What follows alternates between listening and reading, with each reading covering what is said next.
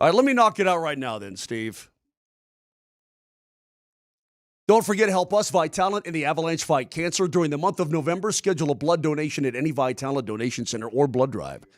Using the Colorado Avalanche virtual blood drive link, everyone who donates will be entered to win an autographed Avalanche jersey. Go to vitalant.org/hockeyfightscancer for more information and to schedule your blood donation today. A lot of people have already scheduled. A lot of people have already donated. Thank you very much. Appreciate that. But make sure you do it here by the end of the month because you could win big time and save a life, more importantly. Gentlemen, what are your Thanksgiving Day plans? I'm flying to beautiful Minneapolis. Ought to be a gas. What time do you guys leave tomorrow? Like 12:30. Oh, that's not bad. Yeah, it's not bad. No. I don't get me wrong. Day game in Minnesota on Friday. Right. Here, Connor, right here on Altitude 92.5. It's going to be awesome. And that's a big one. I mean, it's the first time they've faced Minnesota this year. Come right back home to face the Montreal Canadiens on Saturday and another day game. Hey. You got some game, and you can't look past tonight. I mean, Montreal's playing some pretty decent hockey. How about that Jesper Wallstedt for Minnesota, their goaltender? Holy cow. He's out of his mind right now. I mean, unbelievable. He might be playing the best hockey as far as from that position of anybody in the league at the moment. Oh, I mean, he's what can I say? He's out of his mind. What's it? Jesper, is he Swedish? Jesper Wallstedt, yes. He's from Sweden. Yeah. Anyway, so I mean, he's a former first-round pick who's finally matured into something, but he's got to – Vic, anytime you have a goals against average, if you played and he hasn't played double-digit games yet because Gustafsson gets the most starts, but if you have a goals against average approaching double-digit games, under 2, you're playing pretty damn good. And that's him. Vic, how about you? What are the Lombardis up to? Tonight I'm hosting a Nuggets season ticket event with some Nuggets players. Then after that, I'm going to venture over to DIA to pick up my daughter and her boyfriend who are coming in. We're going to have a family dinner tomorrow with all of my kids here in town, their significant others, and my parents. And then after that, I'll probably sit around for a while, complain that I'm bored. And then Friday night, we've got the Nuggets and Spurs. I thought you were going to watch some football, contest. though. Yeah, I'll be watching some of that. All right. Is this the first Thanksgiving the kids are bringing the significant others home? No, we've had them over before. Okay. How does that go? Put them to work. Okay. I was going to ask, does Dad have rules? Not really. Okay. I mean, just retreat to your office and watch games and close the door and just don't worry about it. No, we actually partake in, they like to play sports. We're a sports family, so we'll go play some basketball. Oh, really? Maybe some football, yeah. Really? You're telling me Alexis's boyfriend plays Loves basketball? to go out and play pickup basketball. My butt. Guy's a nerd. He likes the Lakers. He has to be a nerd. That's what we do. Okay. All right, guys. Moj brought it up. This is technically our Friday. We're off the next couple of days. Be back. Again, if you haven't heard, Brett is going to be out for a little while they get settled in with the new baby at home. So happy to be here pitching in and filling in for him. So this is technically our, football Friday. Broncos Commanders this weekend. It's going to be Marcus Mariota. Hopefully Alex Singleton can play. We'll see on the statuses of Patrick Surtain, Nate Adkins, some of those guys who've been dinged up a little bit when the injury report gets released. To my knowledge, it hasn't been. Maybe it has been. Nelly, maybe you want to look that up so maybe before the end of the show if I missed some. However, let me just ask this question. The Broncos' next 2 games are on the road against 2 teams they easily should beat. Are we overlooking this 2-week stretch at all? No. Yeah, we are. I mean, Moser and I are going to have different opinions on this because Moser is not a practical human being when it comes to pro sports. Do you know what the weather outlook is going to be in D.C. on Sunday night? Have you seen this yet? Let me try to look it up. Go ahead and look that up. Looks like a blizzard blowing at 40 miles per hour, and let's see here. Minus it's 20 going degrees. to be wet. It's going to be wet and sloppy. Okay? So when you have weather involved in the outcome of any game, it's going to change. That kind of game scares me, man. Last time we saw Bo in a rainy game, remember that game against the Jets? Yep. In the Meadowlands? Yep. I mean, look, does anybody expect the Broncos to go into Washington and blow them out? I mean, this has been the cardiac kids for the better part of the last 8 weeks. Basically all year. Sunday, showers. Yeah, high of 46 and showers, 59%. Okay, so a wet pig can cause problems for everybody. There's no doubt Is about that it. rain, guys? Does that qualify? Yeah, Brian, that qualifies as rain. Just checking. Do I need to remind you where Washington stacks up? And by the way, the whole Let's do Daniels drills injury. that say it won't rain. Yeah, do I need to remind you where they stack up overall in the league? No, please They tell me. They give up 27 points per game. They're the third worst team overall in How many total times yards. am I going to hear that? Where did the Jets stack up? They stink. How many did they score against the Jets? 13. It doesn't matter, Moj. Stop going down that road. Would you stop looking They at? have a middle. I thought you were more sophisticated than looking at stats. Vic, maybe this is my fault for believing in the Broncos defense too much. By the way, even if that pig was soaking wet and slippery as all get out, and they force 4 turnovers on you, the defense is going to shut them down. All you've got to do is manage a couple scores. You're going to win the game, period. Or you should anyway. And by the way, that defense getting after a wet pig on Mariota, I'll take it all day and also all night and twice on Tuesday. Are you saying that this game could go a long way towards the Broncos fixing their negative turnover differential at this stage? Dude, if they don't come out of this bye week with something fixed, and I'm not talking about the defensive side of the ball, I'm talking about the offensive side of the ball. If they don't come out of this bye week having fixed some things, I'm going to be angry. I mean, you had a mini bye and then you had a full bye. Work it out. That's why you get paid $18 million a year as the head coach. Fix it. Find it. You just locked up your entire offensive line. Get it done. Matt, I'm of the win is the that too game. much to ask for? I'm in the win the game. Well, so am I. I'm Well, just Vic, win so the am I. game. But I think they're going to win the game handily. I think the Mariota's going to walk out perhaps with a severe limp. Not that I want that. I'm just What is saying the handily? defense is going to get on him What is handily? What does that mean? by double-digit points. So you think the game will be over by the fourth quarter? You want to put a bet on that? Yeah, what do you want to bet? Name. You know, I'm so tired of you assuming the games are going to be over before. It's such a ridiculous refrain that I want to put something serious on this now. Let's do it. Bottle of blue? I don't drink whiskey anymore. Oh, okay. Bottle of red? Yeah. All right. Bottle of white? I'm not doing White it. wine. What the Yeah, hell? by the way, everybody loves that It was song. Billy Joel. It was Billy everybody- Joel. Everybody loves that song. I think it's so corny and lame. That's where you draw the line. Scenes from an Italian restaurant. I think it's. That's where you draw the line. My wife loves that song. I think it's corny. I'm glad you got the I think reference. it's dorky. Anyway, I think they win by double digits. That's my opinion. They should. Look, I mean, we'll see if Surtain comes back. Obviously, getting him completely healthy for the postseason is clearly priority number one. Cleaning up their penalties is important as well. And we mentioned it earlier. Alex Singleton beat cancer. Surgery 23 days ago. He announced it yesterday on Good Morning America. So we will await the injury report today, powered by Ramos Law, the official injury law firm partner of the Denver Broncos. Let me take back everything. Everybody is paranoid now because I said the Broncos should win by double digits, and I think they will. I'm bad luck. Oh, no, the I'm text line's crap. getting after you? Yeah, I'm crap. Well, because they're listening to the show, Matt, and this has been a that, recurring whatever, theme. you know. He does this all the time. He does it with every team. He does it for every team except the Avs. I've noticed. See, Moser, What are you trying to? Are you trying to I'm start just- what I'm- something? he It's does the it end with of the every show. team except every team outside the Avs. Oh yeah, they're gonna win by blah, blah, blah, blah, blah, blah. It's the same crap. Vic, the Avs are a huge favorite tonight. They should beat up. Macklin Celebrini's a young stud. Will Smith is terrific. They get some good young players. They're inexperienced. The Avs should beat them up tonight. So 4-5-1. Yeah. Okay. That sounds reasonable. Yeah. Sign me up for that right now. The last thing I would want to do. I don't talk betting, but if you're talking about the favorites, the Avs are minus 400. Yeah, they're heavy. Yeah, heavy. And on the puck line, I think it's over If, 150. and if the now. Avs if the Avs lost this game, I'd be disappointed. Yeah.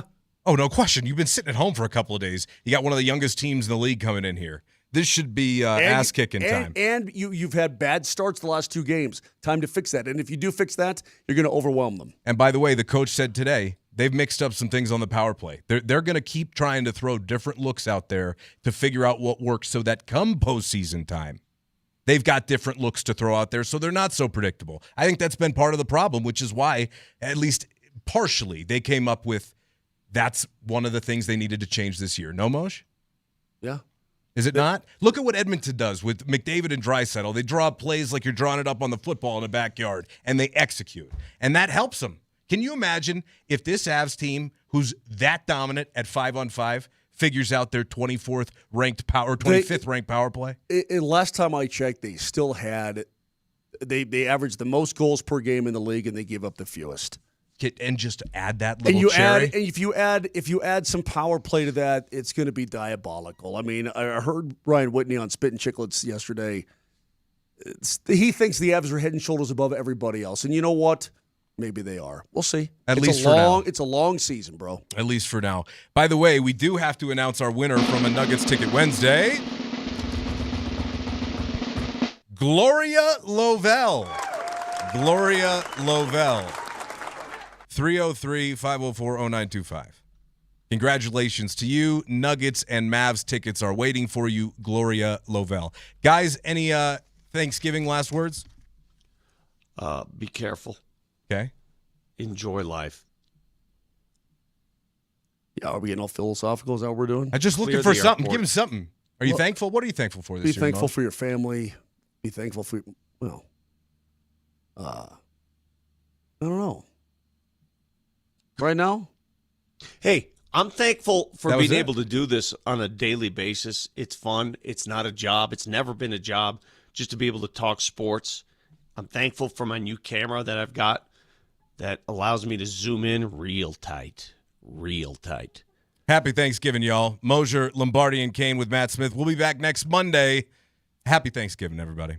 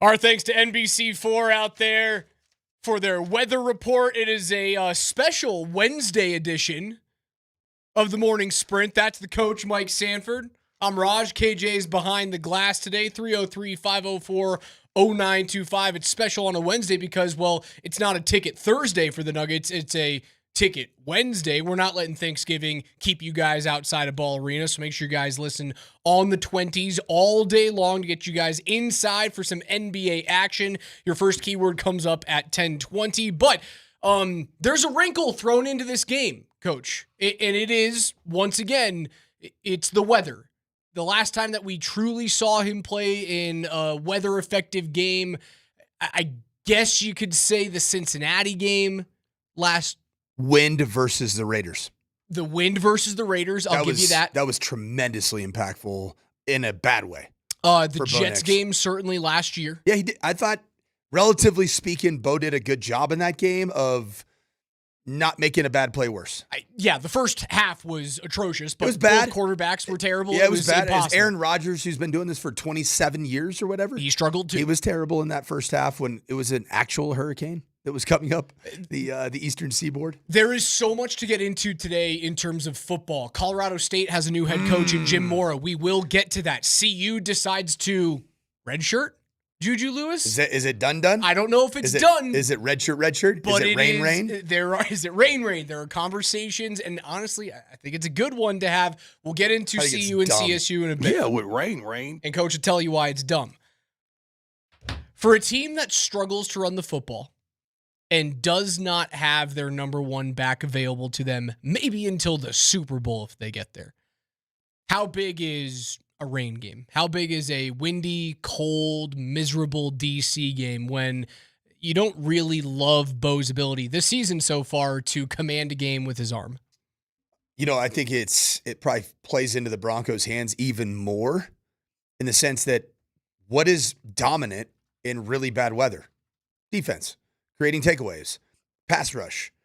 And so you have, ironically, you're going to have a battle of two Oregon Duck quarterbacks that clearly played often in at least some semblance of rain. Yep. Usually I've coached in many games up in Eugene, and it's never just buckets, like an East Coast swale. It's more of just that squall, excuse me. You feel as though you just walk through a cloud. Yeah. Right? It's just damp all the time. Mm-hmm. You just kind of feel like you're dealing with mildew. Right. You are living. That's exactly it. The air is mildew. That's exactly it. And so Bo Nix and Marcus Mariota have both dealt with wet balls in their lifetime. Have you? Whoa. I didn't really play a ball sport. But have you dealt with wet balls in your lifetime? Sure. Okay, good. That's all you got to answer. Just want to make sure we're good. Could be your own.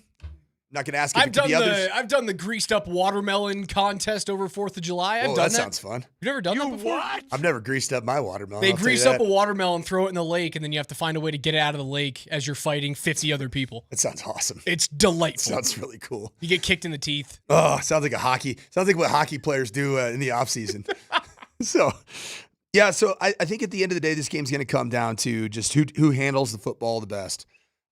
We'll see how significant it is. I get a text this morning at like 6 a.m. from Chris Bianchi, and he was like intense.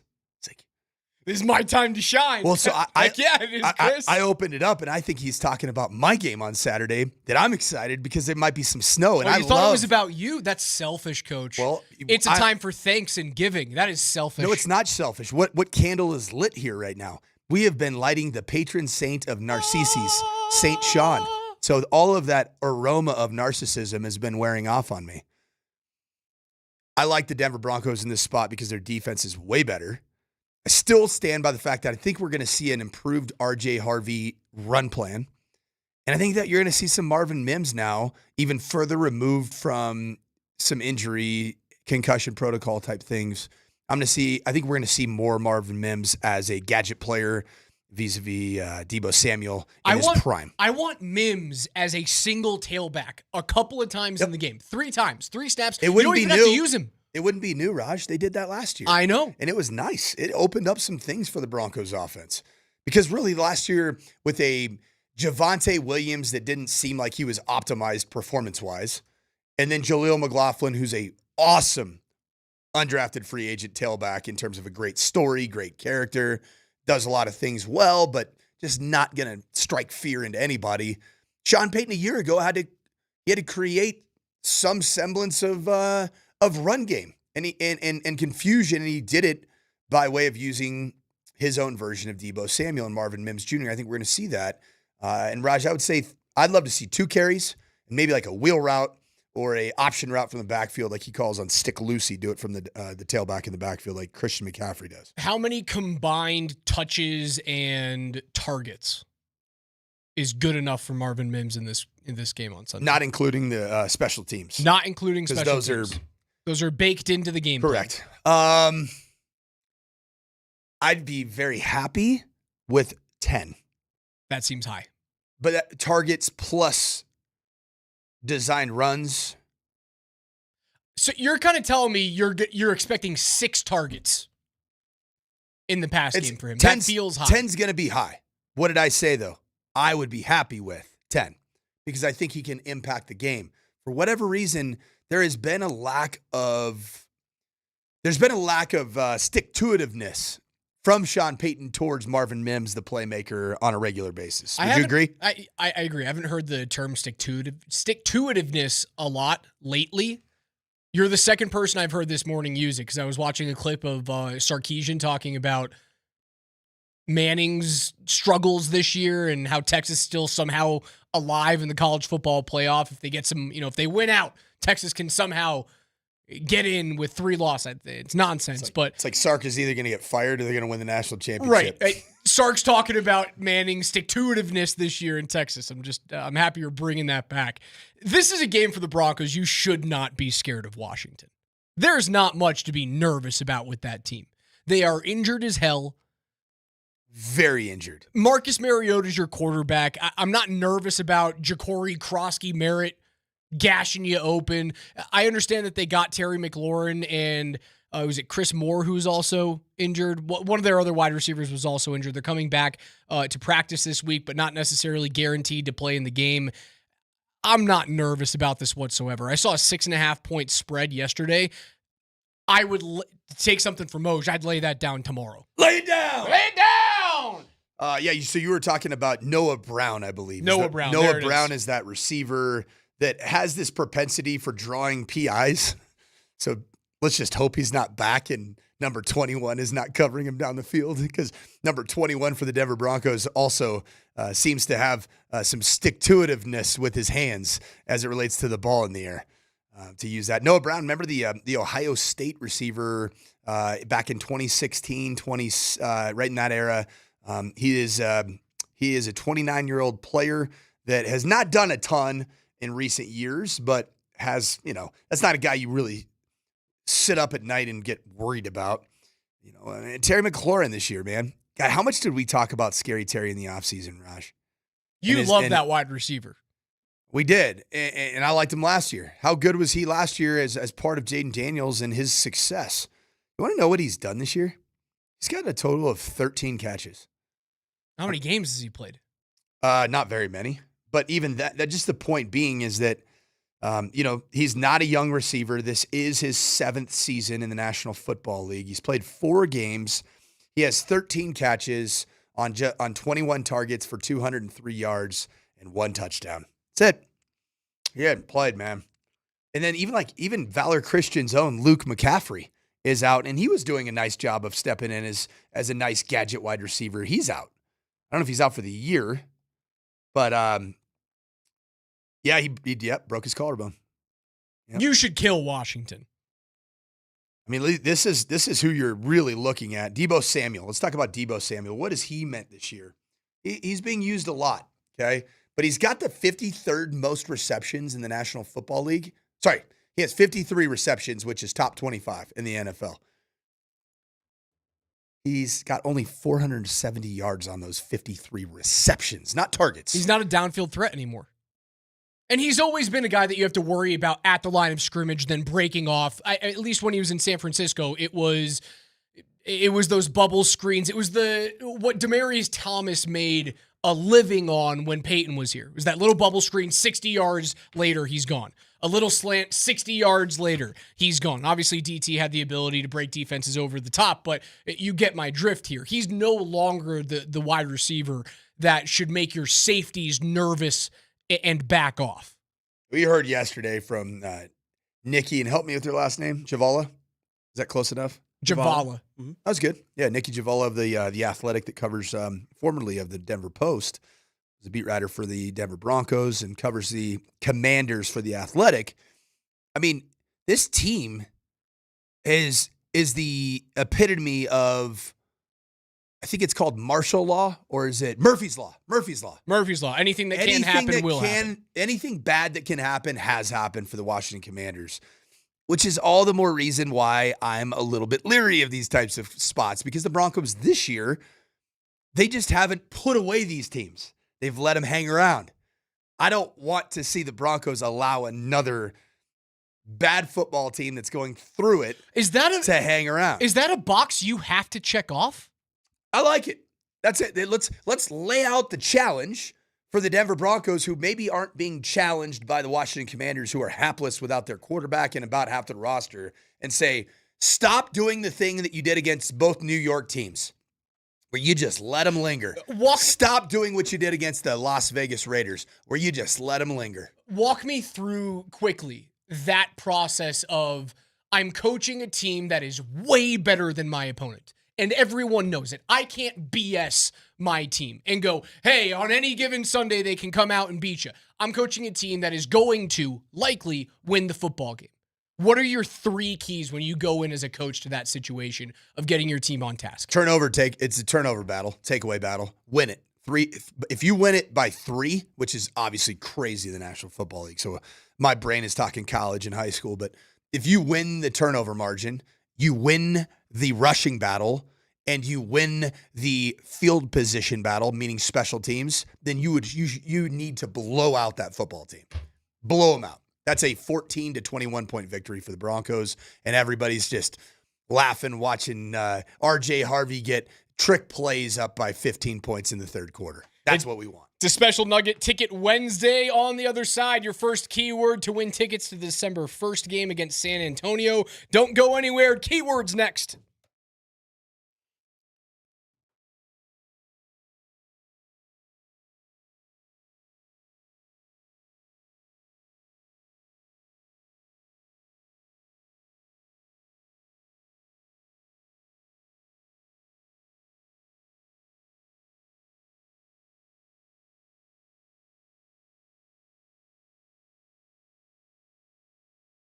Hey, Colorado coach Mike Sanford here, and yes, ski season, it's upon us. You've been outside like I was yesterday at ball practice, and for the first time really all year since the turn of spring to summer, summer to fall, I was cold. And so I thought it's time to get up to the mountains. It's time to get up to Loveland Ski Area, my place, my location, where you can enjoy the snow and the laps, not the crowds, because that's what Loveland Ski Area is all about. It's a uniquely Colorado experience. It's a mom and pops owned locally by Coloradans, not by some national corporation. But you get a great opportunity with the season pass to Loveland Ski Area to also be able to ski at like-minded resorts, mom and pop resorts across the country, some here in the state of Colorado like Monarch, Purgatory, even in the region like Schweitzer up in Idaho, Whitefish, Montana. So if you buy your season pass today, one of the best bargains, one of the best values that you can find as we approach Black Friday, you're thinking about value, thinking bargains, give the gift of snow this holiday season to your friends, your family, and give them the season pass to Loveland Ski Area. Check out skiloveland.com today. And yes, snow is on the way.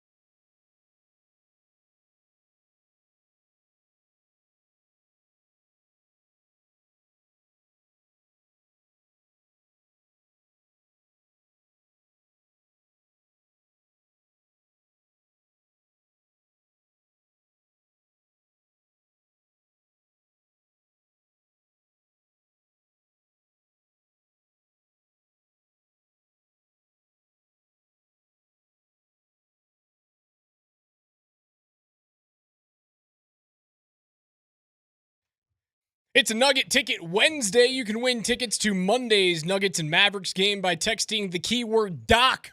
That's D-O-C, DOC. And your first and last name to 303-504-0925. And if you're tired of hosting by Friday, let the Nuggets host your crew for an NBA Cup game against San Antonio. Grab seats at nuggets.com/tickets. Your 1020 keyword is DOC. That is D-O-C, DOC. With your first and last name to enter. Good luck. We'll give away our winner coming up at 11:55 today. Getting ready for the Avs and the San Jose Sharks this evening, 7 p.m. You can listen to it on 92.5. The last team to beat the Avalanche, those San Jose Sharks. Fun game. Yeah, a fun game is right. San Jose's plucky and young and entertaining. Will Smith is a good player. Mario Ferraro, I've always loved on defense. Macklin Celebrini obviously is the special player out there in San Jose. It should be an entertaining game. I think there's a little bit of a revenge factor for the Avs. Like they should win a lot of games throughout the rest of. It's an important game. I think it's an important game for the Avs. Not like the world's going to depend on it, but responding to an upstart team and let them know, hey, enough's enough. You're not going to get us again. That's it. It's not like it's not going to tell you anything about the team and the future of either squad. But hey, it's just like one of those. Hey, here's a shot across the bow. We're a lot better than you. We're way, way, way further along in our development than you will be in the next 5 years. So I say this on the eve of a day where all of us have the word celebration with our families on a Thanksgiving day. The Avs need to do their part to make sure that the Sharks aren't allowed to do the celebration thing in Italian, because the word celebration or celebrate in Italian is celebrini. No, it's not. I would have believed you. You could have taken that and ran. I would have said, yes, you did a good job of convincing me. Dude, there's like 5 games left on the 2025 calendar that I look at the Avs and I go, they could lose that one. It's like Florida at Minnesota, Vegas. There's a Winnipeg game in there, and maybe one of the East Coast road trip that's coming up to start December. I go, they might lose one of those. The rest of them, man, this team's a wagon, and they should be fine tonight. I expect a very good effort offensively from the Avs, coming off of scoring just 2 actual hockey goals last weekend. It is actually Is Italian it to celebrate. It doesn't have a direct word, but it says it appears to be a name. It's derived from the Italian word celebrare, which means to celebrate. Oh my God. CSU fans celebrini-ing right now. Well, here's what I tweeted out earlier today, and I tagged both you and KJ. So I know a lot of CSU Rams like listening to the morning sprint, because we'll talk about CSU football from time to time. And as somebody that was a part of covering CSU football with Brian Roth a year ago and did 3 games, 2 for TV, 1 for radio, and did the bowl game as well last year, the Snoop Dogg Bowl. I think that this move, hiring Jim Mora Jr., is the exact equivalent, within context of college and pro football, of when the Denver Broncos hired Sean Payton. And here's why. Jim Mora Jr. is a high-strung, experienced, my way or the highway head football coach that has done this at every single level. He's been an NFL head coach for the Falcons. Had some success. It wasn't all bad. It ended up poorly. Has been a defensive coordinator in the National Football League. Has been a head coach successfully at times at the University of California at Los Angeles. Turned around the UConn program, which appeared to be just left for dead, and did a really nice job. Now, I'm just going to tell you, Jim Mora Jr., like Sean Payton, it's not always going to be rainbows, unicorns, sunshine, and he's not Jay Norvell in the sense that he's going to be just a good old boy. Just a guy that you're going to be able to, hey, let's go pop some beers and go talk some football. He is going to be very, very obsessed with the narrative. He's going to protect the program, and he is going to move this thing forward, and I think it bodes very, very well for the Colorado State Rams. Just like the Denver Broncos, Sean Payton. There's a lot of stuff that we love yelling at the clouds about with Sean Payton. He has a stranglehold on the narrative control. He is at times bristly with the local media. He doesn't appear to be the most fun guy to work with every single day if you're an assistant coach per se. But you know what he is? He's an adult, and he is the undisputed, clear-cut alpha in the organization for the Denver Broncos. And I believe wholeheartedly Jim Mora Jr. will be the clear-cut alpha leader and will take whatever is necessary to move this program forward in the NIL portal era and moving into the Pac-12 conference. This isn't a guy who is, I guess, riding off into the sunset of his coaching career. He is 64. He's he is a maniac. He is a maniac. I know people who've worked for him. That dude is a maniac, and he is still a maniac. I mean, one of my old GAs is his quarterback coach at UConn. And that dude, he gets after it, man. So you like this better than hiring an up-and-coming coach that needs CSU as a proving ground for a Big 12, Big 10, SEC?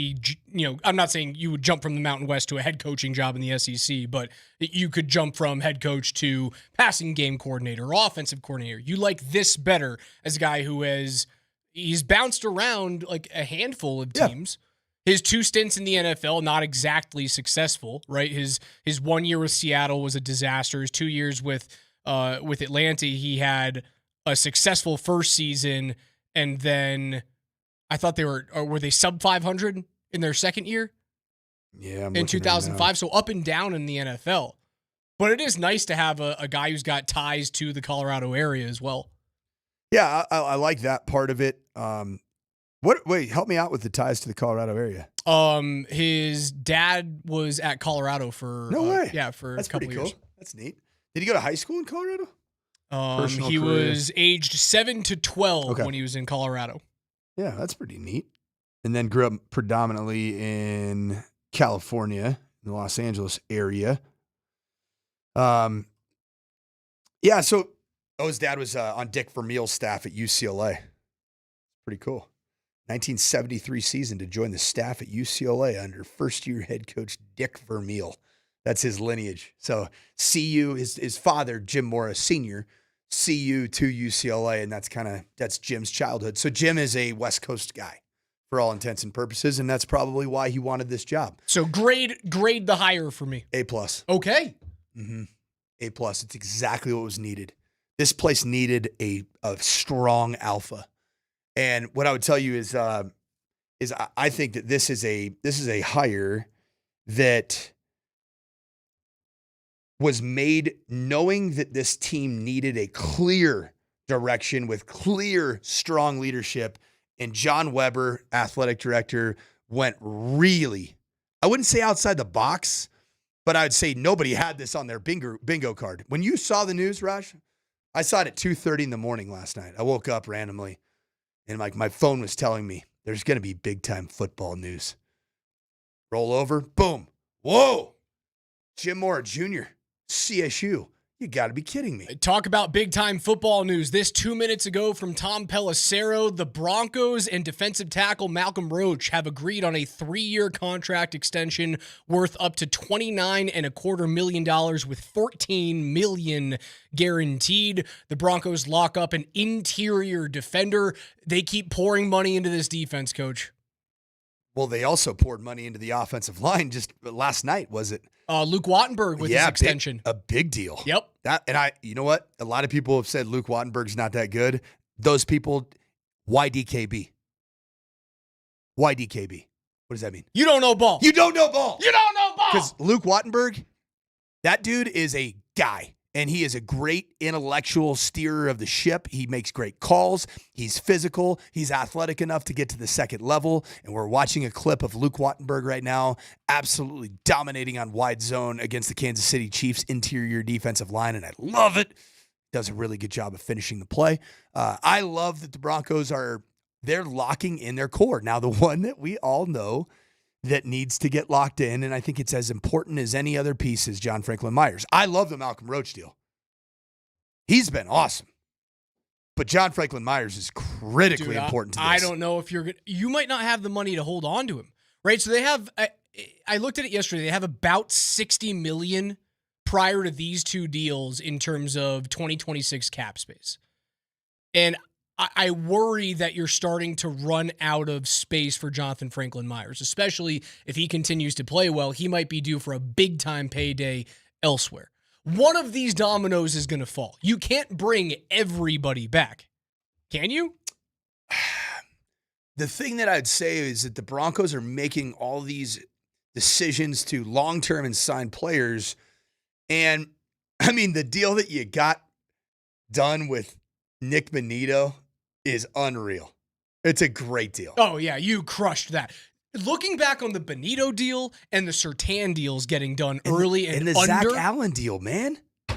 Hats off. I talk about the deals that like Sakic and McFarland were able to get Cale McCarr and Nathan McKinnon on. I go, you're stealing those players. Payton's doing the same thing. They're doing the same exact thing. Which Peyton? George. Yeah, and I think Sean too, right? I do think that he's intimately involved in all of this as well. And the thing about Sean and George, of course, they're longtime NFL men. They've been in the National Football League for a long time. They know timing is everything. And so right now, a guy like Luke Wattenberg or a guy like Malcolm Roach, who you just long-termed in the last 48 hours, or 12 hours, if you wait till you perhaps go to the AFC Championship and they finish their season completely healthy and they start nearing free agency, that price, it's driven way skyrockets, man. Team success same thing is with everything. Pat Surtain, man. I mean, think about what Pat Surtain II would command on an open market if the Broncos go to the AFC Championship or mind you, win the AFC Championship and are in the Super Bowl. Brother, that deal comes up so much quicker than I think it does. Like, he has a potential out 2 seasons from now, and he will opt out of that deal. Yep. And then re-sign the biggest deal for a corner ever. When's Benito's? That's fairly long. Benito's doesn't kick in till next year, right? Right, so he's got some time. And his is a 4-year deal, if memory serves. I never know contracts. My brain can't. It's the reason why I love the NHL's contract situation. I love because you can't rip up deals. All of the NFL deals, you go, well, they're just going to tear it up next year. It's the same thing in the NBA. They're just going to re-sign a different one. They're going to tear the deals up. So it's like whose line? The points are made up and it doesn't matter. But as of right now, man, that two-headed monster of the Paytons, signing veteran talent and keeping veteran talent here in Denver, they have hit home runs. So in these remaining 2 minutes of this segment, Raj, who remains that needs to be long-termed or that you got to kind of potentially poop or get off the pot with long-term? Looking forward for the Broncos, your multi-year contracts. John Franklin Myers is that's obviously the most glaring one, correct? Correct. J.K. Dobbins is a free agent next year. He's out for the year, right? Likely. And so he just did the thing. He did the thing that J.K. Dobbins is known for. And no fault of his own. It's just some guys always get injured and it their sucks. bodies just say tapped out. Every tight end on the team, other than Evan Ingram, is a free agent. So that means Adam Troutman, Lucas Kroll, and Nate Adkins. I would say 2 of the 3 of those are gone. One might come back on a very cheap deal. I like Troutman and Adkins as role players. If you go out and get a legit bona fide tight end that's a pass catcher. Wattenberg needed to be re-signed. Yep. He has now since been re-signed to a 4-year deal with $27 million guaranteed. Paul Chesky is a restricted free agent. Throckmorton is a free agent. What's Ben Powers' situation? Ben Powers is signed through 2026. Sorry, 2027. Wow. Okay. Paul Chesky needs to get a deal. Tillman is a free agent in 26, so all of your edge rushers are signed. You don't have to worry about edge right now. What about DeAndre? You said he becomes a free agent in 26? Becomes a free agent after this season. Okay. But you draft a guy in the 4th round and he becomes Tillman. Tillman's been awesome, man. I know, but everyone wants to sign everyone until you realize there's a finite amount of money. And you can't continue to sign guys to 3- and 4-year deals because what happens in 3 years?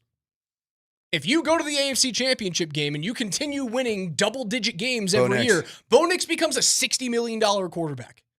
You can't sign guys to long-term deals. Yep. Someone's going to have to go away. So it's going to suck, and I think it's JFM. The guys in 2 years that would be coming off the books would be Mike McGlinchey, right?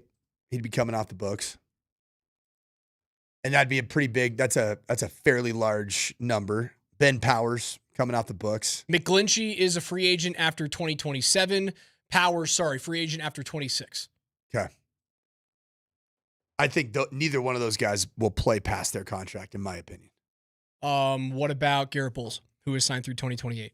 Is he still that same tackle at 37 years old? Maybe going into his 37th season. Maybe. It seems like he's getting better in his mid-30s. It kind of does, doesn't it? They're in an enviable situation because of rookie quarterback and excellent deals to big-time sexy positions, right? They're in a good spot. But someone's gonna be gone that you don't want to leave. Right. You just have to be okay with it being. For me, I think it's Jonathan Franklin Myers, and it sucks because he's a great player. George Payton, man, might as well just call him the doc because he is the doctor that makes this roster right. Text DOC, Oh, D-O-C. hey. Text DOC to 303-504-0925. That's your first keyword for the morning sprint to get inside Ball Arena, see the Nuggets take on the Dallas Mavericks. That is DOC, D-O-C, with your first and last name to 303-504-0925. Your next keyword comes up at 11:20.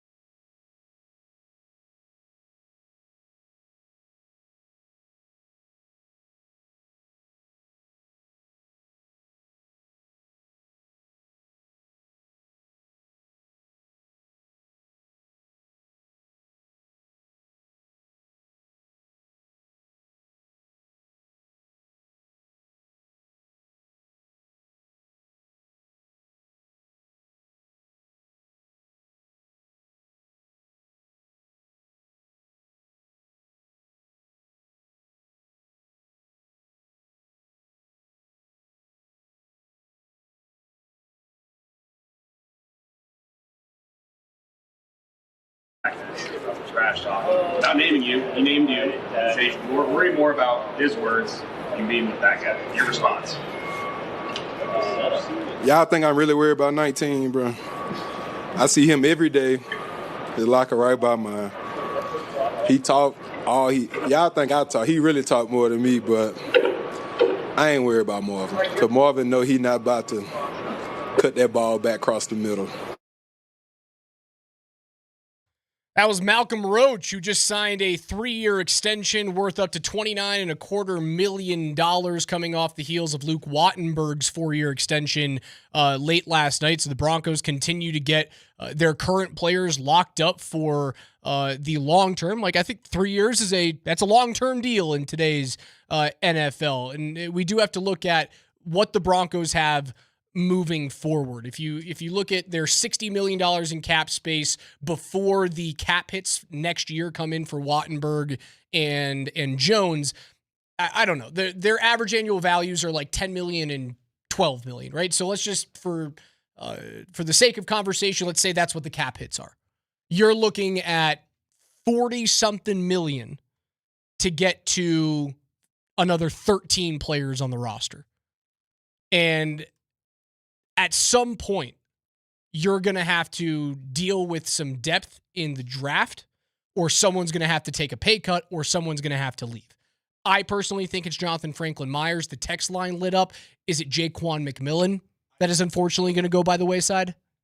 JFM feels like, and I heard this, I read this on the Shot Mazda text line, 303-504-0925, that the Russell Wilson money coming off the books, is that the timing for JFM's deal? Because at least the coffers going to be a little bit more, they're going to be a little fuller at that point. So what's JFM going to command? Nothing. It's not as crazy Is it 10? as you think. Maybe. I would say south of that. South of that. So 7 or 8. I'd say 8 to 9. All right. So now we're getting into $32 million for 12 players remaining. And let's look at the linebacking situation next year. Dre Greenlaw signed. Drew Sanders signed, but is never on the field. Kareem Reed signed, but also always injured. And how much do you believe in him? Sternad is a free agent. Singleton is a free agent. You're going to have to put some either big money or big draft picks into linebacker. And we're only talking about $32 million. Again, we don't have the actual intricacies of these two contracts, the Wattenberg and the Jones contracts in front of us in terms of the cap hit, but I'm just going off of like averages right now. You're running into a situation where money becomes very tight very quickly. John Franklin Myers, you realize what his cap hit is this year for the Denver Broncos? $10 million. He has a $10 million hit this year. He gets $8 million thus far, $8 million in 2025 cash. So he is his actual contract, and it was backloaded, but his actual contract was 2 years, $15 million. And so this year's a $10 million hit. His career earnings. It's almost sometimes we have this like feeling of like, gosh, man, I feel bad for John Franklin Myers, man. This guy just keeps paying. This guy's playing for free. That's what we. It does feel as though he's playing for free. Do we not talk about JFM like the man's paying for free? Yes. Well, you gave up a 6th rounder for him. His career earnings are $44.2 million. Hey, he's doing fine. He's doing pretty well. Doing fine. I think now, he's a guy chunk of that comes out for agents and taxes, but still doing just fine. He's doing all right. He'll be 30 years old at the next deal. I think you can get him for 8.5 average annual value at 3 years. Yep, I think that's a perfect deal. If you can do it at 3 and have it expire at the same time that the rookie deal for Knicks does, I'm comfortable with that.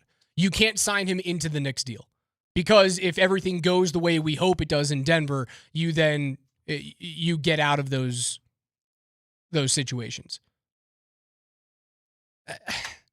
Someone's going to have to go. Pick your poison. Who is it? You can't have everyone. It doesn't happen that way. Like KJ came in and asked me, what's the longest run that you can remember in the NFL in terms of sustained success? And the answer is very clearly Patriots. It's the 18-year run that the Patriots went on.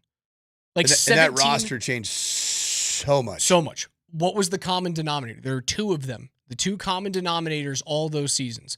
Tom Brady always took a little bit less, or he restructured, right? Because the cap hits can be different from the annual value.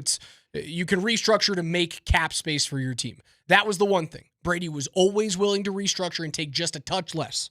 And the other thing was, while Bill Belichick is making a mess out of North Carolina, he was a master at doing what?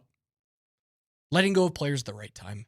Also taking in somebody else's problem child. Right. And then rehabilitating him, And making your diamond. Aaron Hernandez rap sheet would tell you that he didn't fully rehabilitate him, for the record. But he was always great at making his diamond a burden for someone else.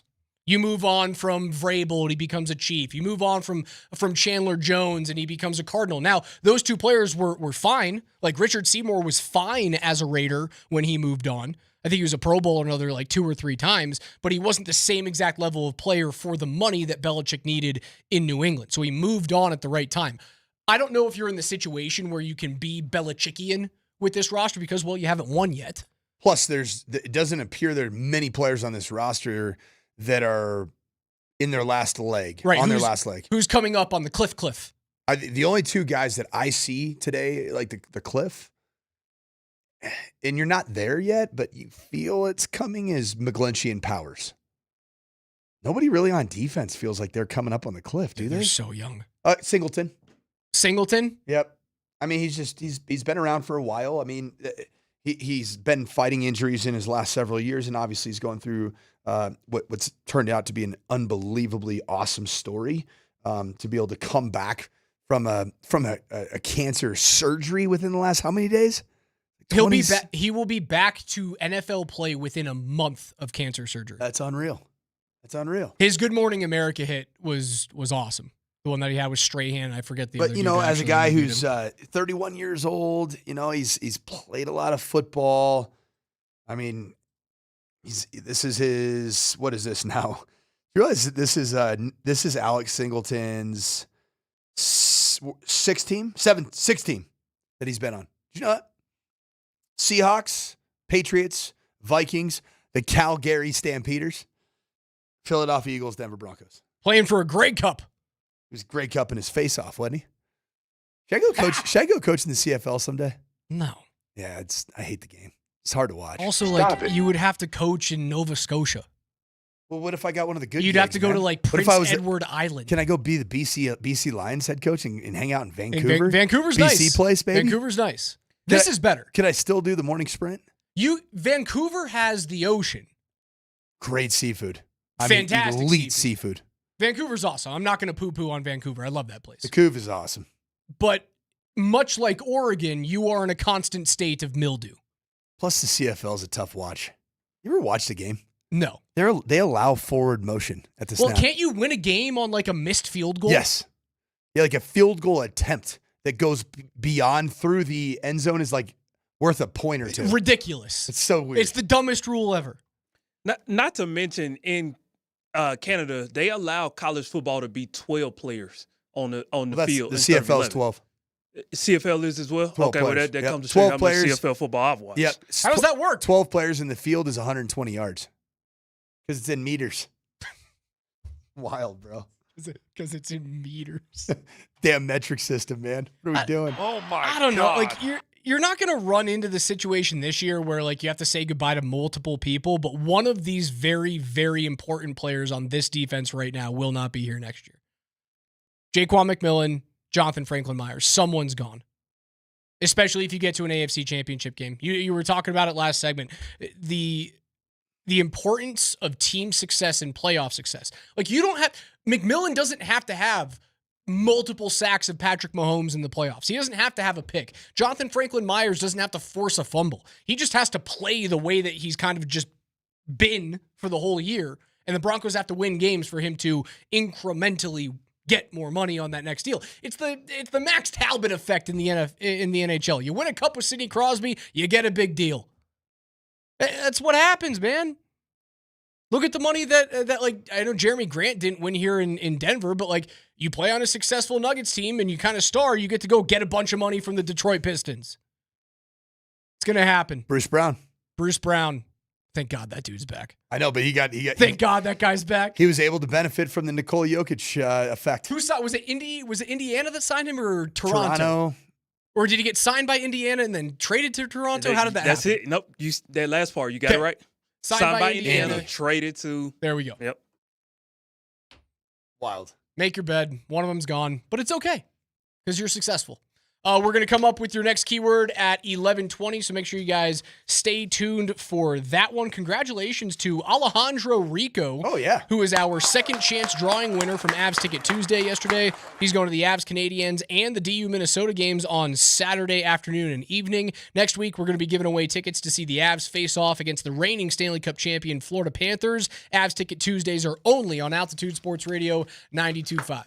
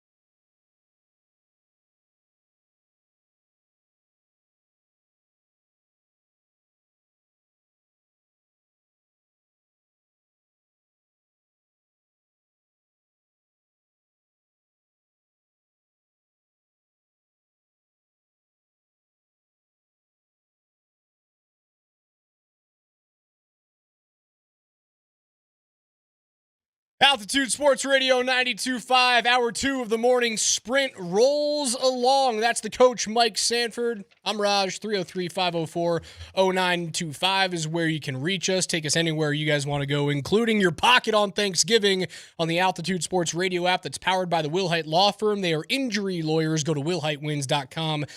That is wilhitewins.com. Thanksgiving is going to be absolute chaos. And I'm not just saying like, what's going to happen in your own homes or wherever. Are you hosting Thanksgiving this year? Oh, yeah. New home and hosting Thanksgiving. Anne-Marie Good Sanford, for you, a Anne-Marie legend. Sanford. Now, the cheat code that we have, the life hack, if you will, is that Anne-Marie's mother, Lynn, who's arriving here in the next hour, she's a like world-class chef that used to work for Sunset Magazine. So she's the opposite of somebody that comes into town looking to be served. She just grinds. She's just Martha Stewart. Dude, just kills it. Without and the it's prison so sentence. good. And then she's just easy and fun and awesome. And then father-in-law's just watch ball with me. It's good vibes, man. If you want to listen to ball all day tomorrow, all 3 games will be right here on Altitude Sports Radio 92.5. It starts at 11 a.m. with the Packers and the Lions, 2:30 with the Chiefs and the Cowboys. You can watch that game on CBS. And then the 6:20 game, the late game on NBC, the Bengals visit the Ravens. Bengals are looking to have Joe Burrow start in that game. That'll help you. I don't know why you would rush him. I guess they're not rushing back, but for a guy who always finds a way to get injured and you always have to find a way to win like 6 straight games to get into the postseason. I was talking about this with Nikki Javali yesterday. If you're 3-8, why are you bringing back your franchise quarterback when the only thing that can help you is getting a better draft slot? So let's talk about Joe Burrow, though. I mean, at the end of the day, he's paid a crap ton of money, is he not? Yep. At some point, you got to play football. True. Whether you're injured or not, if you're cleared to play, then you got to play football. And I agree with Joe Burrow when he came out and blasted the critics saying that why would you risk injury for the 3-8 Bengals? And he says that doesn't make a lot of sense to me.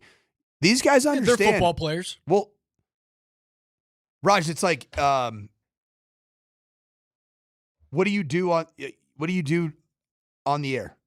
You talking to a microphone, I right? speak into a microphone for a living somehow. So if you're paid to speak into a microphone for a living, just because the show is struggling, and then maybe you have paternity leave. Oh, you can't bring that in. No. I'm saying you did the opposite. There's not a draft pick No. waiting in the wings. Listen. But don't you think that it's your obligation and duty once your paternity leave expired, which you came back prior to the expiration of your paternity leave, it's your obligation to get back on the show absolutely and earn your paycheck. Absolutely. It's as simple as that for a guy like Joe Burrow. I know that you can look into the strategy of the situation's more complicated in the NFL. Not really though, man. What if the show stinks? Our show stinks. And if you sit it out an extra month or two, then you know that Sanford is fired. Then you get somebody better in seat 2. And now you're If the show stinks, it ain't because of you, brother. Joe Burrow, did you hear what he had to say about growing up watching Thanksgiving games? This was good. I think just like a lot of kids, you grow up going through Thanksgiving, you have your meals with your family, and then you go and sit on the couch, and typically there's not a lot on, except football. Back in the day, it was Lions and somebody. You go watch Matthew Stafford throw for 300, 400 some yards with Calvin Johnson and probably lose the game, but it was fun to watch. Those are memories that you have, and so I kind of always wanted to be the person out there. He wanted to be the person throwing 300 or 400 yards to his number 1 wide receiver. And Jamar Chase is back, right? It was just a 1-game suspension. And he'll likely lose the game. It's a big thing in November was the month of spitting. What is going on? Yeah, Darius Curry for the CSU Rams spitting on one of my beloved Boise State Bronco fellow football players. Like, what are you doing, Darius? That ain't going to fly under Jim Mora. No, it's not. Jim Mora, man. That even made – I wonder if that Darius Curry and just how ugly it got there at CSU, I wonder if that's why John Weber's like, dude. Oh, we need a parent. We got to go now. We need the adult in the room badly. And they got it.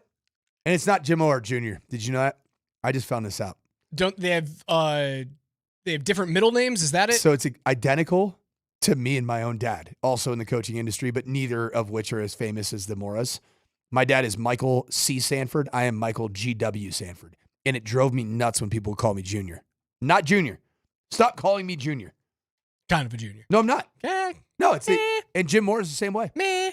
So I'm not calling him Junior anymore. So thanks, Murray from the Shot Mazda text line. Murray Dalton gave us the heads up. It's not a junior guy. I always thought it was odd when you get the younger players in the league that add senior to their names when they're like 23 years old. Yes. Because they've got a kid now. Yes. I like the senior thing. Do you? Yeah. For a now that you have guy a kid, who's 24 and his frontal lobe isn't fully developed? Now that you have a kid, Raj, just add senior. Alex Ryan. Well, I didn't name Camille Alex. Although Alex could have worked for a girl. Nobody knows that. Nobody needs to know that. Just be Alex Ryan Senior. I don't know if I would name a boy Alex. It's a little 2 generations ago. Uh-huh. Mike is 3 generations ago. Yeah, Mike's evergreen. Nobody names their kid Michael or Mike anymore. I haven't met him. I don't coach a Mike at Valor. You haven't coached a 7-year-old Mike? A 9-year-old Gus? None. How about a Reed? Lots of Reeds. Lots of Reeds? Yeah. Okay. Bengals, Ravens, that's the late game. Chiefs and Cowboys, the game in the middle of the day at 2:30. Packers and Lions, man. That Thursday is chock full of playoff implications. Detroit desperately needs a win at home. Packers need to they need to keep pace with the Bears. Of course they do. Bears are finding ways to win football games. The Lions are like, the fact that both the Lions and the Bills, outside looking in right now, man. What's the greater probability? Both teams make the playoffs. This is Detroit and Buffalo. 1-1, one makes it, one misses, or both teams miss the playoffs.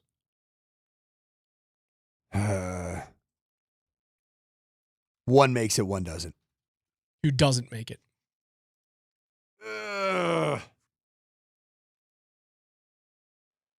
Who do you think? I think both teams make it as like a 7 seed. Both barely get in. Because I think that somehow, some way, someone's going to do your dirty work with Kansas City, and they're going to be like the 8th team out. They're going to be that last team in the 8 seed in the AFC, and you're not going to have to worry about it. At least I'm trying to speak that into existence, because what did I do last week? I begged for an Indy win. And now the Indy offensive experience is now changing, right? And this is what you were trying to tell me last week is their schedule's so brutal, the Colts, that you as a Bronco fan, Raj, you want the Denver Broncos to control their own destiny to the 1 seed. And as of right now, they do. What you were trying to tell me last week is eventually they're going to get there with Indy, because eventually they're going to lose a game and you'll be just fine. 5 touchdowns, 7 turnovers over their past few weeks. Danny Jones, he's not as much Indianapolis Jones anymore, is he? No, I wouldn't say turning into a pumpkin, but midnight is approaching. He's like it's the part of every Indiana Jones movie where there's like some evil human or tribal individual that's like taking like reaching into somebody's heart and removing it. That's what it feels like with Daniel Jones right now, Indiana Jones. It's the bad part of the movie. And I don't know if it's going to have a happy ending. And I would guess that it's not. Hold on. Bad part of an Indiana Jones movie? Or are you just saying Indy's like down and out right now? Indy's down and out. Okay. There's no such thing as a bad part. No, it's all great. Maybe the one with Shia LaBeouf it leaves a little bit to be wanted. Yeah. I needed Sean Connery. And I needed, of course, Harrison Ford as well. And you notice that Indiana Jones just always had some rando smoke show? Well, yeah. Indy is he's the American James Bond. There was always a Bond girl. There's always an Indy girl. Now, is he a polygamist? Might be. Well, no, he has an estranged marriage that there's still some connection there. But he always got a gal. Sure? But he's always got a gal. And she's always different.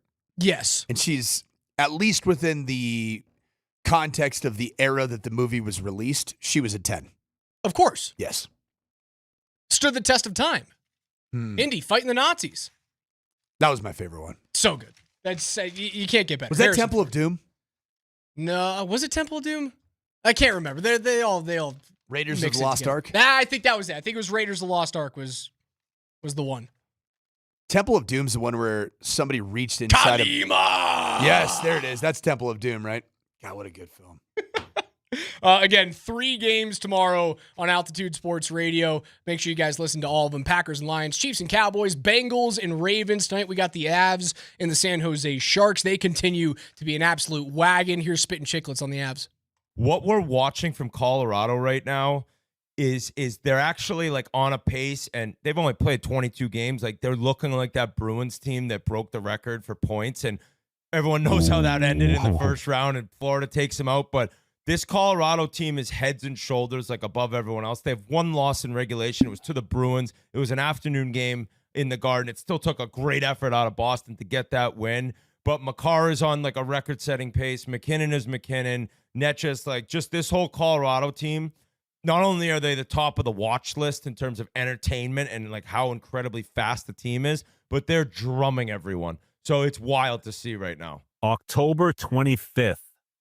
Wait, that's when they lost to the Bruins. That was their last regulation loss. Just the amount of wins they have. It's just crazy. And never leaving the building without a point. We're coming up on Thanksgiving. They have one game without a point. Haven't lost since the Boston game, which was game number 9 on the season. And you got a point or no? No, that Okay. was a regulation loss, 3-2 on the road. But it was one of those games where you looked at, you outshot Boston. How many 33 to regulation 19. losses do you have? Do you have 2? They have 1.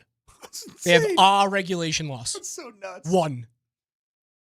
And when was it again? It was the 9th game of the season, back on October 25th.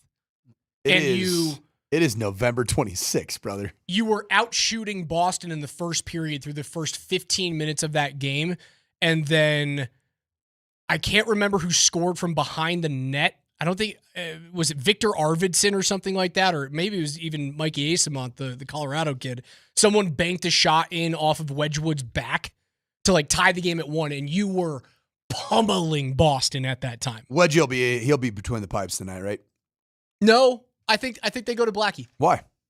He's a former Shark, and Okay. you want to still give him the ability. He's coming off of like both guys are coming off shutouts. Yep. So the reason why Blackwood doesn't start the 2 next days game, rest? Or is this a 1-day rest? This is 2 days rest for the Avs. So why would you not ride the hot hand at 2 days, coming off of 2 days? You can argue that both dudes are hot hands. Yep.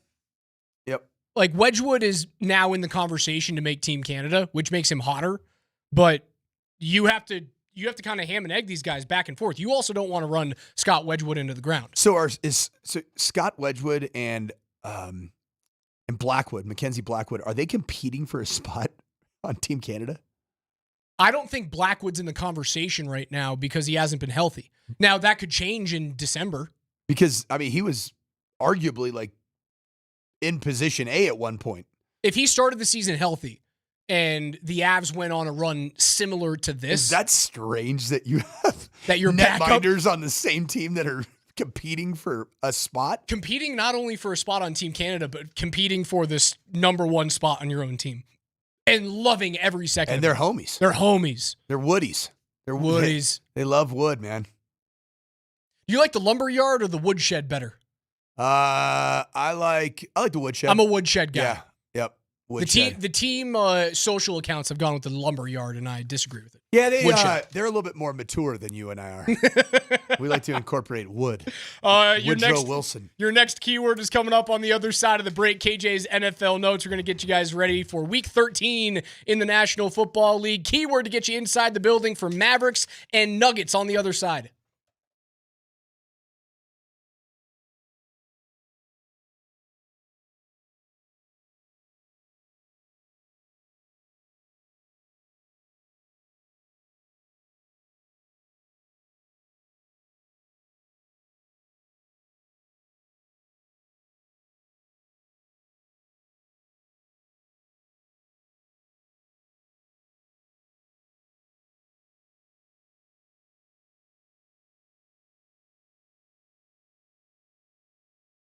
Hey, Colorado, happy Thanksgiving to you and yours. And with Thanksgiving here, Boy, I'll tell you what, the sports action is smoking hot, just like that turkey's going to be when it's served. And Circus Sports of Colorado, an app that you can download wherever you get your apps. Well, right now it's got some odds. For example, the Detroit Lions in a must-win spot on Circus Sports Colorado are a 3-point home favorite. I'll tell you what, man, the Green Bay Packers defensively have looked fantastic. So I like the Packers in that spot as +3 on the road. Don't forget last time that Jordan Love, as a healthy quarterback, took the Packers into Ford Field in Detroit. That was a dominant effort 2 years ago. It really got the Packers started. So whether you're looking for playoff futures for the NFL, whether it be NHL, Major League Baseball, futures for teams down the road, or potentially anything involving Nikola Jokic and the Denver Nuggets and all things NBA, even the NBA Cup, or some of your favorite players and more, Circus Sports has got you covered. So download the Circus Sports Colorado app today or visit circusports.com. And as a reminder, you got to be 21 years or older. A gambling problem, if you got one, make sure you call 1-800-GAMBLER.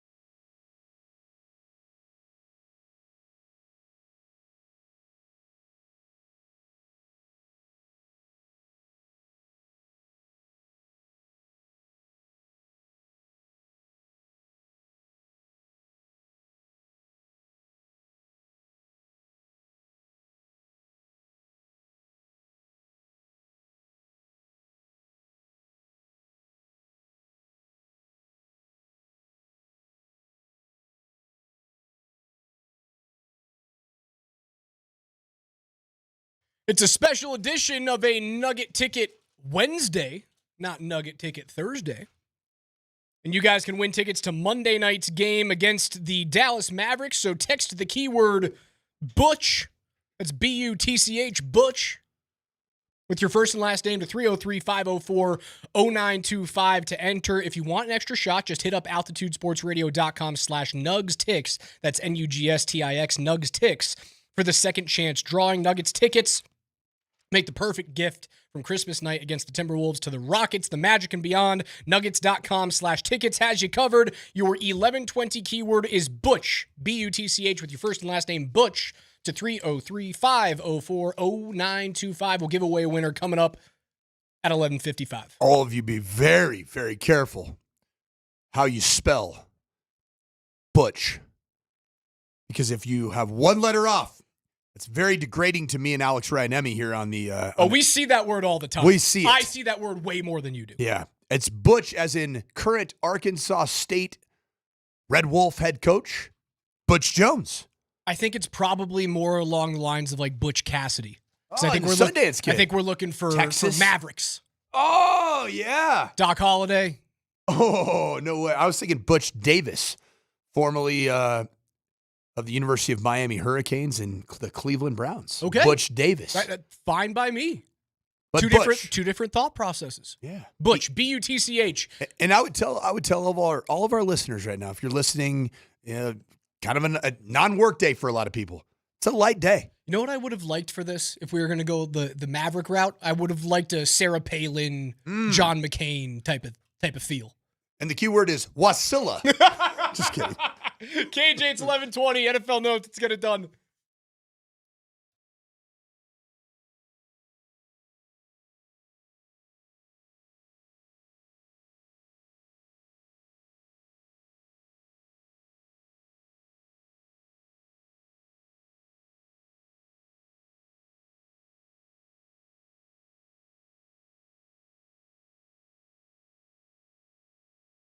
Every day at 11:20, we go through the biggest stories in the NFL with KJ's NFL Notes. Mr. Granderson, take it away.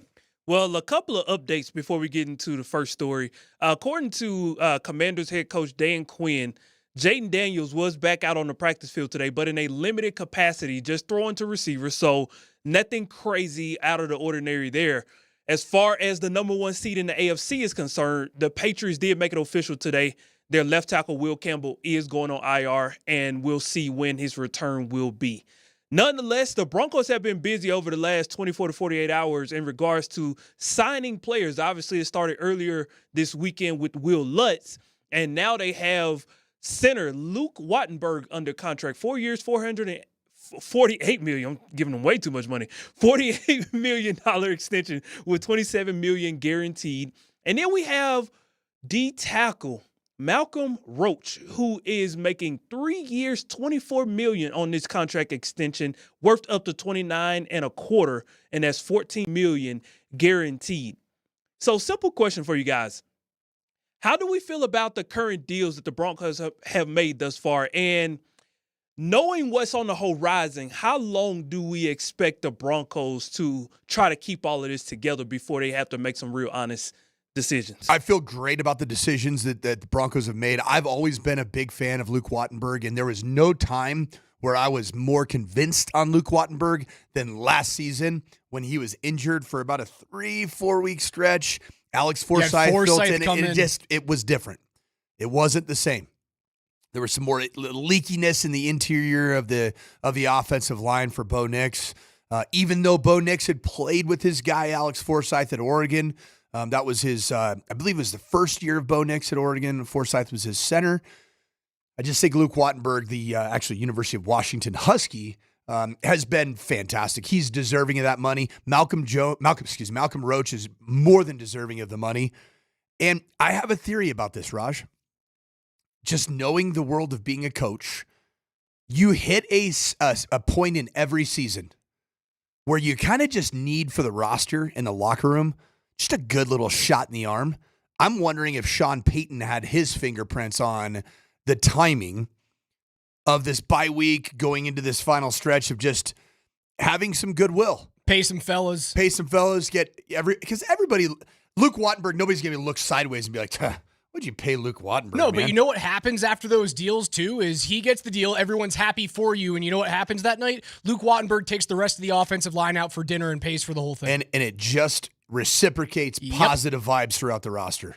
Malcolm Roach takes the D lineman out for some kind of awesome dinner tonight. Burnsy was talking after practice the other day, Brent Burns of the Avalanche, and talking about how much Marty Natchez means to the Avs. And he goes, I love this. He goes, he would mean a lot more if he took me out for dinner, considering he just, signed 11 and a quarter. Come on, Netchie. Come on. Take care of your boy, man. I'm sure he Burnsy, has. I can tell Burnsy's really struggling, man. I'll tell you that. 27 years of NHL earnings. It's tough. Yeah, you're spending a lot of money on the offensive line, and you should. $80 million of average salary for your 5 starting offensive linemen. When you have a quarterback that you love, you need to protect him and take a page out of Philly's book. What did they do? They had the best offensive line. They had the best defensive line. They won a Super Bowl. That's how you do it. Build from the trenches out. That's what CU needs to do. Yeah, and then you take care of those fellas. Speaking of which, on CU, is Jordan Seaton, is he not going to play the remainder of the season? Do you worry that Jordan Seaton, with what's happening at CU, is? I think I'm worried about that with a lot of people. Why wouldn't you? That receiving core. Why would you stick around? It hadn't been pretty throwing the football this year, including with Juju. Not pretty whatsoever. KJ, what's next? You'd mean a lot more if you paid for my dinner. I'm still waiting for one. Had to get that in there for you guys. Von Miller helps us prep for Commanders Week here in Denver as he takes a trip down memory lane on his podcast. And he talked about the conclusion in regards to his fit of not working out with the Broncos this year. He talks about his relationship with the Broncos front office, and he doesn't totally rule out the potential of trying again at some point down the road. I was a free agent for a long time. I did reach out to the Denver Broncos, and, I tried to be on the Denver Broncos as well, but it was just a short conversation with me and George Payton. Because at the same time, I want to be a GM, and I think that's not a secret. Whenever I look at teams, I'm looking at it from a GM perspective. And it just wasn't a fit for Von Miller to be on this team. The second string guys after Nick Benito and after Jonathan Cooper, those guys get sacks too, and I think they both had 5 sacks each. And they both play special teams, and they do all the grunt work. Me, I'm a three-point shooter. Like, I'm going to come in, I'm going to shoot a 3-point. Like, when I'm in the game, like, I'm ball hogging, and I'm just trying to make a play, then they take me out. But they didn't really need that. They didn't really need that this year. They had guys that shot the 3 that came off the bench. So who knows what it'll look like this coming up year? I know I pounded the table for him. It makes sense that the room was too deep and you had too many young players that were ready to take the next step. And Von makes the very astute observation of those other guys are going to do other things on your team. They will be in punt coverage. They will be in kick coverage. I will not. Still young. Jonah Ellis, a very significant contributor on special teams. DeAndre Tillman, also big special teamer as well. And then you just drafted essentially 2 players that can play either edge, Big Sam, or defensive end and defensive tackle in a 3-down structure in both Savion Jones and Q Robinson. And those guys have special teams value as well. It's a good point. Now, would you take Von Miller right now? Yeah, of course I would. I would too. Of course I would. Would you like having Von Miller in the postseason against, say you end up with a terrible draw and you got Josh Allen in Buffalo? Yeah. Could you imagine Von Miller that Allen? He has the entire encyclopedia of offensive tackles at Buffalo of how to beat them, and he can disseminate that information to Nick Benito and Jonathan Cooper, and then he himself can go out there and take them on. That's kind of what I was talking about in the offseason. I go, even if he's a roster spot that you use 10% of the game, it's worth it if you get where you need to be. Can he just come on the flight home after the game? I'll just be a vibes guy? Yeah. No, I'm saying like after the Manders. Just come on, guy. Hey, Vaughn, you're with us, man. Just sneak him out there. We're good. Is there a jersey you can give Vaughn? Yeah. I promise it's not him. Do the Bobby Valentine thing. Put the Groucho Marx glasses on. Okay, KJ, keep it rolling. You'd mean a lot more if you paid for my dinner. I'm still waiting for one. The NFL has suspended Carolina Panthers safety Trayvon Murray for 1 game without pay for striking 49ers wide receiver Juwan Jennings in the groin area. Oh, KJ went classy. I did. I'm proud of you, KJ. I appreciate it, man. I thought that we get to talk sports and tell male anatomy jokes for a living here on Altitude Sports Radio 92.5. But of course, schlong punch. You know what? Hey, coach, take that paper right there. I want you to take that paper and I want you to put it in coach's terms. It's the one right under it. Okay. I want you to put that in coach's terms. Here. Story 3. Story 3. The NFL has suspended Carolina Panthers safety Trayvon Moring 1 game without pay for striking San Francisco 49ers wide receiver Jawan Jennings in the... It's hard, man. When you're doing an official read, it's impossible. It's better to just kind of just freewheel it. I can see why you made it so classy. Moring is appealing the penalty. Really? It's so very clear that you punched the dude in the wiener. You're going to get suspended for it. I mean, he went straight hacking balls. Yeah, he did. Yeah, like, what's going on with the league? So, like, we've gone through trends. We've had guys throwing helmets. We went through a phase with the helmets. We've now entered into a phase with the spitting.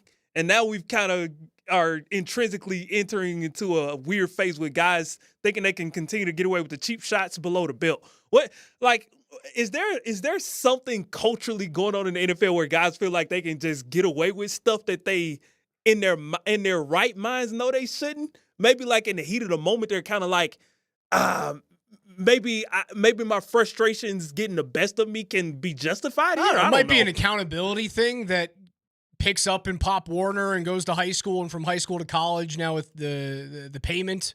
Like if you try and suspend a kid in a college game or you try and sit him down, he's just going to go, I'm going to transfer, man. I'm out of here. So maybe it might be a discipline thing. Coach would know better than I would. It ain't good. It's not a good look. So yeah, you deserve to be suspended for a game. I mean, if I got punched in the twig and berries, I would ask for 3 games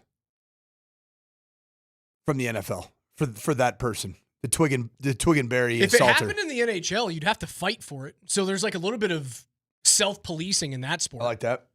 What if we just add fighting to the NFL? If you punch someone in the nads, you have to take your helmet off. You guys go to the Star in the middle of Jerry World. I know that's not where the game was, but you get my drift. And you guys have to duke it out for 30 seconds. I like it. No touching of the hair or face. Mm-hmm. KJ, keep it going. You'd mean a lot more if you pay for my dinner. I'm still waiting for one.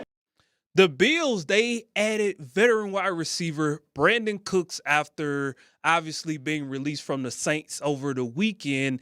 He requested his release per Saints coach Kellen Moore. But from the Bills' perspective, here's what they're dealing with. They release wide receiver Elijah Moore.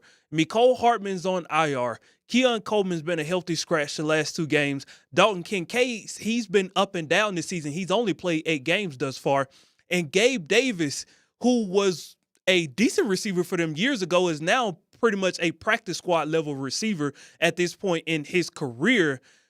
What more are they expecting out of Brandon Cooks at this point in his career in Buffalo that he wasn't able to provide anywhere else, understanding the circumstances that they're facing right now? I don't see it. I just don't see it. He's a small target.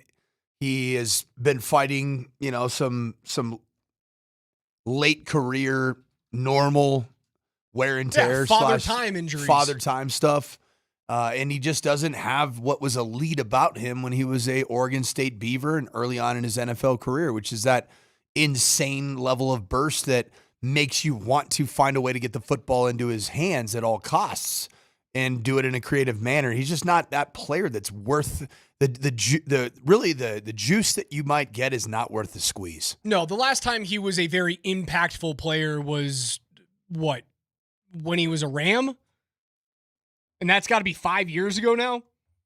Yeah, he's just not the same dude. That's in the rear view mirror, man. He's not the same dude, but in the same vein, Josh Allen has no help outside of James Cook. Nothing. There's not one thing going on that team. And I think it is, for an offensive line that is that big, that well put together, for them not to be able to have a passing game.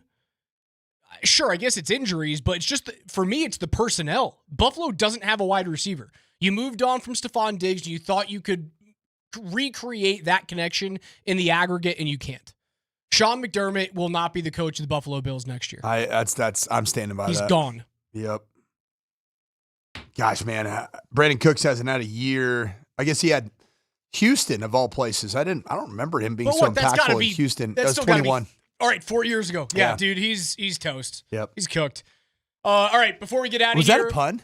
Did you intend the pun that Brandon Cooks is cooked? I sure did. It's pretty good. Pretty good. Your keyword is Butch, B-U-T-C-H. Text the word Butch, B-U-T-C-H, with your first and last name to 303-504-0925. You have until 11:45 to text that in, and make sure you guys are entered to win tickets to go see the Nuggets take on the Mavericks on December 1st. Butch, 303-504-0925. We give away a winner on the other side. KJ's NFL Notes are brought to you every single day at 11:20 by our friends at mountainhighappliance.com.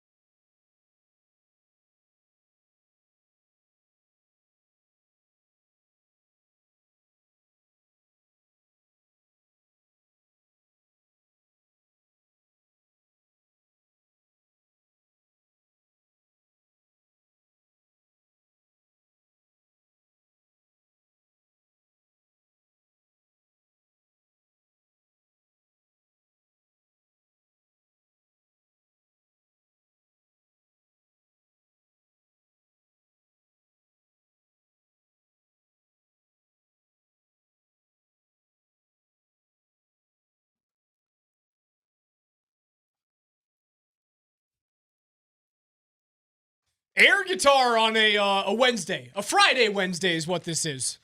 Who is this? This is this Breaking Benjamin? It is not.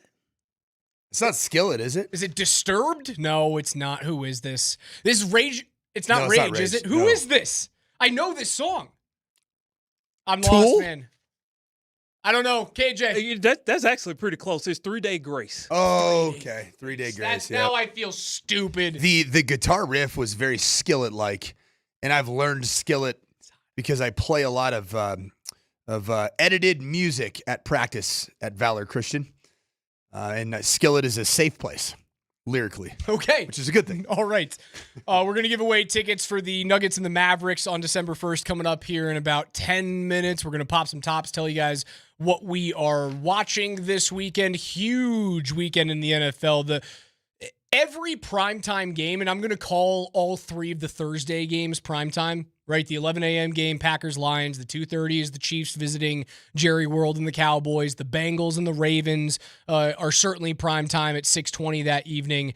Let's add in the Friday afternoon game on Prime and the Broncos game. All of them have huge playoff implications. Like a win for the Broncos against a down-and-out injured Commanders team does so much for you getting that 1 seed. And the 4 games that we get treated to on Thanksgiving are like the Cowboys are playing for their playoff lives. The Lions are playing for their playoff lives. The Ravens have a tenuous hold on the AFC North.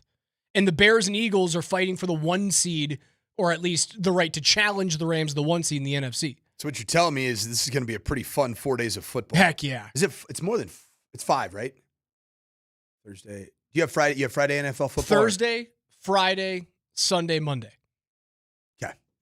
4 days. So four actual game days over the course of 5 days. Yeah, we're not in Saturday football quite yet. And then there's for the some, NFL. There's some pretty legitimate college football also coming up this weekend. Your top 25 matchups are Georgia Tech, which last year, what a game Georgia Tech was. Was that a 7 or 8 overtime game? I thought it was 6 overtimes. Dude, it was so fun. That was a good little. Georgia Tech was not good last year, per se, and everybody thought Georgia was just going to.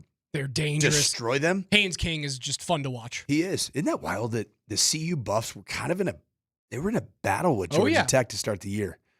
Talk about a wild fall from grace. Texas A&M undefeated is on the road on Saturday night against Texas. Texas still has a chance to, like, that's a big win. If Texas wants to get in, obviously you can't lose this game 4 losses and get into the playoff. You know what's going to be on full display? What's that? The nature of Steve Sarkisian's stick-to-itiveness. Either he's a national champion in 2.5 months or he's seeking employment elsewhere.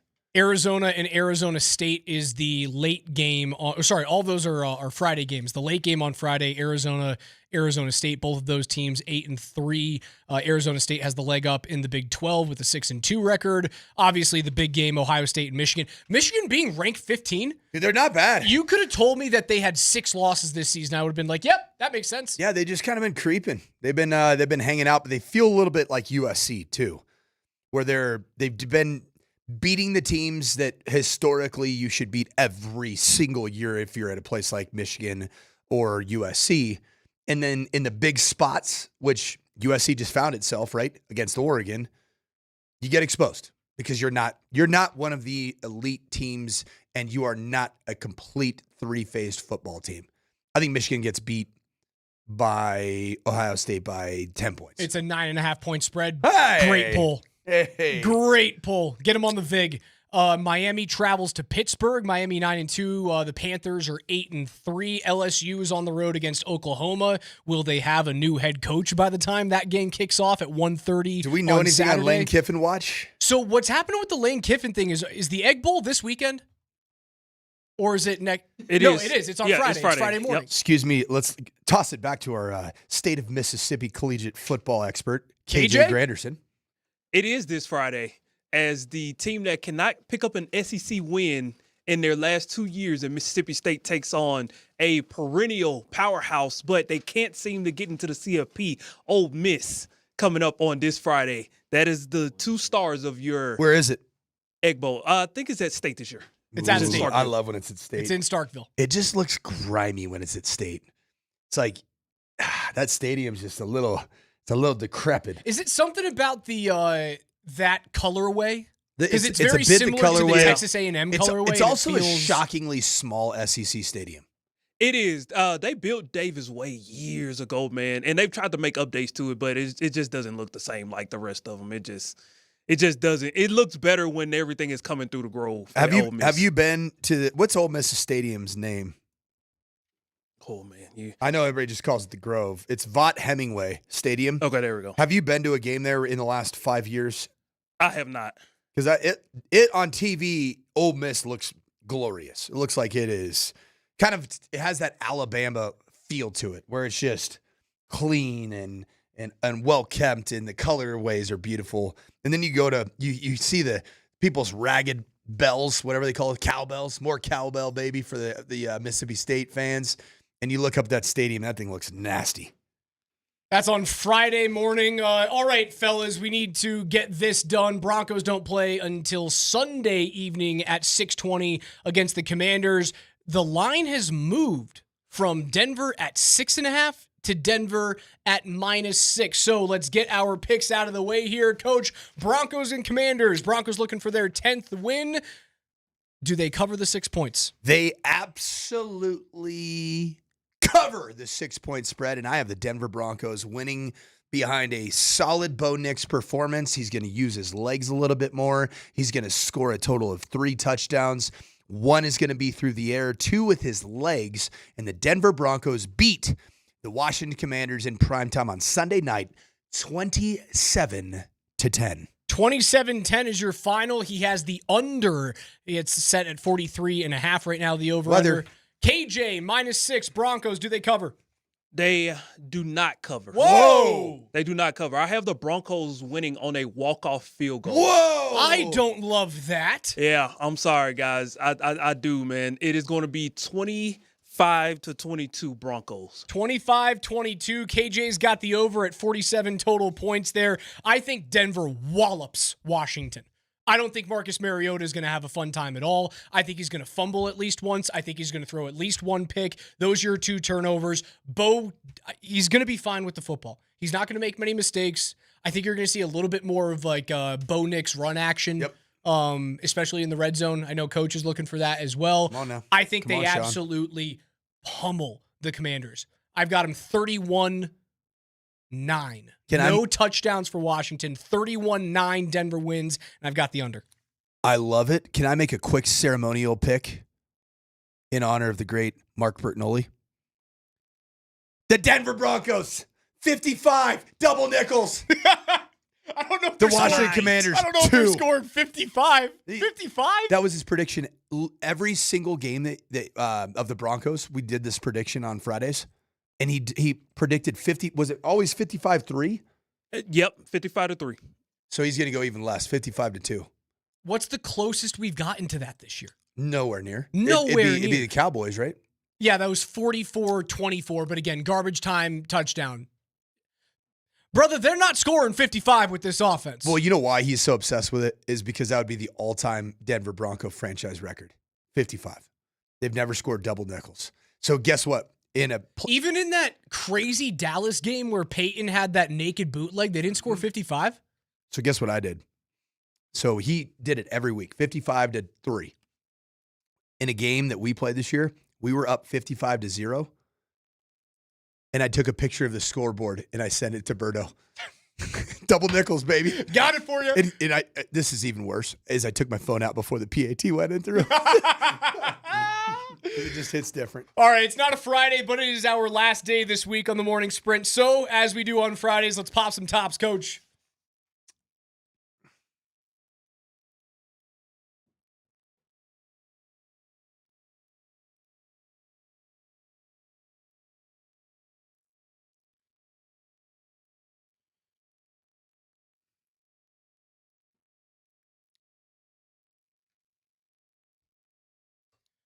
I'm popping a top on Saturday. Second leg of a back-to-back for the Avs as they host the Montreal Canadiens. They are going to be playing in those beautiful Nordique throwbacks.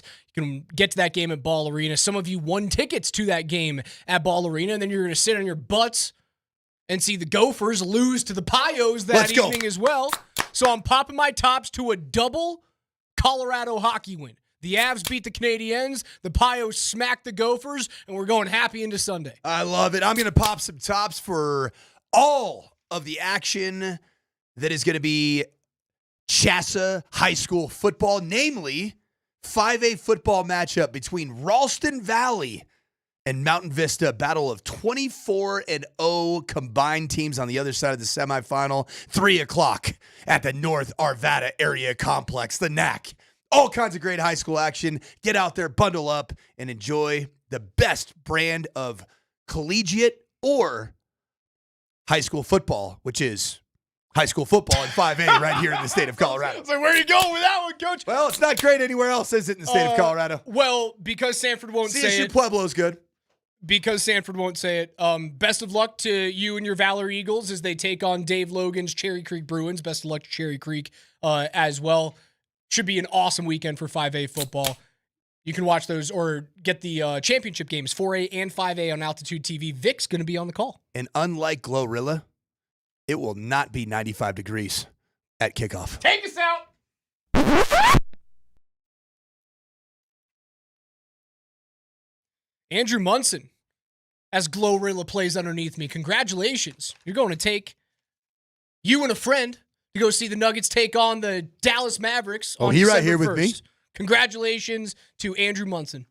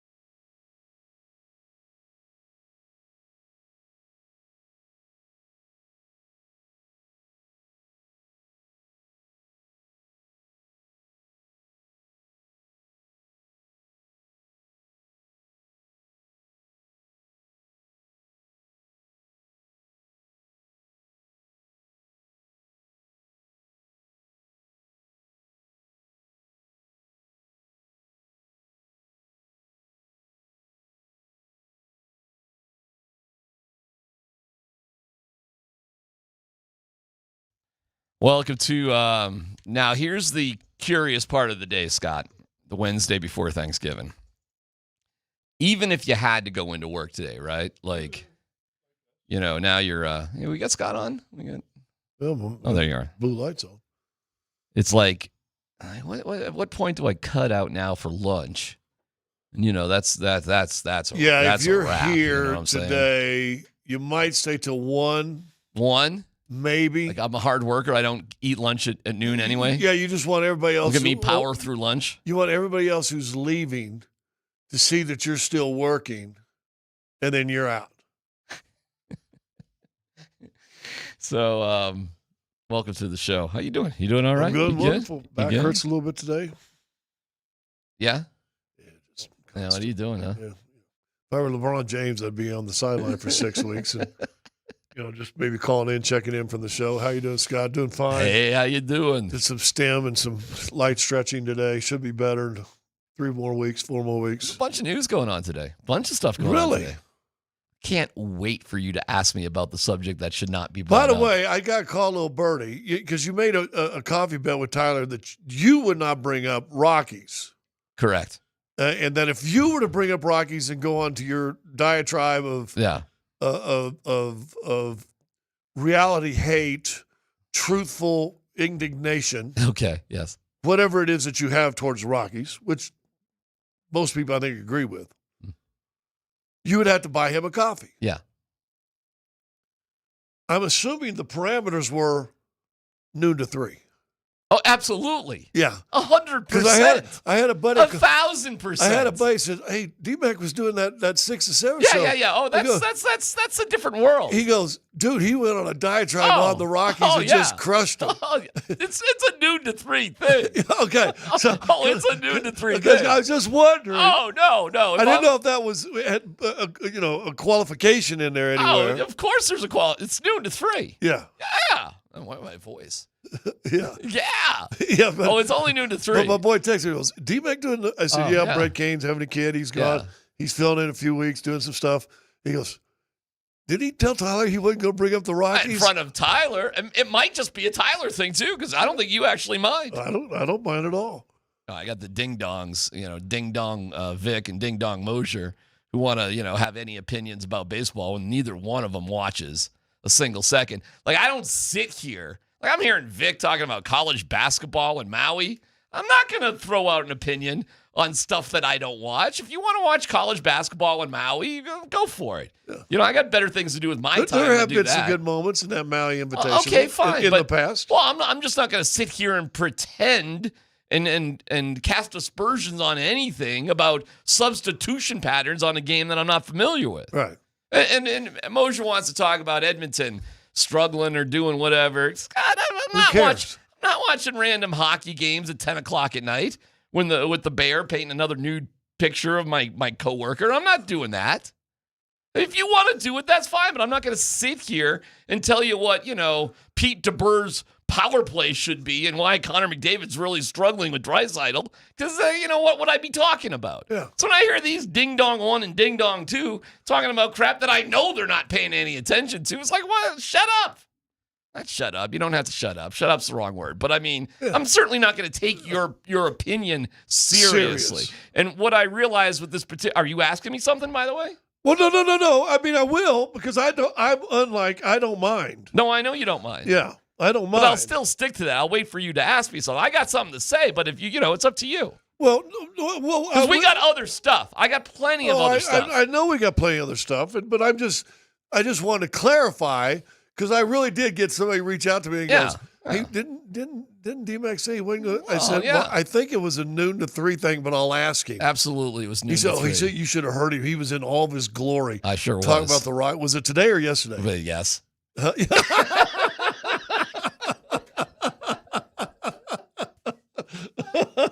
Yes.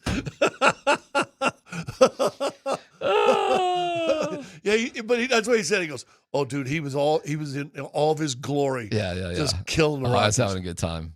You heard him with truth. I was killing him with truth. Yeah. And now you are asking me about him. So I mean, but we called Schefter to be hired manager, and once you did that, you know what? I'm going to save it. Ask me about it because we got a cool hour here. We got Adam Schefter. It's a little bit of a different day. He's on with 1240. Then we're going to do some fun stuff. Then we got David Adelman at 1 o'clock. So why don't you ask me about it in about, when we come back from the break? Because I want to cover a couple of after things. David Adelman or no, in this hour like before the in break? 12 minutes, Okay, Yeah, just keep it in mind. Because there's something that happened today that was just... Really? Oh, dude. It's kind of killing me not to bring it up right now, but ask me if you want. If you want. It's your choice. Yeah. If you want. Yeah. By the way, you sent us that little thing about Ishbia. I am not going to be surprised if that dude is shady AF. Yeah. Okay? That's why I kind of sent it. He just strikes me as shady. And man, I don't know anything. It's only a conspiracy theory. But I've always wondered about those short white dudes that are on the end of every college bench. And all I wonder seriously is how rich is their dad? Because I'm wondering to be that, the best guy in the fraternity house who gets to actually wear the warm-up uniform and sit on the end of the bench. Who's paying for that kid to sit there? You know what I'm saying? Yeah. So we had one of those guys in Arkansas. Yeah. Oh, did you? Yeah. Oh, and then he became a college coach, and now he's a kind of big-time college announcer. Okay. Did he have a dad with some money? Yeah. Okay. See, that was a guess on my part. Yeah. But was it really? We always had one or even two of those dudes at Syracuse. Always. It's one of those Dad games. A big booster or something. Well, I don't know, but it was the short white guy at the end of the bench. Right. And I don't know, maybe you tear it up when Sigmund New plays Beta House. Who knows? But how are you on the bench with Carmelo Anthony on this team, but you get to work out with Carmelo every day? How rich is your dad? Ishbia strikes me as that guy. And he got his business from his dad, his mortgage business. Now, he made it into what it was, but he's the type of guy who was born on third base and thinks he hit a triple. Yeah. Slid home on a two-hopper off the wall and barely made it safe. Yeah, you know what I'm saying? So if there's shady stuff with this dude, I will not be surprised. Yeah. And the article sort of... Yeah, because it goes both ways. You can he's either very shrewd and backstabby business dude, or he's very shady. Yeah. Which backstabbing business dude is probably pretty shady, we knew too. it when he wouldn't give Nicole the ball. Yeah. All right. Jim Mora. We'll get to the Broncos in a second. What a hire. Right? What a freaking hire. CSU. Hold on. Yep. I sent that too because I was like, oh my gosh, that's a great hire. Yeah. He turned UConn. Well, you know that area, UConn. When I was to make UConn a viable football team, how tough is that? Unbelievable. Storrs, Connecticut, football. I mean, theoretically, Syracuse, UConn, Rutgers, those places, you actually probably should be good. You are the biggest schools in that area that's so densely populated. And they both have had very good basketball programs. Yeah. But UConn didn't even have a football team when I was at Syracuse. And I am familiar with UConn having a football team because they have played Syracuse over the past few years. But 2 9-win seasons in a row? Now, he's 64, which is interesting. Right. And the ding-dongs were getting something right this morning because they were saying, well, at age 64, this isn't the type of guy, theoretically, who's going to look to jump ship. Right. And he did live in Boulder as a kid, so his dad worked for CU at some point, when he was 7 to 12. So, we're going back a little bit. So he knows Colorado or has some fond memories. And before Durrell he was building hired, a house in Idaho, so, he kind of likes the mountains and open air, right? Sounds good. Didn't know that, but that's cool. He tried to get the CU job, and they went with Durrell. I think this is a fantastic hire, too. And, okay, everybody, you ready? You ready to see who's a better coach now? You ready to get this in-state rivalry going? Is it going to be Jim Mora, who is a high-profile dude? Okay? I don't know if 17, 18-year-olds know him, but it won't take long for them to realize head coach in the NFL, UCLA guy, long-time You know who will know him? The rest of the football world and every high school coach. Correct.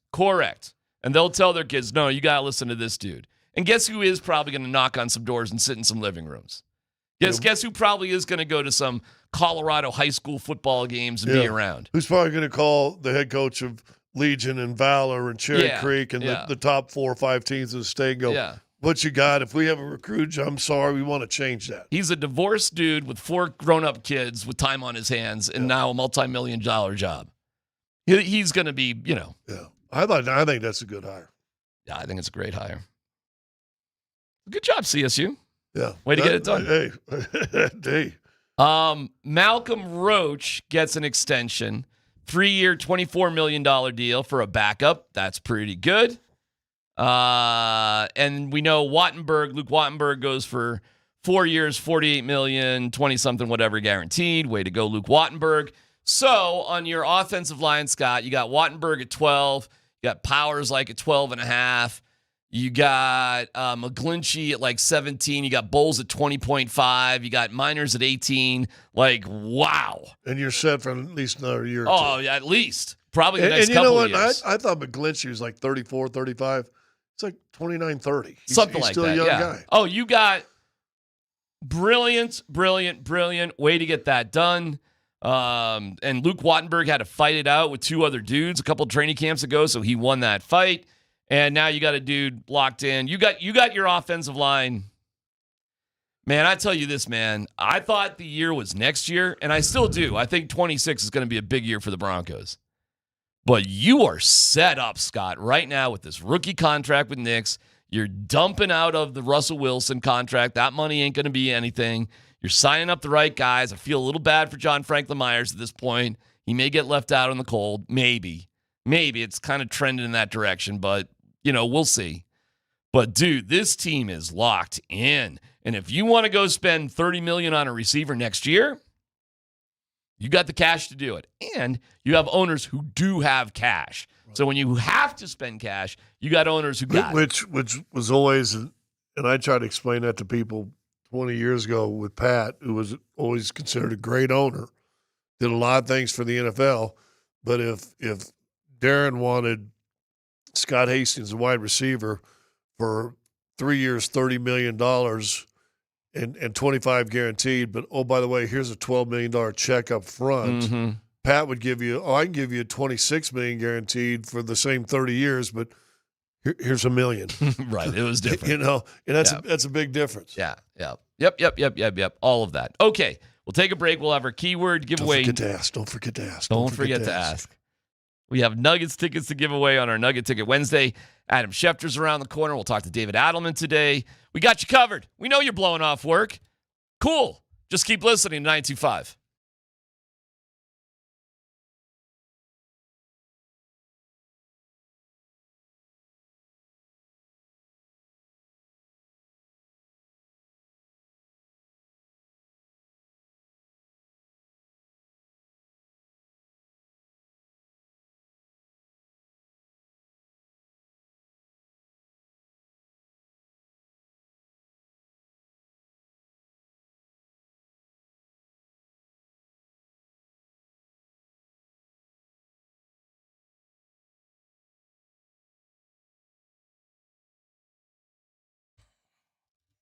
Hey, what's going on? It's DMac for the Rocky Mountain Men's Clinic.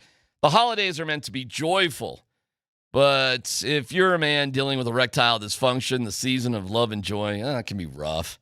If ED's putting a strain on your relationship, okay, this is the year to turn things around. You can show your partner you care by giving the gift of treating your ED and restoring your relationship. Come on, man.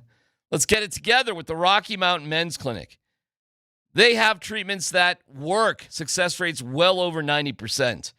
They have helped tens of thousands of men in the Front Range, and they can help you too. So call the Rocky Mountain Men's Clinic and give your partner the best gift this season, a renewed, restored relationship. Phone number is 720-440-7900. That's 720-440-7900. Schedule a consult today. 99 buckaroonies. Get the T and a PSA test. You get the consult. If advised, a test dose. If it doesn't work in the office, that visit is free. They've got an expert staff like a lot of men. You'll be having sex the day after your appointment. So get with the Rocky Mountain Men's Clinic. 720-440-7900. RockyMountainMen'sClinic.com.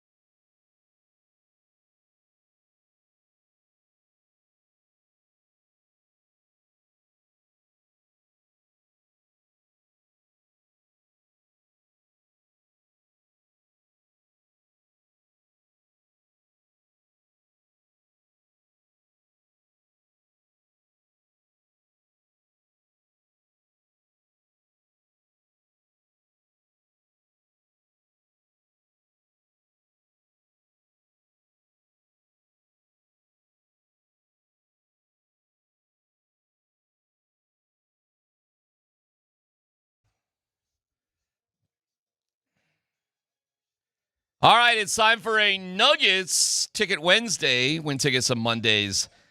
Mavericks. Oh, I get it. Let's see, this is easy today, but the keyword is Viper. Now, Viper's a call sign in Top Gun. Mavericks. Maverick, Top Gun, Viper. Hey, gotcha. Your boy here. So that's your first and last name, Viper, 303-504-0925. And let me tell you, if you're tired of hosting by Friday, let the Nuggets host your crew for the NBA Cup game. It means more. That's against San Antonio. The court is different. Grab seats at Nuggets. Kind of the color of San Antonio, though, isn't it? It's a little, yeah, actually, that is ironic. We're playing San Antonio, and the color is kind of like San Antonio. That just hit me. I know, it's kind of weird. That's a quinky dink. Grab seats at nuggets.com/tickets. 1220 keyword is a Viper. Viper and your name. Good luck. We'll do the Broncos Commanders by the numbers. But I'm sorry, what did you say? Did you say something? Yeah, I said I wanted to ask you a question. Oh, okay. What thing's going on and down around 20th and Blake? Oh, you're asking me about the Rockies? Yeah, I was just what's going on with them cats lately? Oh, you're gonna love this. So I have been vehement that this hire of Warren Schefter is the wrong guy for the wrong time because it's the wrong process. Right. And until you fix your process, no matter what you do, whether he's a great guy or not, it doesn't matter. You've got to fix your process. So you're going to love this one. Which, hold on real fast. Going outside the box a little bit, or at least outside the organization for your quote-unquote president, okay, I can live with that. Yeah. That to me was a sign maybe the process is changing. Yeah. But what was apparent today on the Rockies conference call is when they fired Bud Black, which they should have done a long time ago, but whatever. They finally got that right. They should have also fired Bill Schmidt at the same time, and you should have hired D. Podesta in the summertime. Right. Why? So he could literally take months to just absorb everything. Right. You hire the guy, you look for the guy, and I don't have any problems necessarily with D. Podesta, but this is about process. So you get rid of your president of baseball, you put, Monfort Jr. in there, and then, okay, but you waited so long in your process to hire D. Podesta. Guess what's happening now? Everything is rushed. Everything is rushed. We got this meeting, we got the winter meetings, and we got this thing, we got that thing. So all of a sudden, this guy who's just, getting back into baseball after a decade or so, after, blowing things with the Browns, has to do everything in 5 seconds. And again, this is the process of a terrible team. You know what I'm noticing? Bad teams do dumb things. Often. I'm watching the Commanders, and we'll get to it, and the Dolphins. And these dum-dums are both bad teams, and they do dumb things. The score is tied in this game, and it's 4th and goal for both teams.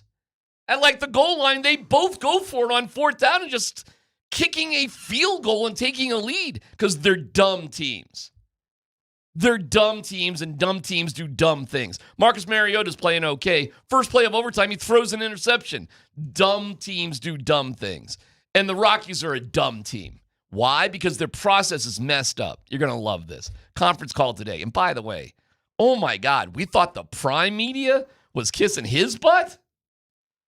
Oh, Shafe, so happy for you, Shafe. These are the reporters, by the way. Really happy. Shafe, you're my guy. Shafe this, Shafe that. We're calling coach managers nicknames? Ooh. Really? Seriously?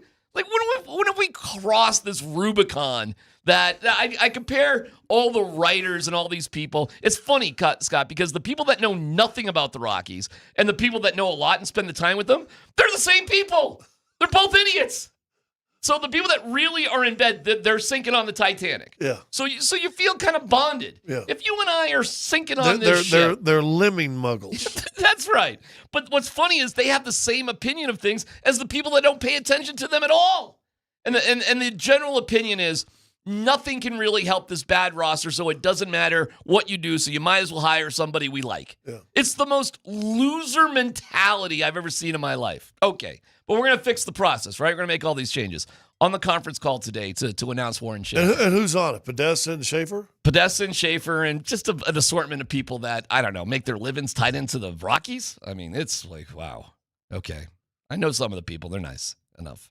No, they're nice enough. But calling I'm like my journalistic just you're calling a person you're interviewing nicknames. I mean, what are we doing here, man? You know what? Just sidebar and a little squirrel moment. Monday when you're on the Sean Payton presser call. Yeah. And you raise your hand, you get a question. Yeah, just go, "Hey SP." What are you doing? You might as well do that now. "Hey SP." You know what you do, Coach? You know, even the first Skip. name. Sure. You know, even Warren, I guess. You know, first names are fine. You know, that sort of Shafe, pal, buddy, suck you in the arm, you know, going out for coffee later. This is the Rockies. Check this out. They're on a Zoom call, Scott. The Zoom call runs out. Yeah. Now, I don't know much about Zoom calls, but apparently They only booked an X number of time. If you have the free account, you only get like 40 minutes. It runs out, and the PR person goes, "I'm sorry, everybody. Time's running out. We had technical difficulties in the beginning. I'm going to send an invite back out to everybody. Can you sign back on to finish your questions?"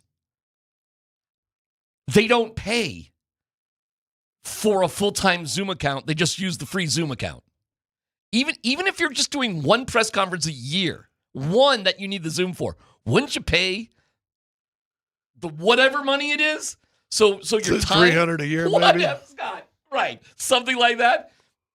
The most Rockies thing of all Rockies things is not paying for the Zoom call to talk to Dee Podesta and Warren Schefter and telling everybody, "Hey, everybody, call us back." Essentially, right? Log out, log in. I was like, you got to be kidding me. Really? So I did it because I thought it was funny. And it continued. So there's that. Most Rockies of all Rockies things. That is a Rocky thing. Oh, my God. Here's the other thing.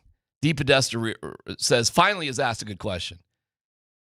They interviewed one guy for the job, Scott, in person. One. Dee Podesta said he asked around about other people and got good information about, but he only had time, Scott. He only had time because they're hiring a manager before hiring a general manager. That seems a little backwards too. And Dee Podesta covered that because I don't know. I don't think there is going to be a GM. I think there's going to be like 3 or 4 people that are going to be responsible. Yeah.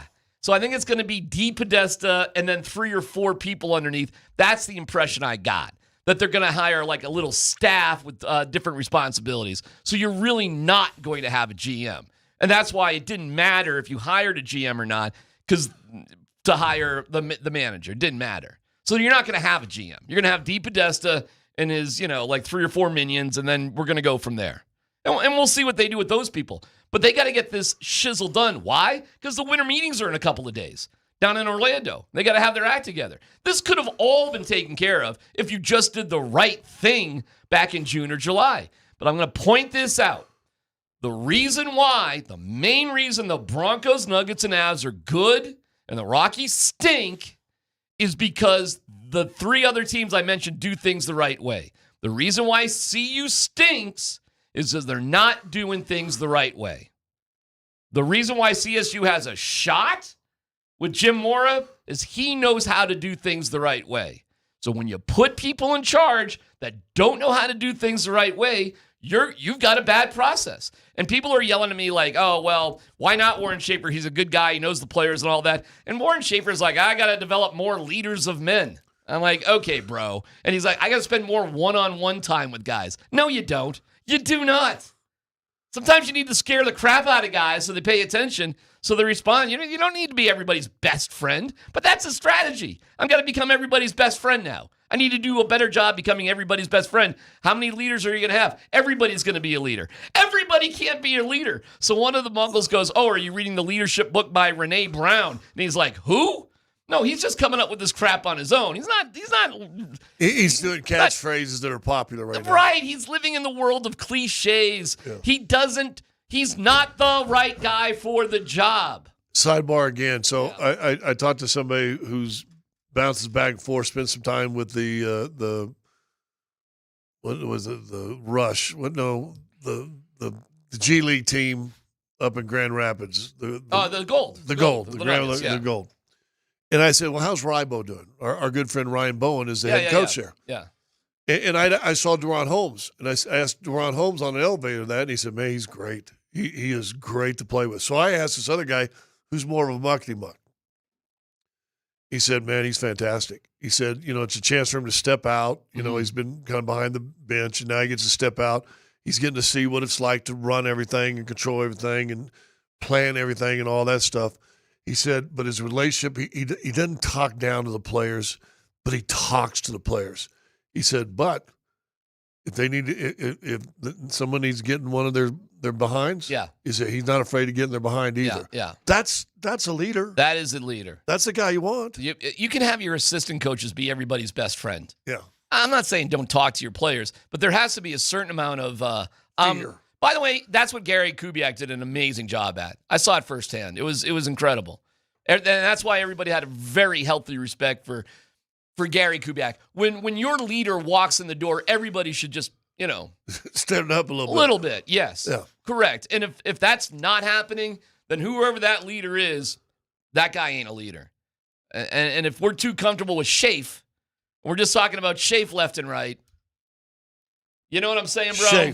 Schaaf was probably a really good third base coach, and that's probably where he should go back. You didn't have to fire him. I wouldn't have to fire Warren Schaefer, but there's no damn way he would be my manager. And everybody who's just going along with it because he's a nice guy, you are a bunch of loser mentality people. When David Adelman, who we're going to have on in a little bit, got the job, when David was assistant, everybody called him DA. That was just, it's DA. But if you notice now that he's the head coach, it's David. That's the way it should be. Or Coach Adelman. That's the way it should coach. be. That's the way it should be. But I mean, it just made me think about that when you said that. I mean, we used his nickname when he was just an assistant coach That's and whatever. fine. But now he's the head coach. It's David. We won't call him DA here. It'll be David, Coach Adelman. Now, this dude will be Schaaf for the next 3 years, and then they'll blow him out. And things won't be better. And I'm sad to report that. Get ready for another 100-loss season. The keyword is Viper. Adam Schefter joins us next.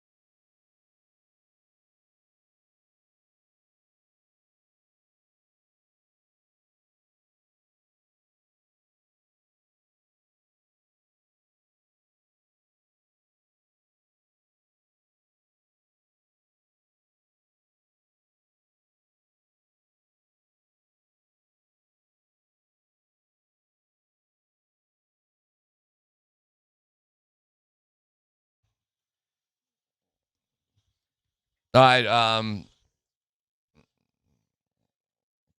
Adam Schefter is brought to you by Johnson Auto Plaza, where you get selection service and incredible savings on Ram, Jeep, Chevy, Buick, and GMC, all at one location. Experience the power of the plaza at Johnson Auto Plaza. Adam, we have a very special intro for you. Go ahead, Dan.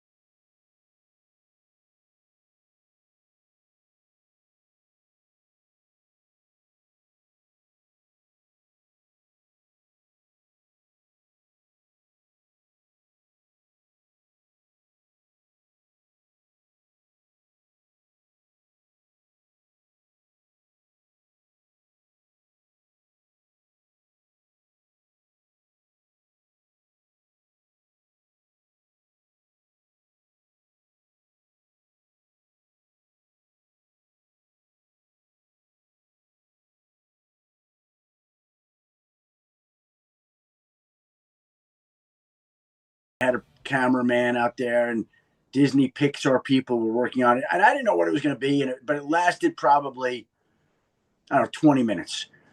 So they asked me, would you be a part of this Queen? Like, I didn't. I guess it was the 30-year anniversary of that song being released. Okay. There you go. Yeah. All right. And Queen or whoever, the music, I have no idea, signed off on us being able to use it on air. Because ordinarily, if you're using a song like that on air, they charge you a fee for running it, like $10,000, $25,000. So because of the anniversary, they waived it, and they wanted to do something around it. Okay.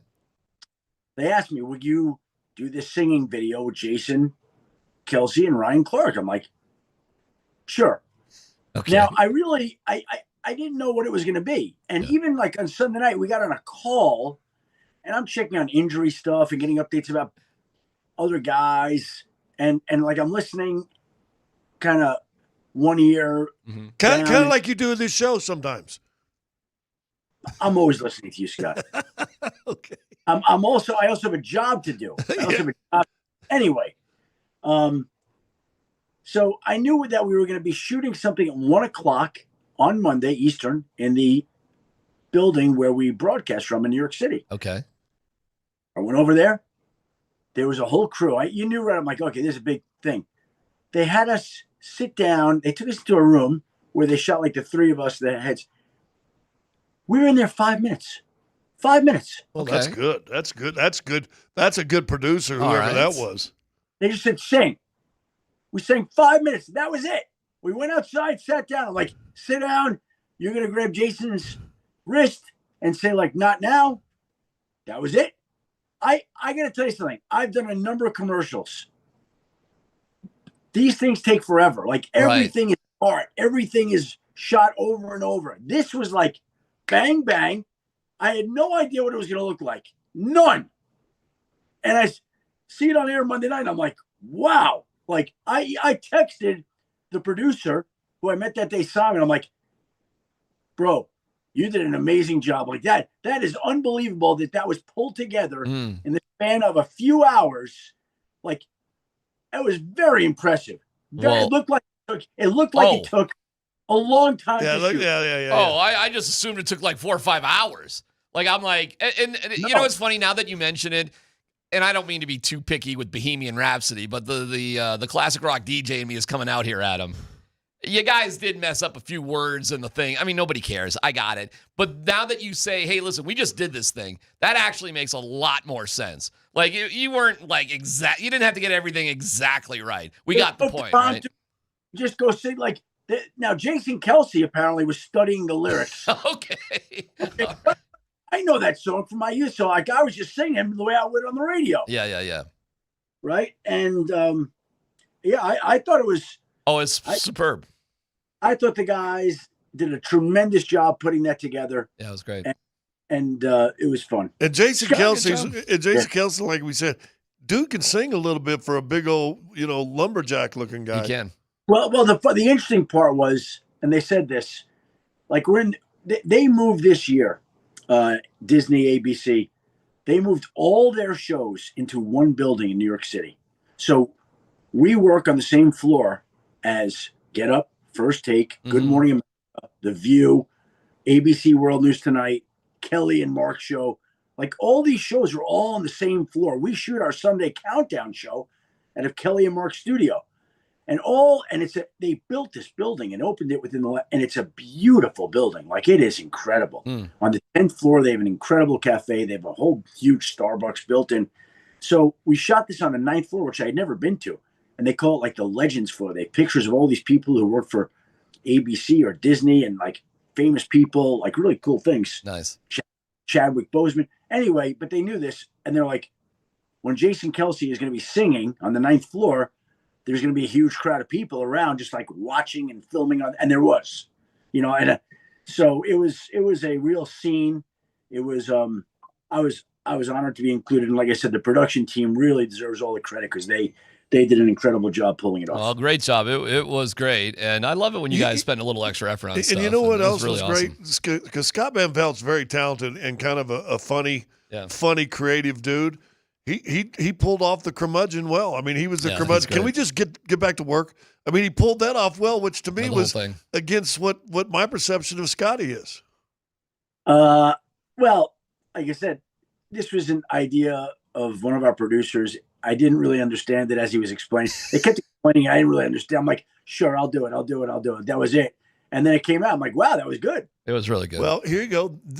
Since now that you're experienced and have been involved in the creative side of something fantastic, we came up with the idea we want to do for the holiday season. You remember those old radio broadcasts and they do it over the radio?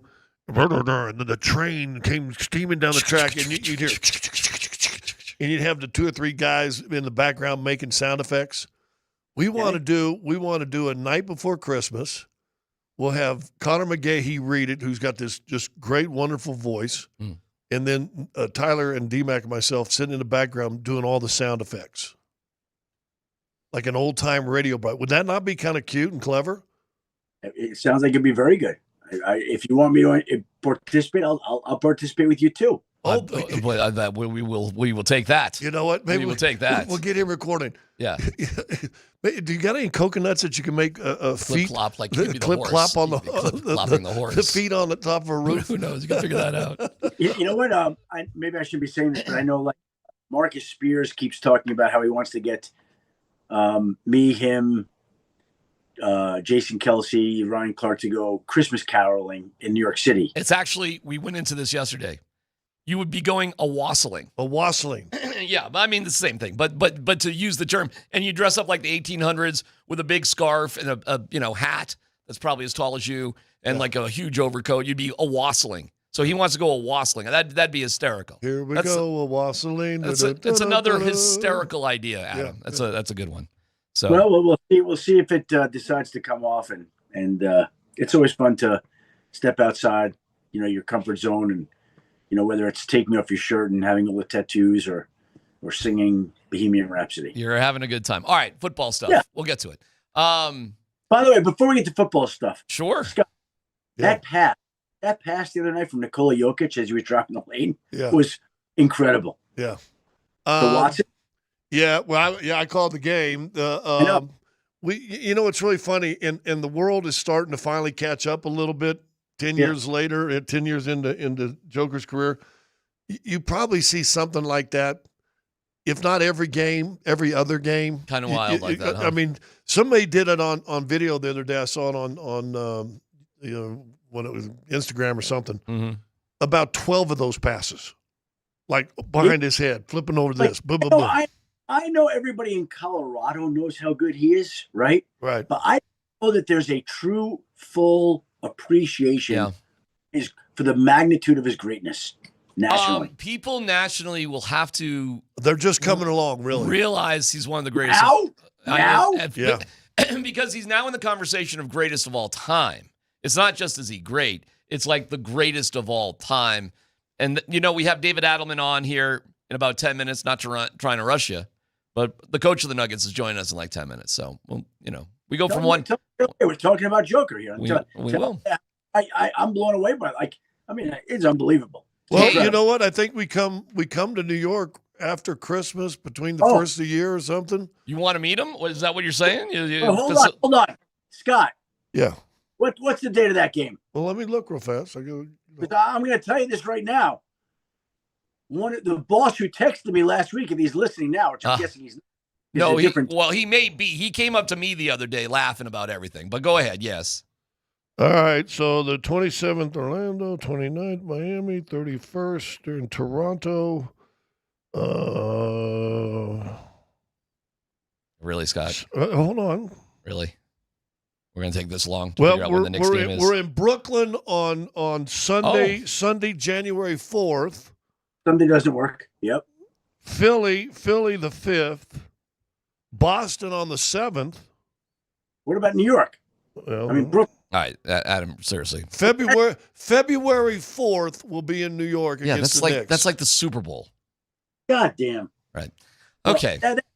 The timing of that stinks. And that's the only time the Nets, because that boss brought up that I could work a broadcast. All right, Adam. Oh, we'd let you. We'd I let you. love that. I would. Well, what about that Sunday? Well, Sunday night Brooklyn. It wouldn't be that too big of a drive. Boston. What about in Boston? Maybe I come be in Boston. Yeah, that's or Philly. Adam, Boston, you know what? I'm January 7th. I'm going to make this easy.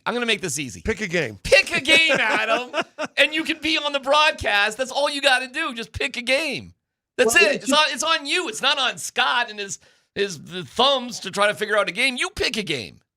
It's got to work out schedule wise. Well, then you pick it. Okay, let me look. All right, this is not complicated. All right, football, should I even bother at this point, really? I mean, I'm going to ask you the question I asked somebody yesterday. What is more surprising, the the Broncos at 9-2 or the Bears at 8-3? Bears at 8-3, because nobody was expecting that. People thought Denver was going to be good. There was a lot of chatter about Denver in the offseason being a sleeper team, even though I don't think that, they're a sleeper team at all. To me, the Bears, nobody thought the Bears would be in first place at this time. Nobody. Right. No. Is it Green Bay? Is it Minnesota? Who's going to be fighting for it? Another question. Let's stay in that division. Did Minnesota make a mistake sticking with the young quarterback and maybe not bringing Darnold back for another year or two? Well, listen, they wanted, by the way, Josh Jacobs is off the injury report for tomorrow's game. It just came in. So that's kind of interesting. He has no injury designation. So he's good to go. Mm-hmm. Let me just post that right now. All right. That's some breaking news here. Well, Adam. No injury designation for Thursday against the Lions and is good to go. Look, that just happened, everybody. Did you just see that? A world-famous Adam Schefter tweet happening live here on the show. Because he was wassailing on our program. Yeah. We're all wassailing today. So Bears, where do we leave off there again? The Bears are leading that division. Oh, the Vikings. Did the Vikings make a mistake? Maybe not bringing Darnold back for a couple more years. Here's the whole thing. They wanted to bring back J.J. McCarthy. They wanted to bring back Daniel Jones. They wanted to bring back Sam Darnold. Sam Darnold had a better offer in Seattle. Daniel Jones had a better offer in Indy. They wanted both the guys back. They wanted them both. It didn't happen. And now there's all this pressure on JJ, and it's not going the way that everybody would want right now. Right? So it's for them. Tough one for them. All right, Adam. Not great. Are you working all day tomorrow? How does that work for you? Do you work or do you get Thanksgiving? What do you do tomorrow? Tomorrow, I'm leaving my house about 5:30 in the morning. Yeah. Going to the building for get up from 8 to Eastern, 6 to 8. I'll be coming back home after that. I'll watch football, gather with family. It's a work day, but it's a nice day. Yeah. Get to work in the morning, and we'll go from there after that. All right, buddy. We love you. We'll let you go. Just figure out what game you want to go to. Seriously. Yeah. They'll have fun with you. No doubt. You know what? I actually have to come out to Denver for a countdown. So let me see if I can coordinate it that way. So I do the interview down and do it at home now. Let's say, let's put it this way. It has been on my mind since the boss mentioned it last year. He has not followed up, but I'm following up because I have not. It would be one of the great honors of my life to get to do a game with Scott. Oh, that'd be awesome. Great. That'd be great. That would be great. That would be great. All right, buddy, we got to let you go. Happy Thanksgiving. We love you. We'll talk to you later, okay? See you, buddy. Hey, and go Michigan. Beat Ohio State. Take care of them. All right. All right, Adam Schefter brought to you by Colorado Credit Union. Love where you live, love where you bank. CCU, helping Coloradans achieve their financial goals. Visit ccu.org to learn more. We're going to have David Adelman on in a second, but first... Sports, not sports, no? Sports. PhD presents Sports. Breaking news out of the NFL. Breaking news out of the NBA. Not sports. A driving violation. Suspended for 4 games without pay. Former Red Sox pitcher is under arrest. That was not acceptable. The penalty for punching a guy in the nads is a 1-game suspension. Fair or not fair? That's fair. So that's it? Yeah. Stupid mistake. All right, here's my question to you. He's appealing the suspension.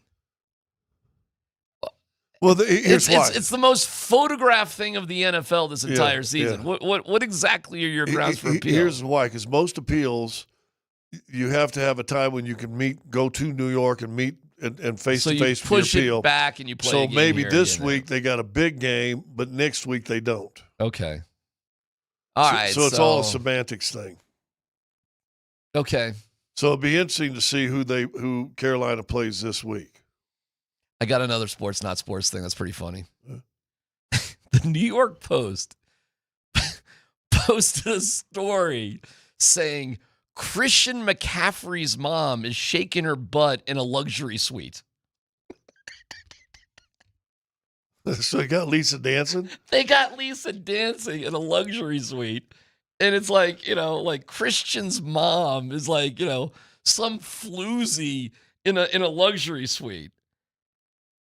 I thought, here, I'm going to show you the Christian McCaffrey's mom shakes her butt in luxury box at Monday Night Football. Maybe we call Lisa and get her on and ask her about it. I sent her a text and I go, Lisa, you floozy? What's going on there? We can call Lisa later on, maybe. It's pretty funny. Lisa goes to me. I said to her, my.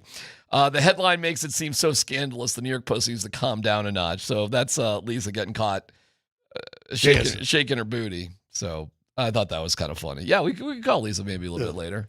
Get the scoop on her, shaking her tail feathers. I'm happy for Christian, by the way. Like, he's back. Yeah, who we should be playing or should be going against the Broncos, is Luke McCaffrey. But he broke his collarbone taking the kickback or something. He broke it like in early November, so he's done for the season. They've just had with their kids, man, it's been like one, quirky injury after another for her and Ed just to keep the boys healthy. And I'm glad that Christian's doing well. Yeah. Well, Luke, we wanted them to draft him here 2 years ago. We wanted the Broncos to bring Luke here, didn't we? Yep. It'd be wasn't he like a 4th rounder? Or? He's been where was he drafted? 3rd, something 4th, like that. Something like that. Something like that. All right, we're gonna get to David Adelman. Maybe we can get Lisa on a little bit later. Go ahead, Dan.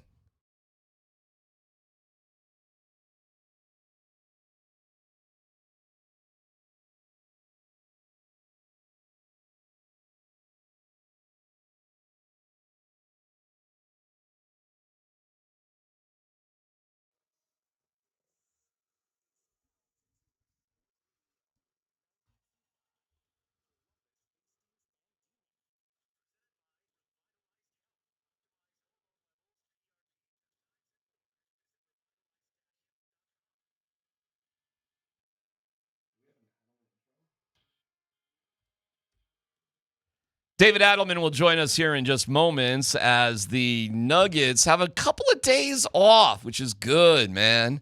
Just some time to chill. Actually, they actually are wrapping up practice right now, so they have a little hey, how's you doing sort of shoot around sort of deal that they're just ending today. So those are all probably get them off tomorrow and then bring them in early Friday for a shoot. Is that how it usually works? Seems like it.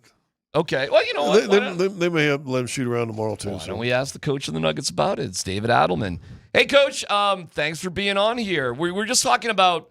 It's nice having you guys have a couple of days off, and we understand you did bring everybody in just to.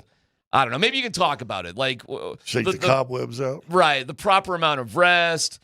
What kind of sweat you want to do on kind of an off day? Like, how does that rhythm go for you? What do you like seeing? Yeah, I like getting them up and down. Not a lot of contact, but we definitely ran today. I think it's important.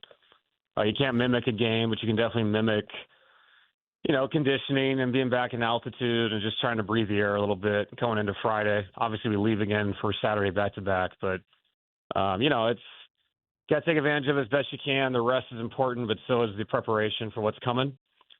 And somebody asked me upstairs about it, and 3 days off is unique, but at the same time, so is going south for 2 games, coming back for 1 game, going back down south. So it's like, got to take advantage of what was given to you. So we did it today. We'll take tomorrow off, and we'll shoot around, for the game day. And you know what?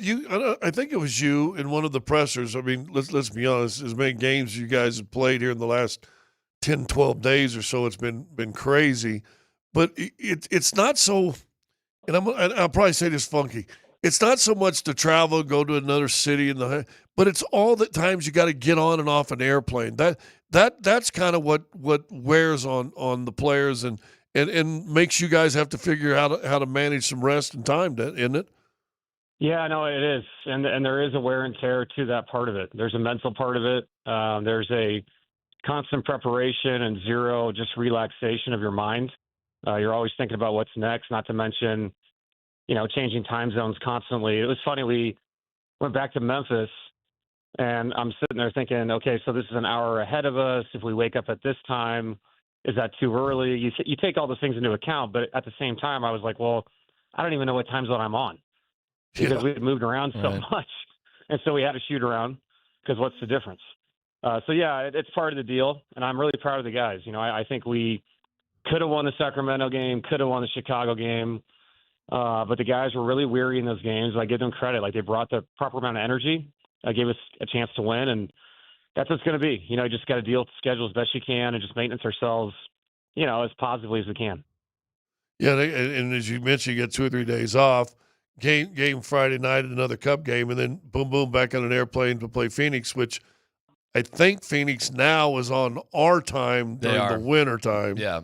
And then they go to West Coast time, so that'll be all the same. Well, technically, we're on their time, but whatever. And then you come back, you play again Monday, and then, oh, by the way, you got another 3-game road trip that you leave for on Tuesday.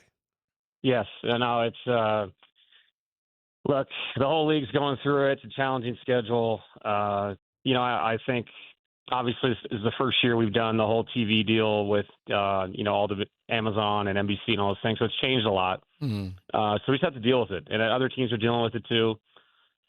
Just right now, not a huge fan of it, but just the way it is. But, what are you going to do, right? All right. Talk to us, go if you can, the process with AG. Like, he was dealing with something, but then he was playing, then he's off, now he's playing, and then, oh, no, he's really hurt, now he's out for – can you take us just through that sort of period, what happened, and where things are at with AG is the best that you can right now? Yeah, I can't speculate of why he got hurt, other than we, maintenance him as best we can, like everybody else, with the bruises and the things that happened during the season, and everybody feels uncomfortable going into games. So it's not like it's, all the rest of the guys are healthy. What happened to Christian was a freak deal. Mm-hmm. AG, obviously, it's frustrating because it's something he's had before. So we've tried to do the best we can with him. He knows his body well. Just one of those things, man. Like, he has the issue. He's an explosive player at that weight, and things like that happen. So, we got together as a team, the medical guys and Aaron himself, and we're just going to try to do the best we can when he comes back of finding a different solution to, how we play him and when he plays and, whatever his routine is, that we have to change something. So it's just some things you can't control, man. It's just the way it is. Is it more like, hey, we really do expect him to be back 4 to 6 weeks, or is it more like, hey, in 4 and 6 weeks, we're going to look at this? It's which direction does that go? I have no idea, to be honest. I mean, I think in 4 weeks we'll obviously look at it and see where he's at. You know, if I could crystal ball it like I'm a doctor, I would definitely do it, but I have no idea. And I think Christian's the same way. It's a slow healing injury, and, you know, you hope for the best. You hope things happen, you know, with their bodies and things come back, you know, in a good way, and they can come back quickly. But more importantly, they're out. So we got to survive these weeks. And then when they come back, obviously we'll be whole again, and hopefully everybody else is healthy. Well, and we go from there. And the scary thing with health is because I think if you guys are completely healthy, you beat Oklahoma City last year in that second round. I really, really do. The good news is if you're going to have to go through injury, and you mentioned everybody goes through injury, you're going to see Philadelphia. Philadelphia's been bit again with injury too also. But you're seeing the emergence of different guys. You know, you knew you had to count on Peyton a little bit this year, but now you're having to count on him a little bit more. Instead of maybe 22 minutes a game, he's getting 32 minutes a game. And it really feels like the last 2 or 3 games, he's kind of grown up a little bit more into what you guys are asking of him. Yeah, and I think it's for Pate and for everybody that plays that position with our team. You know, he made 5 threes, and that was great, but his last bucket was the most important. It was in the dunker. And so – you know, with us, you have to almost, you know, morph into what we need in that possession. And he did a really good job of it in Memphis. And I always think, like, you know, with opportunity, you know, there's more, you know, repetition of shooting the ball's in your hand more. And you hope that translates to hopefully we're in the playoffs down the road and you get the ball and it's a big moment and you got to knock down a shot. Now you've had these opportunities, you know, because when you get whole and everybody's back, it's very different in the sense of, you know, the ball comes to you less. And so you have to be able to step up in these key moments. So it's good to see him, you know, have the opportunity. And, you know, Pate's a confident kid. And what I really need from him is just to keep guarding. He's going to guard the best matchup nightly, him or Spencer, and we need them to step up on that end. And you know, it's kind of funny, and you guys go down and watch all the films. You could see the adjustment, too. You talk about that dunker position, because I bet you Joker – in the last 3 or 4 games without Aaron, there's probably been 2 or 3 or 4 turnovers that I think Aaron catches and finishes, where I think Zeke got caught by surprise a couple times when he was in there a couple games ago. I've seen Peyton get caught by surprise. In fact, that behind the back pass of Joker the other night, he told me in the locker room, he said, man, all I could say to myself, don't miss this layup, don't miss this layup. But that's an adjustment because – and it shows you the chemistry, I think, that Aaron and Joker had for so long.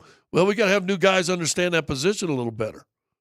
Right, and I think it's also there was one instance where Bruce was down there, and he found Bruce. It was the right play, but Bruce isn't Aaron. He's not going to dunk the ball.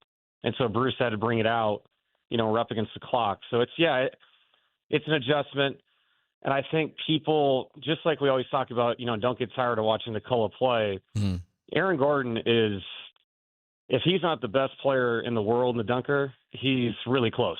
And you're talking about a guy that can not just, like you said, not just catch it, but catch a lob, catch it low and go finish against a rotating big. Like, this is a very unique athlete. So, yeah, it's an adjustment for these guys, but they got to keep doing their job. And we need somebody down there to screen in rotations to finish around the basket. I think they'll get used to it as they go, you know, as long as Aaron's out. You brought a bunch of guys from the Gold back, and I understand why. That makes perfect sense. Will we see Deron Holmes specifically in the mix a little bit over the next 3 games and 4 days? If he's needed. You know, I thought Zeke was really good the other night, you know, with the 6 defensive rebounds, tough rebounds, you know, in traffic. Made a couple threes. So, yeah, I mean, everybody's by necessity on a team, any team sport. And so if Deron's called on, I'm sure he'll play well. You know, if we go to Curtis, we go to Tamar. We need ball handling. We need shooting. I think those guys can step up. But, you know, obviously the guys that have been here and been through the repetition of what we've been doing are going to be first to be called on. That's just the way it is. But I trust all those guys, and they all have a chance. You know what? Now, a little bit lighter, you mentioned Joker in the past and stuff he does. And, you know, in fact, I asked the guys which was better. Was it the lob to Hardaway, which I think a few guys were a little surprised that Tim got up there and finished like that. The little behind the back pass. Jamal had an unbelievable little funky hook pass to the corner too, to Zeke, I think, for a 3. But now the national media, we just had Adam Schefter on, and Schefter goes, Scott, did you see that pass? Did you? I mean, could you? And I'm like, dude, that happens. Like, and you've mentioned in your press, it happens every game, if not every other game. You see something, you go, how did that happen? But does it feel to you as kind of a sports fan, a basketball fan, that maybe the world is finally kind of caught up to what this cat has been doing here in Denver? Yeah, I mean, it's one of the only positives of social media is the fact that it gets out there and people see it because it's just so extraordinary. And I actually love everybody was talking about how their bench reacted. I thought some of the people in the crowd, their reaction was incredible. It's people in Memphis. They don't get to see him play all the time. They come watch him. It's late game, and the guy spins and makes that pass to Peyton on a rotation where they're doubling him. It was even live, I was like, oh my God, that's big time, especially the last 2 minutes of a game, right? Or whatever it was, last 3 minutes of the game. So it's just the guy's so unique. I don't know what his wrists, his fingertips. I don't know what's going on there. It's crazy. It's very different. Hey, plus, and here's the subtle thing, and you know this as a basketball guy and a guy who played a little point. He put a little top spin and put the pass more straight down so that it would bounce up to him and to his chest than run the risk of keeping it flat or anything like that. I mean, he purposefully changed the angle of the pass also, and that's doing it blinded. No, and Scott, it's funny. I think we always try to compare, him as a complete player, and we say he's a little bit of this, he's a little bit of that. But sometimes just stop and say, what kind of passer is he? Yeah. And I completely agree. I see a lot of Vlade. I see some Steve Nash. I see some Stockton with the one-handed stuff. The Magic on the break. I mean, there's some just specifically passing. Yep. It's pretty incredible. I can look at him in different parts of the court and say, man, that reminds me a lot of this person in that situation. And that's pretty crazy to say. Comparing him to point guards and power forwards and a center like Vlade. Because to your point, Vlade he put spin on the ball in every pass. Right. Like, it was incredible. So, yeah, as we know, he's one of one. I asked Vlade, and you got to coach him with your dad in Sacramento. And I asked Vlade one time, this was early when Vlade was wasn't he like GM or something for the Kings or something for a while? Yeah.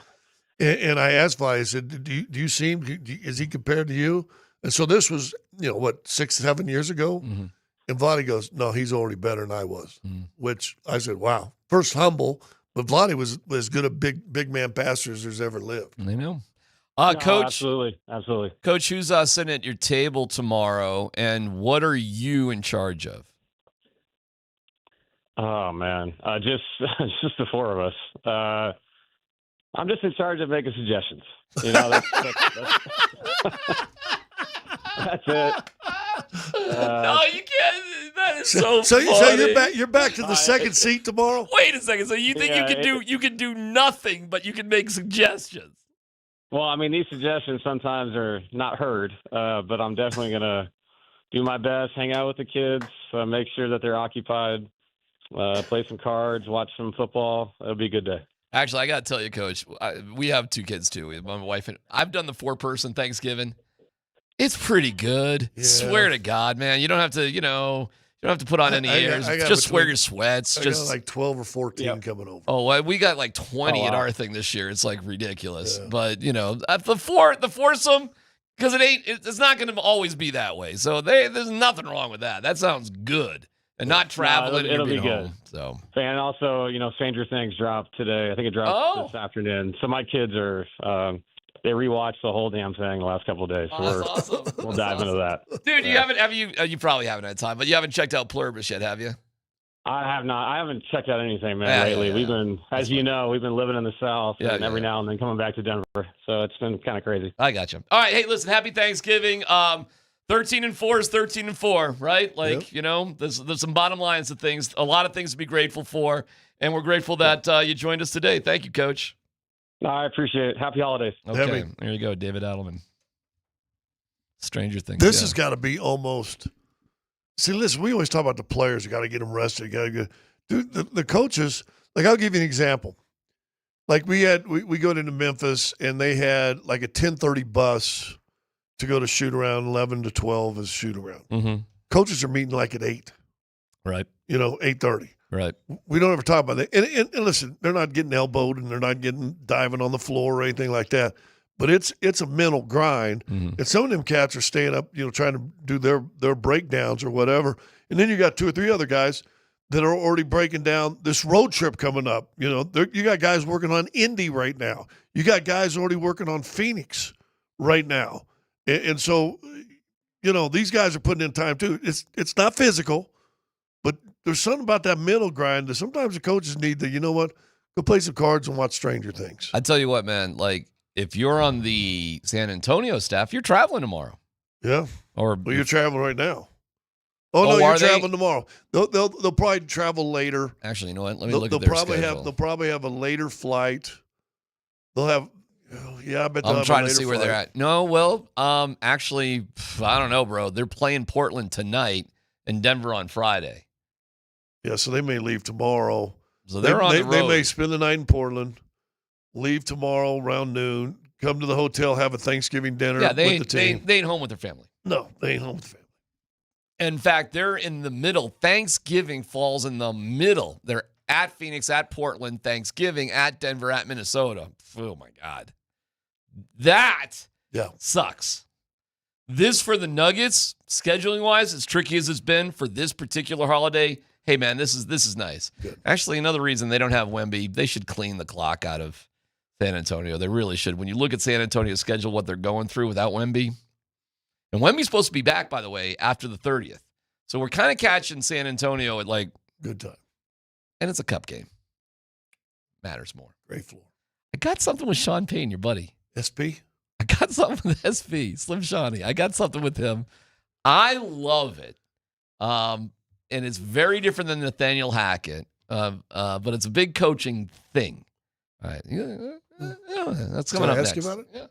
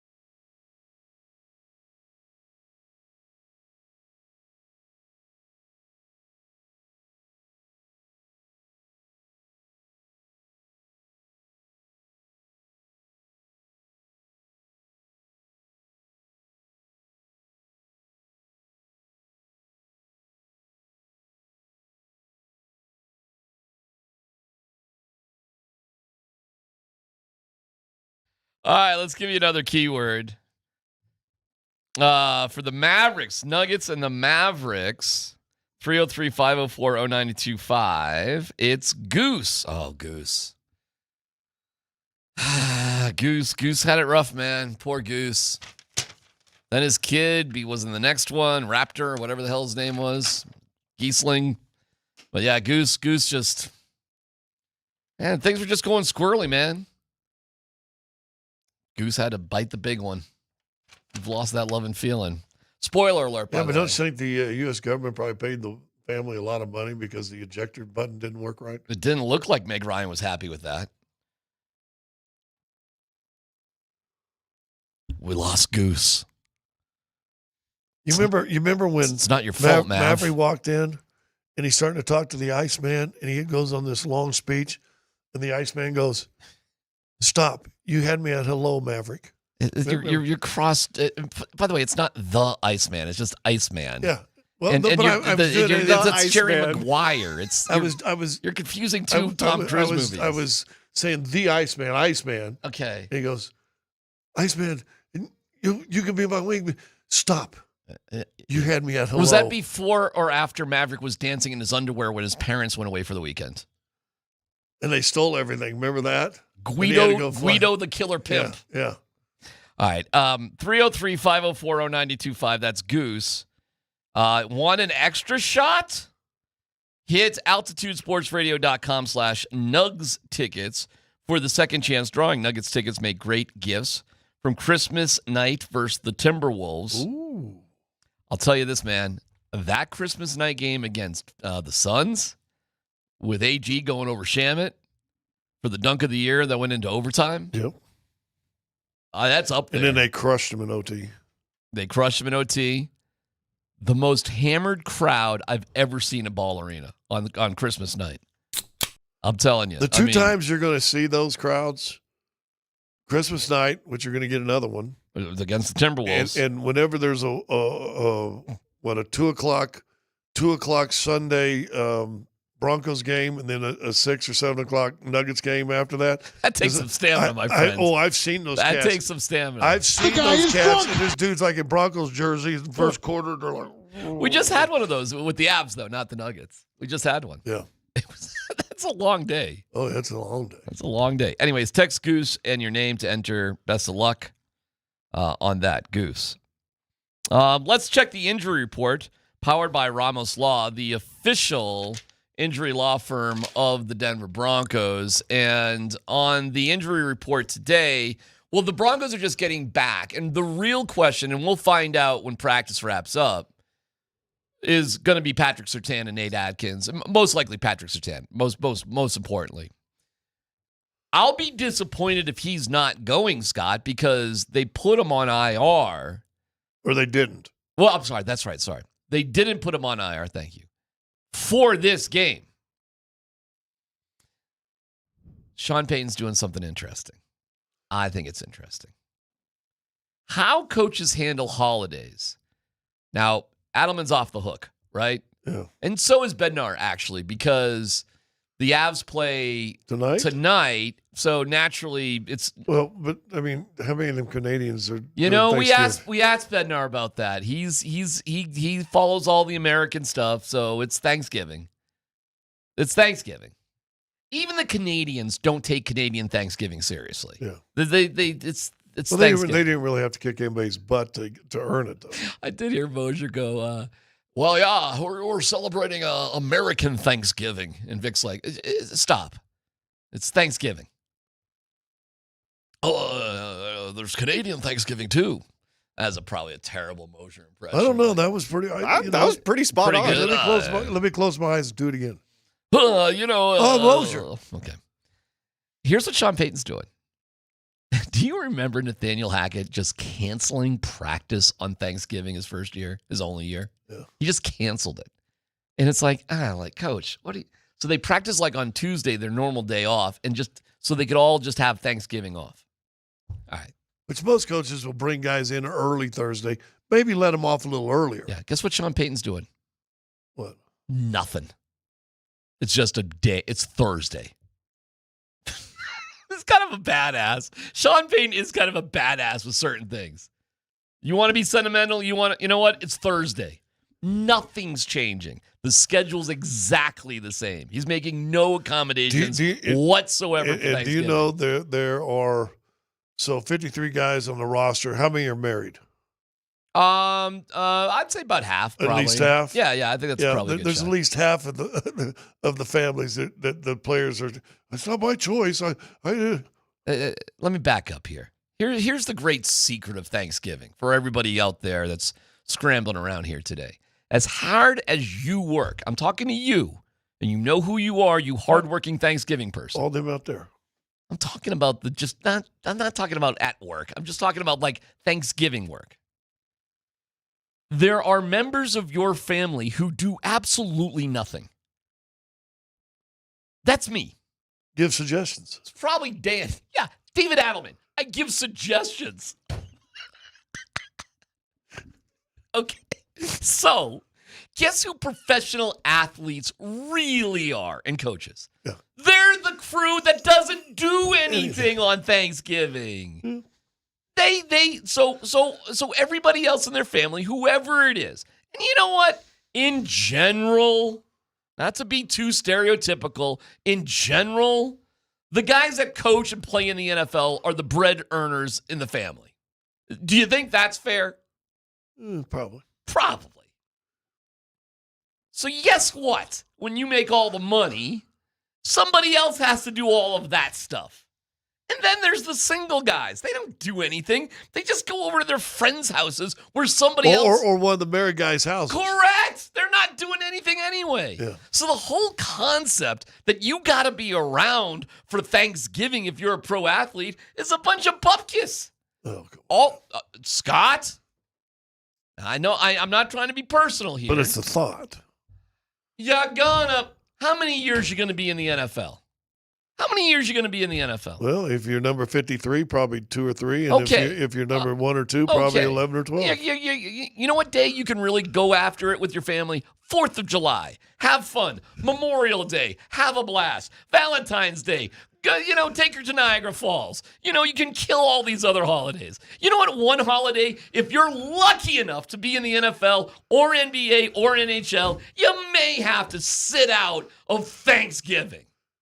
I agree, but it still doesn't make it any easier. It should. All right. So you're putting Christmas in the same day? Yes. If you are lucky enough, and it's going to be for a short time of your life, a relatively short time. Okay. Unless you go into broadcasting, then it's for 4 years. All right. Well, that's your own choice. You know. I had no choice. Listen, it's a small violin that's playing, but badass Sean Payton has been like, I love it. When Nathaniel Hackett canceled practice on Thanksgiving, or what a lot of coaches do is they jerry rig the whole thing. So then they go a little earlier and they'll get off like at 1. Yeah. Sean Payton's just like, no, forget it. It's just a day. I saw the schedule. I saw the media schedule. Yeah. And I was like, oh. Well, his wife's probably back in L.A. and he's home by himself anyway. Whatever. Yeah, that bourbon will open up at 5:30 just as easy at 2:30. The players are lucky he didn't take them to the Greenbrier for Thanksgiving. But you know what? As a fan, you got to kind of love that approach. That your team is taking this shizzle that serious. Yeah. That we are not making any exceptions. Well, I agree, but you do know there's still that everyone of them wives are going, really, we got to wait till what time? Yeah, there's still some. Not to be a jerk. There's still some bees in the bonnet. As Jared Bednar say, that's a Blackie problem, not my problem. Boo hoo. Boo hoo. Some people try to make peace with their wife. Okay. You know what I say to my wife in those circumstances? Boo-hoo. Did the lights turn on? Is the electricity on? Do you like that? Oh, look at this. Watch this light switch. Oh, it goes on. You like that? Yeah, where are you sleeping at night? Heat in the house. You like that? Yeah. And she goes, yeah, that second bedroom? Yeah. Yeah. Hurt. You got that too. You bought that one too. Yeah. Enjoy it. Yeah. Heard you went shopping today. Hope you had fun. Was there gas in the car? Good. She works, actually. So there was another time in my life I got to say that more, like when she wasn't working and I was, and, I still had to change diapers. But I don't have to change the cat poop. Did I ever tell you that story?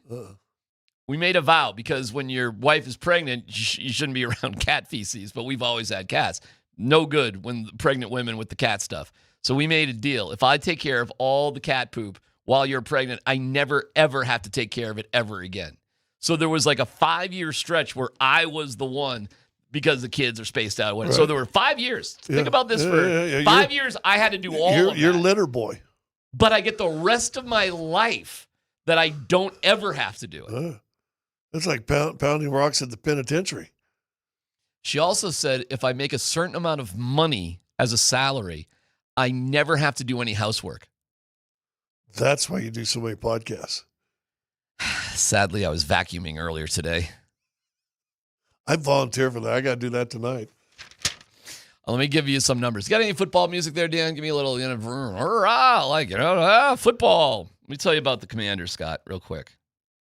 They were so bad against the Lions, they took their defensive coordinator, Joe Witt Jr., and demoted him.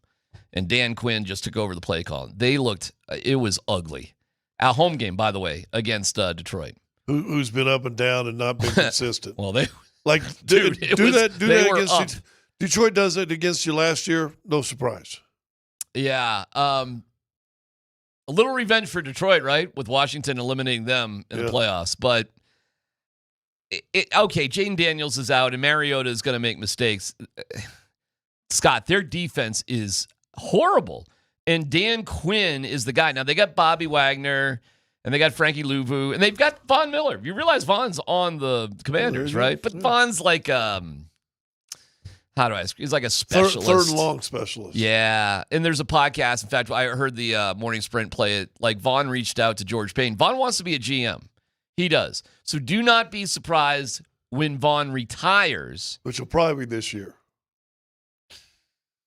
I think Von, I think you got to milk what he's doing as long as possible because he really is only playing maybe 6 to 10 plays a game.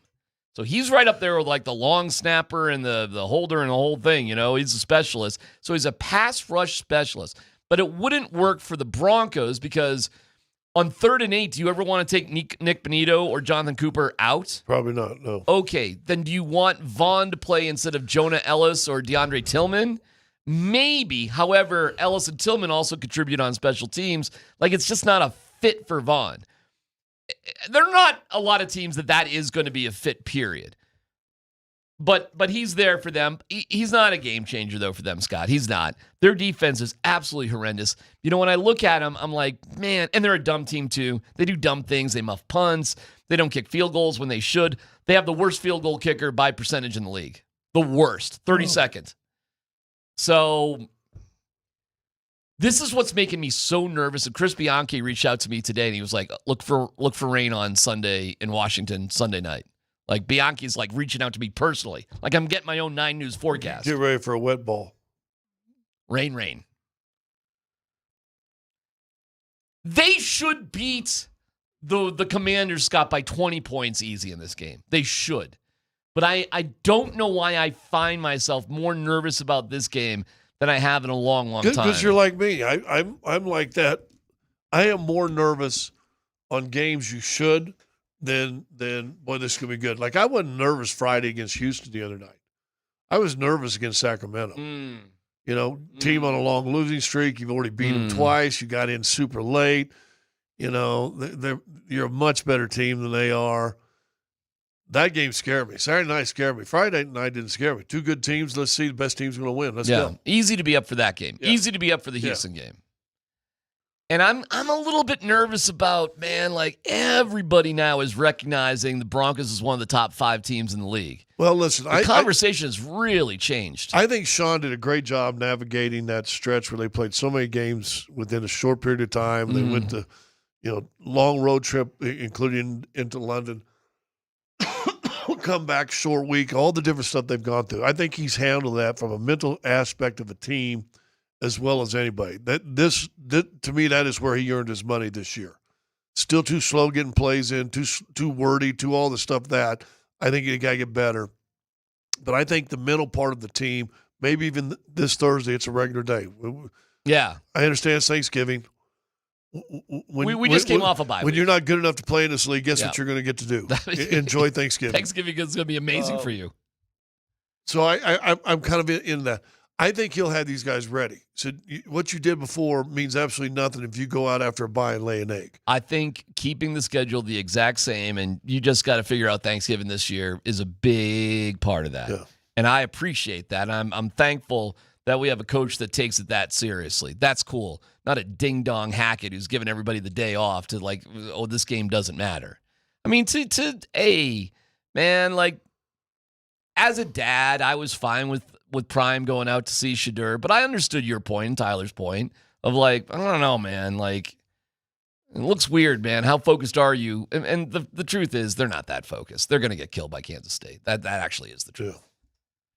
Yeah. And guess what? He'll probably be out in Cleveland. Why wouldn't he? On Sunday. But I was like, is he going to even come home with the team? Or is he just going to, go from Manhattan out to Cleveland? Is he just going to say, see ya? I mean, I think you got to come back with the team. That would be something, though. What if he didn't? Oh, that would be bad. That would be a terrible If he was smart, look. he would leave for Manhattan, but then have 2 or 3 kids he's going to visit. Oh, that's what are you talking about? Come on. Monday and Tuesday in the Ohio area. Yeah, right. Okay. Sure. If we find out Prime just hops on a PJ to Cleveland after it's and he could easily do it. It's a 10 a.m. game, 11 a.m. there, but it's it's early, so the game will be done by 2 o'clock. You'd be having dinner in Cleveland if you leave from Manhattan. He's got to come back with the team though, right? He's got to come back with them, right? Well, he should. All right, no dumb questions. 303-504-0925. It's PhD here on 92.5.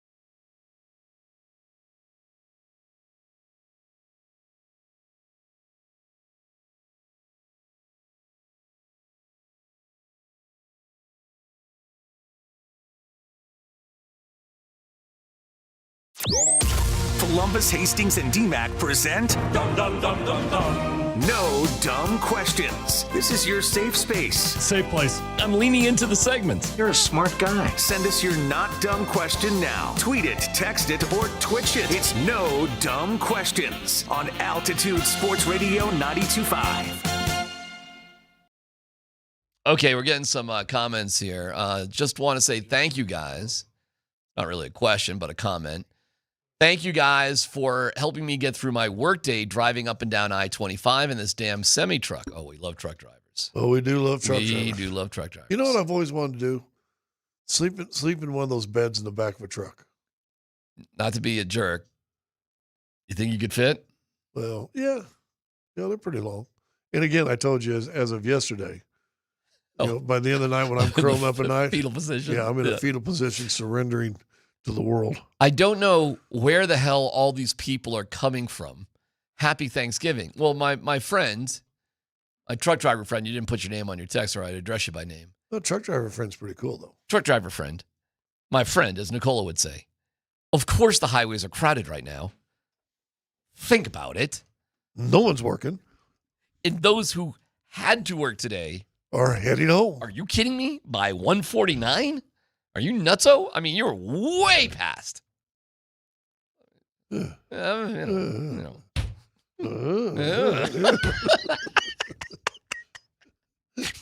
You're way past. You know what it reminds me of? A Wednesday. So yeah, that's why they're out there, because you know. Now I got to ask you a dumb question. Of course, that's the perfect time for it. Last week we were cheering for the Chiefs to beat Indy. Yes. This week they're playing in Dallas. We are rooting for the Cowboys, my friends. We're back to the Cowboys. Oh, we are so rooting for the Cowboys. Okay. Yeah, big time. How about Joe Burrow going to start on Thanksgiving? But did you not, as a fan of football, appreciate what he said? Right? Did you not at least which part? The where he said, "Listen, because we're 3-8, I'm a football player. I love football. Oh, okay. I'm not supposed to go play just because we're 3-8." No, of course he shouldn't be playing. I mean, he probably should. Actually, yeah, all right. Well, okay. For a health standpoint, and let's get him next year standpoint, you might be right. But you know what? I want a guy who's my quarterback that wants to compete.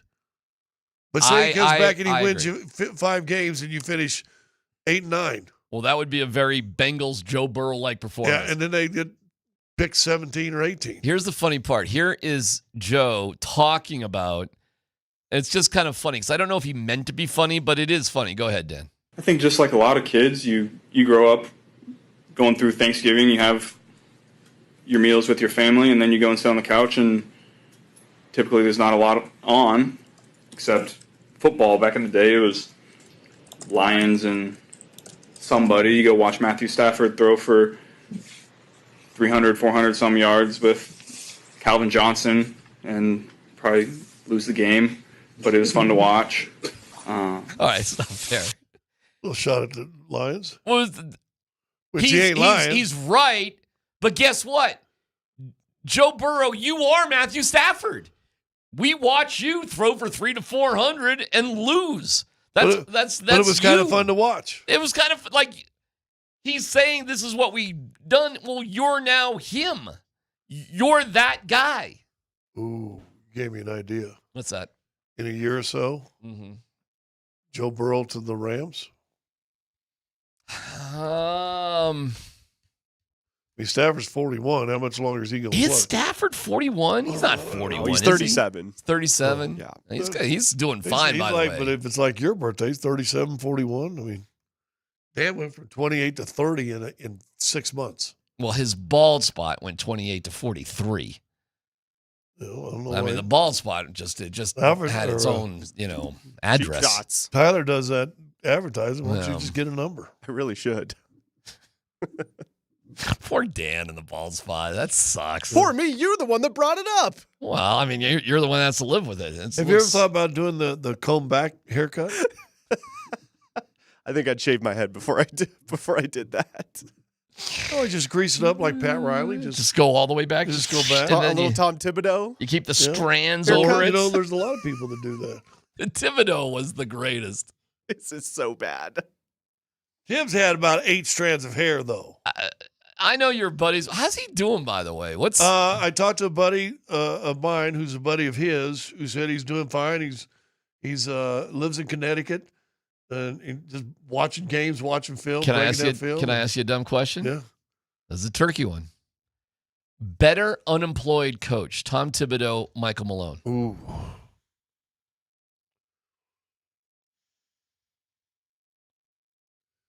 Well, that's a good question. It seems like wherever Tib goes, he kind of changes teams around. Mike's done it once.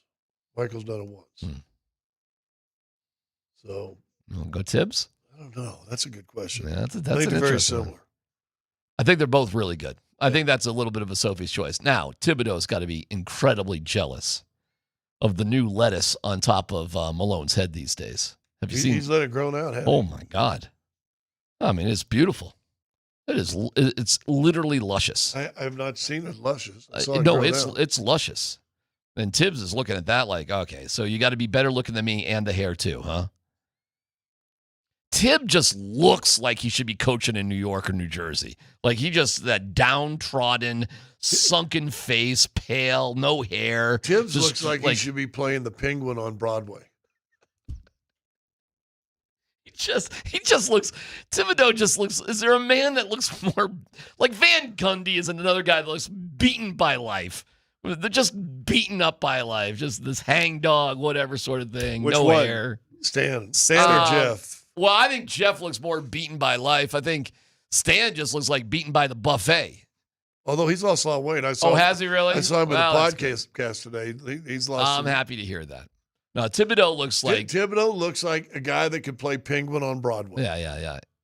He needs to be wherever he coaches next. It's gotta suck. Like the whole area just gotta. Whereas like you got Spoelstra, he's born from Miami. Look, he's slick. Yeah. Looks fit. The whole thing. He looks like Miami. Yeah. Always has a tan. Yeah. It's Spoelstra. He's good. Looks good. Thibodeau. Who gets a job in the NBA first as a head coach? Thibodeau or Malone? Malone. Really? Next year? Maybe. What would be the ideal place for him to bounce back with? Well, you look at teams that are struggling that have talent. Mm-hmm. Need a little bit of a firm hand. Yeah, Memphis would be good. Chicago would be good. They're too good. Okay. But by the way, that loss is not looking as bad as it once seemed. Yeah, no, they're a good team. Yeah, they're on the rise. New Orleans. Well, okay. They've got good talent there too. They do, but that just feels like it's okay. That feels like a never-ending disaster there, though. Like that's going to be a hard one. That's going to be a hard one because Zion's not the guy. He's not the guy. No. And you're just all in on Zion, and that's not the right guy to be They all got in 2 or on. 3 other guys that can play. Okay. Really. I All like right. him. That new big kid they got, I like him. Fears their guard, I like What about him. Washington with what's his face, the I French haven't kid? seen any of Washington this Like they year are yet. a dog crap team, but they've got that boy, I'm forgetting his name, Dan. You remember? Alex Sarr. Alex Sarr. Like they got some talent there as a young team. Yeah. I look at them as kind of like where San Antonio was a couple years ago. And they're going to have another huge draft pick too. Like the way they, Wembyama and then Castle, like they're going to get to do that. Kind of like in Washington or Detroit. Detroit, your Pistons are killing it, and they were dog crap a couple years ago. They got a good coach too. They got a good coach, and they got Cade Cunningham, and the rest follows. So, what are we looking at? Alex Sarr. Yeah, that dude's going to be a dude with the right coaching, the right people around him. All right, there you go. No dumb questions. Malone, though, the hair. I haven't seen him in. He's going to be so bored by TV. Oh, I guarantee you, this is killing him. I think you're going to He's see gonna him be more so and more bored. He's going to call. What's the football guy now? We always talk about always politicking for a job. Oh, geez, who? Oh, think about it. We got to take a break. We got to take a break. Two brothers, Rex Ryan. Oh, okay. Is it Rex? Yeah, Rex and Rob, yeah. But Rex, So yes. Rex. Yeah. He's going to end up being Rex. Yeah. And he's just going to blast certain teams and what they're not doing, they should be doing. He's going to start politicking for a job. We'll come back with the big story of the day. That is next.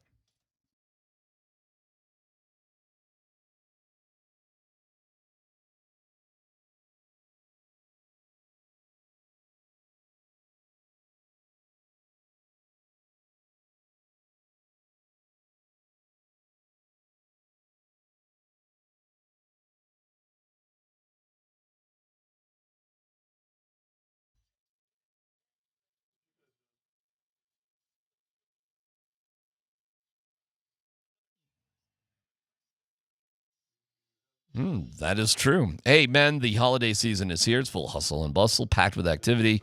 But when your energy is, and you're not sleeping well, the sex drive is, nowhere to be found. Maybe it's tough to feel so festive. Well, these could be signs of low testosterone. And if that's what's going on, 'tis the season to take action and get treated. And this is where you should go. It's the Rocky Mountain Men's Clinic. They've helped thousands of men over the past decade. And you can jumpstart just everything in your life just by feeling better. Go to RockyMountainMen'sClinic.com and take their low T quiz. Find out for yourself where you sit. 10 questions, yes or no, just a couple of minutes. Schedule a consult. They'll draw your blood and have your result within 30 minutes. Then you go from there. Rocky Mountain Men's Clinic has served the Front Range of Colorado for nearly a decade. The cost of the appointment is only $99. But if you sign up for T treatment the day of your appointment, that visit is free. So call today. 5 locations, very easy to find. 720-440-7900, RockyMountainMen'sClinic.com.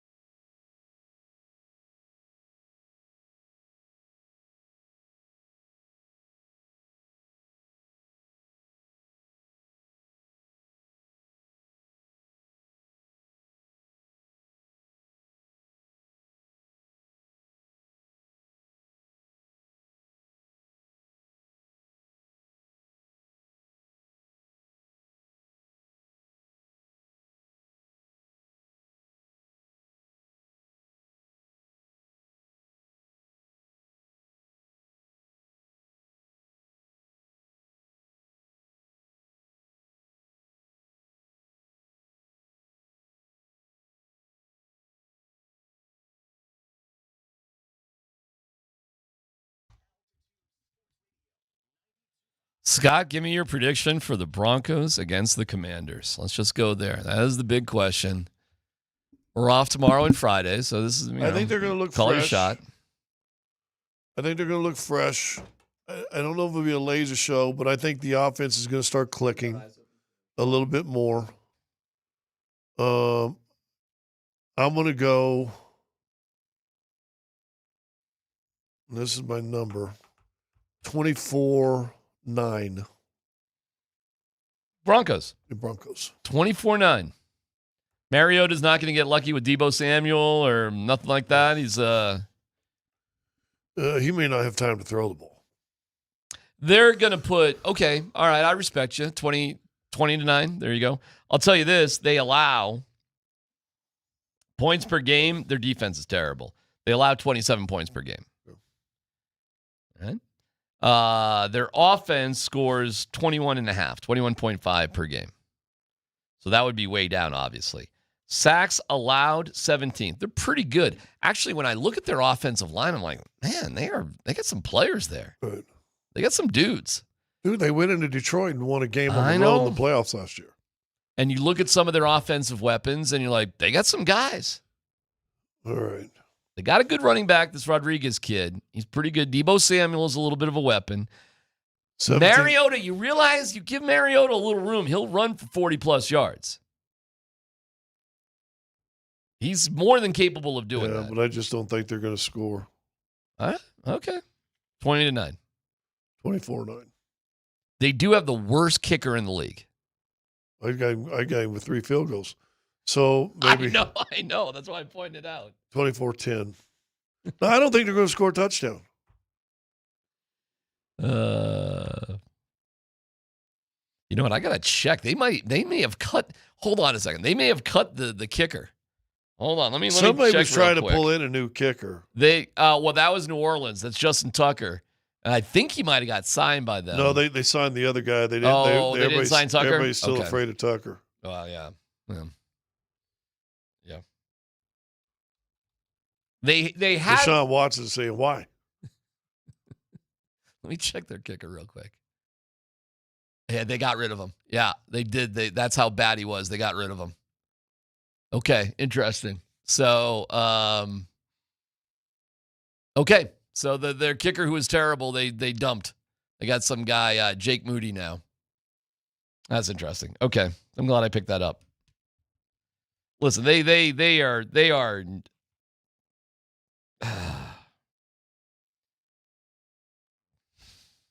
I'll pick the Broncos to win, but I am more hesitant. Can you sense my but you know, my every fear time here? every time you get scared, they have a laser show, and every time you say they're going to have a laser show, they score 12 points. I'll tell you this, man, to watch what Detroit did, and it was Detroit just sliced and diced them, running up the middle, slants for touchdowns.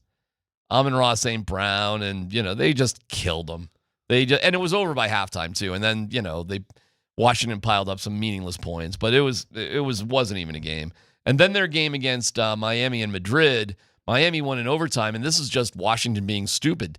Dude, can you believe it? Dan Quinn, fourth and 1 from like the 1 yard line, or 4th and goal rather from the 1 yard line. 4 minutes or so to go, the game's tied. He's going for a touchdown instead of just like, let me take the lead. And Mike McDaniel was like, I'll do you one better. He did the same thing with less time. Check this out, how dumb Mike McDaniel, who, Smokey Hill. Go Buffs. There's less than 2 minutes to go in the game, Scott, and the game is tied. On 4th and goal from the 1, he goes for it instead of just kicking the field goal and playing a little defense. And they don't get it. Neither team got it. That says something about their thoughts on their defense. It does, doesn't it? Well, like, okay, I mean, maybe that was the right decision for those guys because they knew their defenses are so bad. But if you knew Washington has a crap kicker, so why don't you kick the field goal and then kick it out of the end zone and make them, you're going to hold them for a touchdown. Give it a shot. I mean, listen, if you tie it up, you tie it up with a field goal. If you can really march it down the field for a touchdown with less than 3 minutes to go here in Spain, then so be it. And then Washington, Mariota, who played pretty well, relatively well the entire game, throws an interception on the first play of overtime, and Miami just runs it a couple times, and then, it's a chip shot. It's nothing.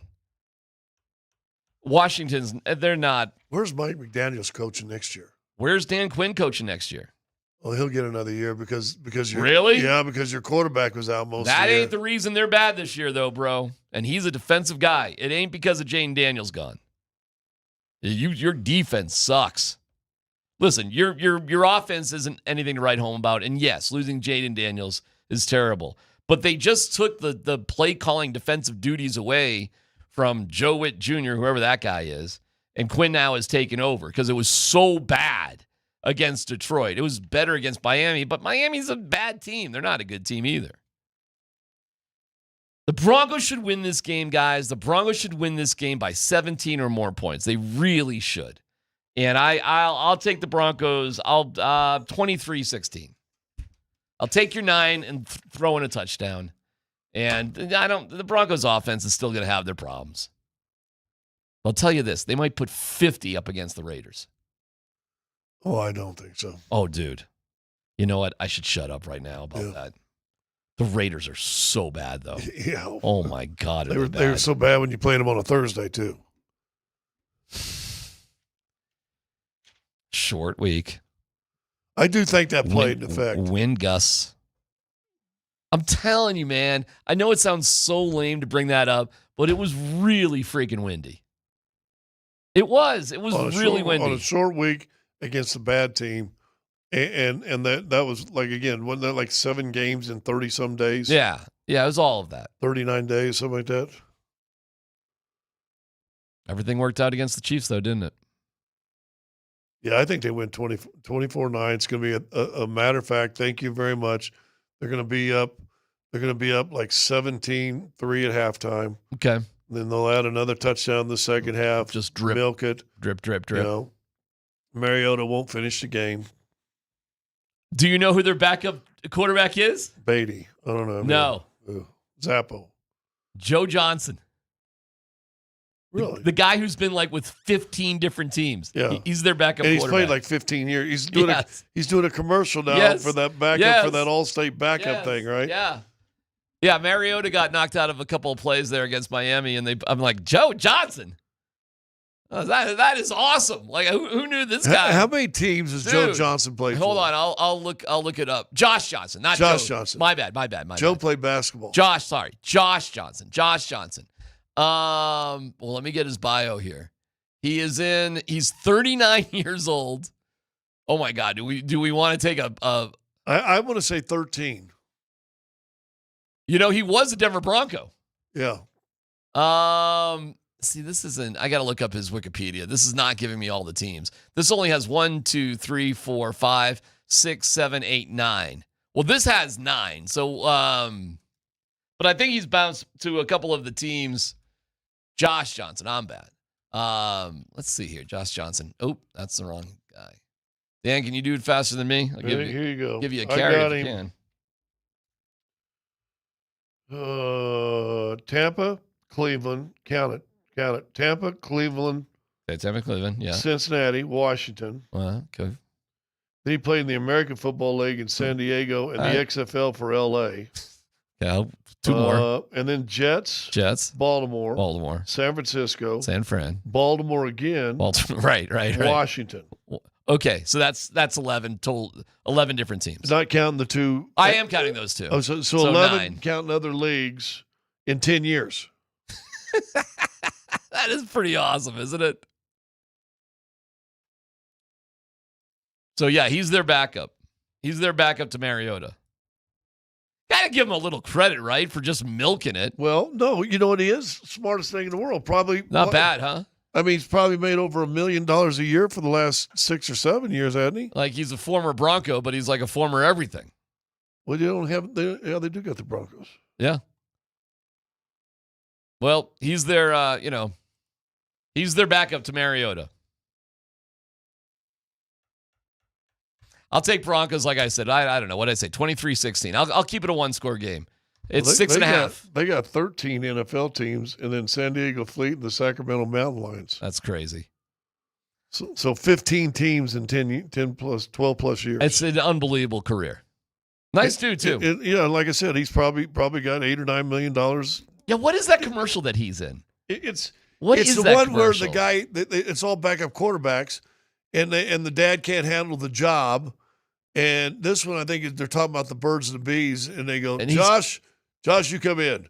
And Josh is sitting there, like, I think sitting on a bench with. What is that? Talking to a kid. I think it's. What is that? I know what you're talking about. I think it's because they got Tommy DeVito coming in to take a picture with the little kid.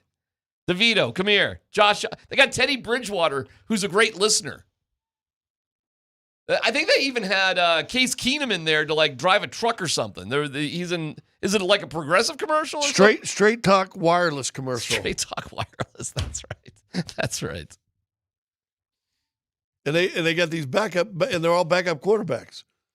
When this game first came on the schedule, we all looked at it like, oof, that's probably a loss. All of us. All of us. And now with this Broncos team, it'd be highly disappointing. Well, if it's not a win. this does two things. One, it's why I always kind of give it an eye roll at the beginning of the year. Give us your predictions, because teams we think is going to be easy turns out pretty tough. No one thought Indianapolis was going to be as good as they've been. Yeah, you don't know. No one thought Chicago was going to be as good as they've been. You don't know. And you had them on the list. Washington, you thought was going to be – they won 10 games last year. You're thinking, what, 12, 13 this year? Can I tell you something, though, brother? Can I tell you something? Broncos just signed Luke Wattenberg. They got a deal done with Malcolm Roach. I don't know about John Franklin Myers. Doesn't look good. They've done deals with Quinn Miners. Bowles is locked up. Powers hopefully bounces back. But Palchevsky's been really, really good. This Denver Broncos team right now is set up for so much success, and all the Russell Wilson money will be done. So if you want to add that $30 million receiver, you could do it next year if you wanted to. Who's to say Saquon Barkley wouldn't be available next year? You could go for it. You can take a shot at some sort of high-priced dude. You can do that. And then you got to pay Bo, and once you pay Bo, you got to do a little. Then you got to start all over. You got to start all over. But you'll have 2 years where you can really give it a shot, and that's going to be damn fun. All right, your next keyword to win Nuggets tickets and Let's Football Go coming up next.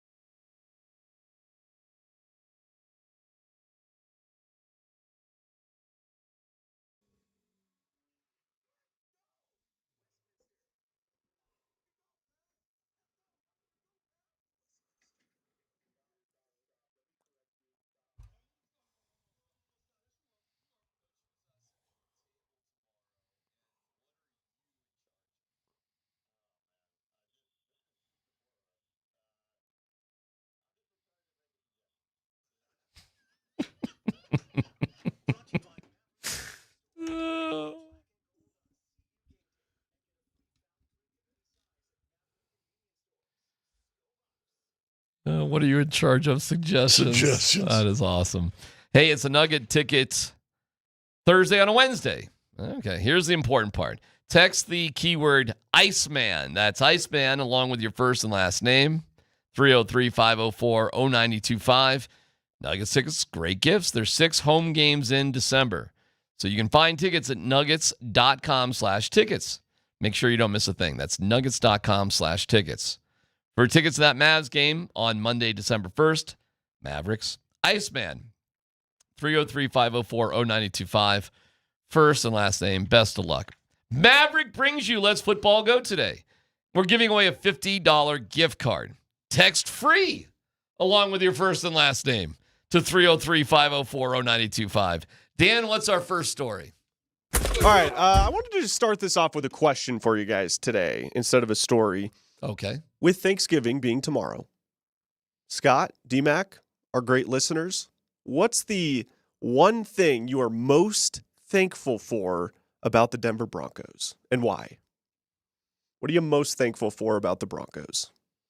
I'm thankful that they're relevant because it's just so much more fun not only doing what we're doing, but just living in the state of Colorado, which I love being a resident of Colorado for the past 26 years and hopefully for the rest of my life. And life is just better. People are in better moods. People wear Broncos gear. And I think the main reason they're relevant, and I don't mean to be kissing too much booty here, but the main reason they're relevant is because the ownership has made them relevant because they've done the right things, because they figured out the process that makes sense, because they didn't rush into things like the dumb Rockies are doing right now. Well, you kind of brought that up on your own. It's a comparison. I'm not talking about. You brought it up. But I'm not talking. It's a technicality you might lose right there. But Tyler's not here. Listen, my point being. Tyler, if you're listening, call in. My point being is the Broncos do the right things the right way. And as much as it would have been nice to have the Bolin family run things, it just wasn't the same without Pat. So what I'm most grateful for is when it comes to the Broncos, they do things the right way and they're being rewarded for it. There you go. Scott? I know we have, as mankind, I think we have short-term memory, unless you're a wife, and then you kind of have memory that goes back years. 3 years ago, we weren't talking. I mean, we would talk about it. But season was over by the this season time. was over. Yeah, season was done. And really, for the most part, the previous 7 years before that, too. I mean, there was 2 years ago, to be specific, they had just won like 5 games in a row with Russell Wilson. Like, it was kind of like they were putting on this kind of crazy little surge. Like, could they really do this?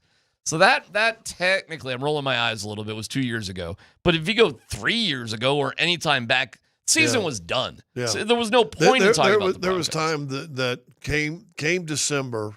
Whatever. What are the Nuggets and Avs doing? No doubt about it. And you were fortunate because 2 of those years, one year you had the Avs winning the whole thing and the Nuggets winning the whole 22 thing. 22 and 23 was awesome. And it for really the first time since I've been here, since 91, that the Broncos are kind of irrelevant in, So are you? December what are you saying? January. You're thankful for the exact same thing I just said. I'm thankful for. What else are you gonna be thankful? It's not for? very creative. I mean, well, how about Jeremy Crawshaw?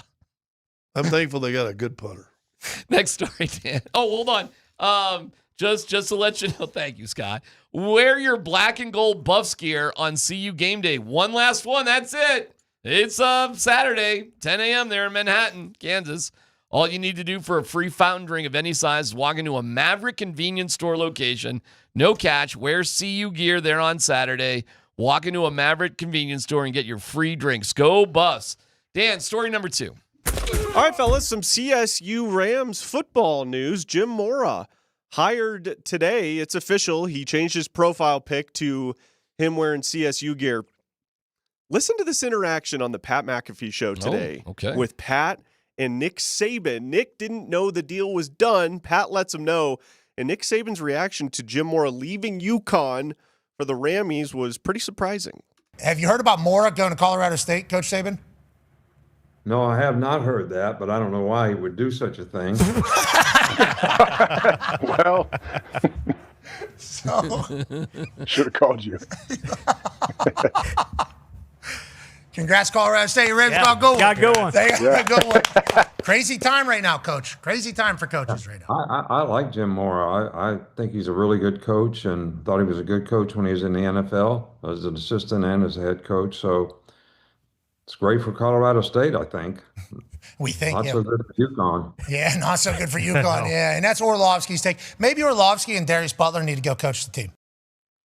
Well, what's your question? I'm sorry. I'll just go there. But just reaction to say, okay. are you surprised that Saban is like, why is he doing that to go to CSU? Well, I'll tell you this, man. As long as the money is equal or more, which I assume it is, I'm dying to know what the money is. You're going to the Pac-12, first of all, and I understand it's not the same Pac-12. They're building a new conference, but you're certainly going to be in a better spot. Fort Collins is a much better place in life to live than Storrs, Connecticut. Sure. Period. The end. Colorado's a better state, period, the end, than Connecticut. And like I said, I read an article today. He was building a house before he took the job in Connecticut and Idaho. So he probably likes the outdoors and the range and the mountain type setting. So, here you go. And you mentioned it when he was younger. He lived some in Boulder. Yeah, as a kid, so he's got good memories. He was trying to get the CU job a little bit. So, Nick Saban, go pound sand, Nick. He probably thinks the entire United States is enveloped in the Southeast Conference. Well, but I appreciate it because it's a gut feeling of the coach, and it just shows you CSU ain't on anybody's map. Well, okay, fine. Well, it's on the and I get that too because we play games that kick off at like 1:30 in the morning New York time. Yeah. Or Alabama time, or wherever Saban is. So I'm not. I think we think it's a great hire. I think it's a great hire. Yeah. And why would he do it? I don't know. Because life is better out here. Period. Yeah. You have a $200 million stadium that you can work with. You're a 62-year-old single dude that wants some peace and quiet. I mean, I always listen. Does Sonny Lubick have any success at CSU? A lot of success at CSU. And don't you? I mean, wasn't he just kind of a regular dude that liked the outdoor? I think CSU is a sleeping giant if somebody can do it the right way. Yeah, I agree with that. All right, Tyler's on the phone. Why is Tyler on the phone? Oh, this might be having to do with coffee. Yes, Tyler. Am I on air? Yes. Am I on air? Yes. All right, first off, Jim Mora, you're an idiot. Second off, CSU, congratulations on a great hire. Why would Jim Mora take the job? I don't know. He's an idiot. Now, why would he take that job? He could have gotten a better job. For sure, he could have gotten a better job. Okay, so that thing's clear. But it was a great hire. No doubt. Congratulations. All right, well, thanks for chiming in, Tyler. Great call. All right, that was Tyler Bedell. Why is my phone blowing up on my off day? I'm just trying to sit here and enjoy a nice off day with my kids. I'm about to go ice skating. Go ice skating. Calling me to blow it on my off day. Just listen, I'll take a large venti Americano. That's it. Thank you for paying. Okay. All right, bye, Tyler. No. I don't think so. I didn't bring him up. I'm not allowed to say the word Rockies. He brought him up in a comparison. It was of not doing a good process like the Broncos have. Yeah, it was a comparison. That's kind of bringing him up, Tyler. I didn't bring him up. I used them as a comparison. I didn't say anything about them. Did you bring up the comparison or not? And technically, I think Scott was Dan asking me about it. So I was asked about it. Did you ask about the Rockies? I did. I never once asked him about the Rockies. You asked me a question. Once. You asked me a question that deserved a comparison.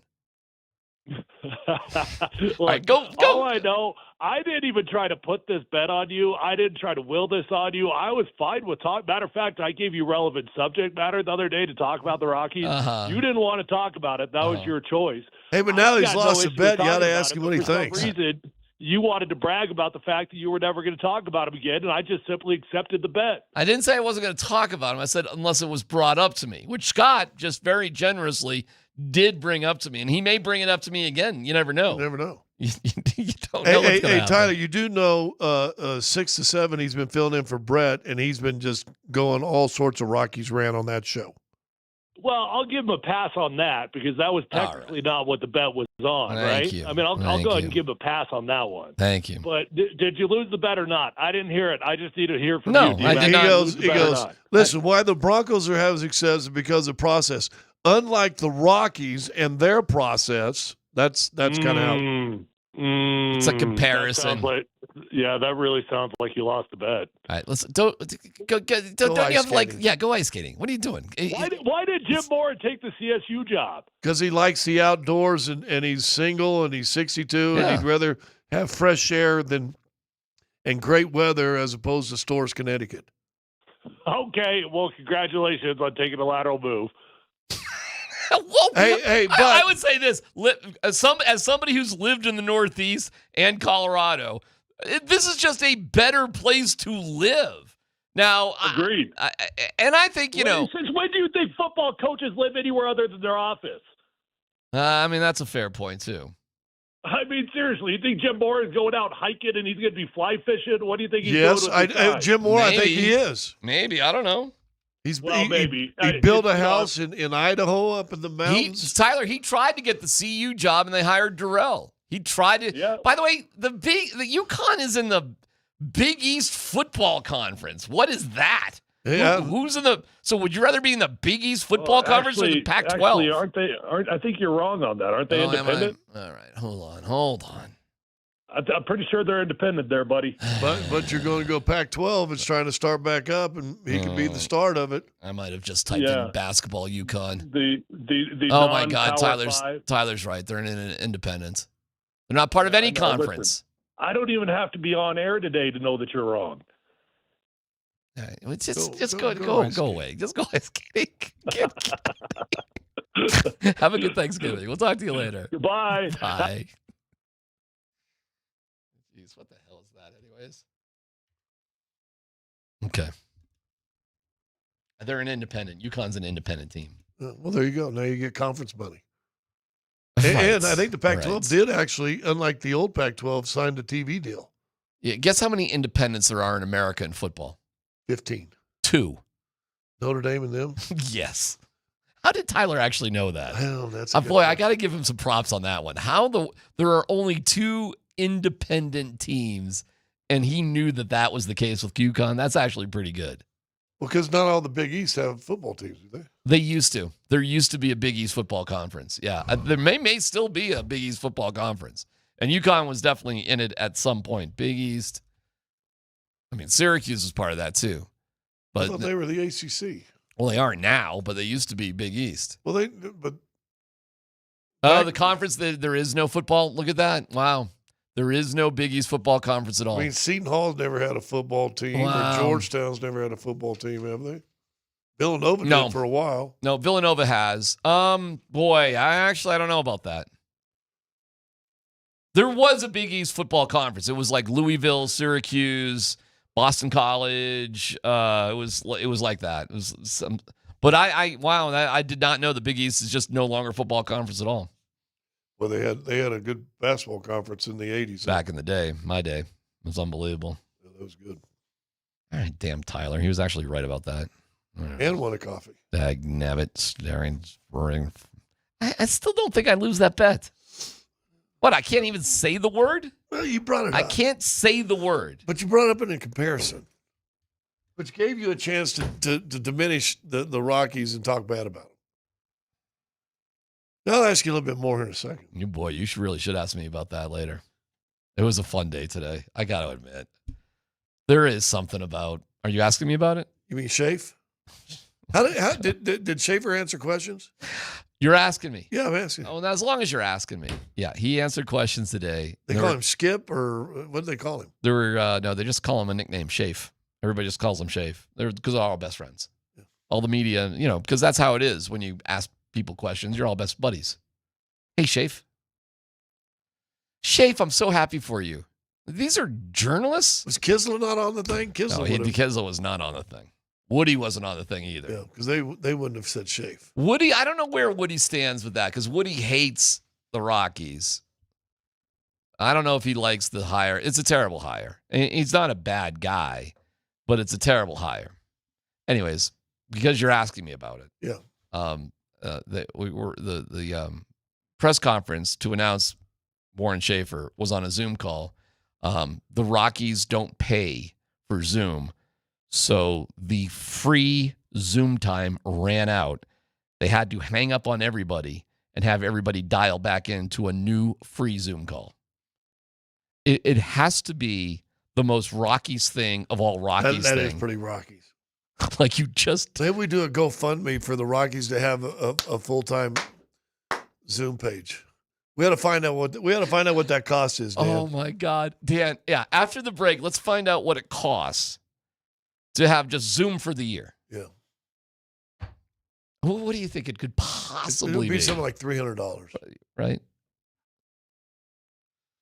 How many beers on the party deck does it cost to get you free Zoom for the year? Yeah. Dude, one hour of proceeds at the party deck pays for it infinity. It's like, hey, everybody, really sorry. Oh, first it went like this. We only have 3 minutes left, so let's make this quick. What? Like, what is he talking about? Then it was like, all right, I'm going to send invites out to everybody again. Just come on back, and we'll finish things up. And I'm so glad that I came back to finish things up because I found out DePodesta interviewed one person. Rockies fans, they interviewed one person for the manager job. Warren Schefter. Good old Schaef. That's how seriously they took hiring a new manager. They interviewed win one person. percentage-wise, was he better or worse than? Better by 12%. Bud Black's winning percentage was 17%. His was 29.3%. And that got him a job. And one interview. He was so good that DePodesta didn't feel the need to meet with anybody else.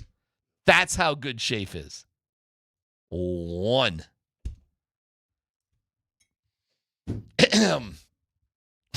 I can't make this shizzle up. You can't make it up. And so for all the ding-dongs that are out there that are so thrilled, look at the process. Be more upset with the process. And this is with the new guy. So, yeah. It shows he's not really running things either. That shows what that is. But of course, last little comment on this. If you really were serious about Hey, change. You got one more comment on this? Just one more comment. Thank you for asking. Yeah. When you fire Bud Black, you should have fired Bill Schmidt and you should have hired DePodesta. Then. Before he had a chance. Like, as soon as he drafted Shedeur in the 5th round in April, you should have, said, well, that was a great move. Now come run the Rockies in June. And had he been here since June, which should have been the way it happened, like a smart team would have fired the GM and the manager of the world's worst team at the same time, giving yourself time to hire the next guy, let him sit in that chair, and just let the season play itself out for the next couple of months so that you can instantly make the right call and maybe interview more than one person. I want everybody to remember that Warren Schefter was the result of one interview. He was the only candidate. So you mean to tell me you drive this team into the ground better than Bud Black? Okay, I'll give you that. But in the world of baseball, you talk to one dude, and he was embarrassed to admit it, by the way, on the conference call. He knew he done got caught. And I'll give props to whoever that mogul was, because he asked it, DePodesta danced around it, but the guy went back, the journalist went back, good for that mogul, and sort of said, well, how many specifically, though? He wanted to get to a number. It was an easy number to remember. And DePodesta could have certainly just said one guy, but he didn't. He didn't because it's embarrassing to interview one person for a job. And the scary thing about it, these 3 dogs once said that 1 is the loneliest number. It's PhD on 92.5.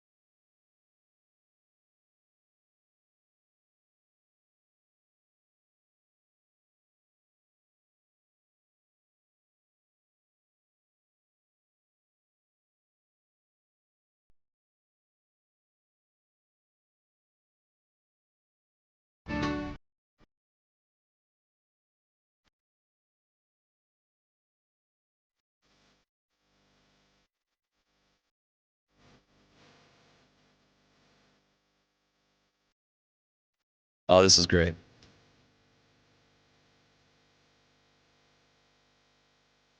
Great. Oh, you know it. Oh, yeah.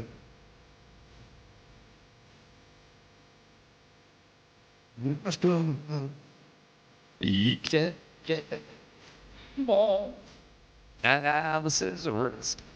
Oh, my God. Is this our?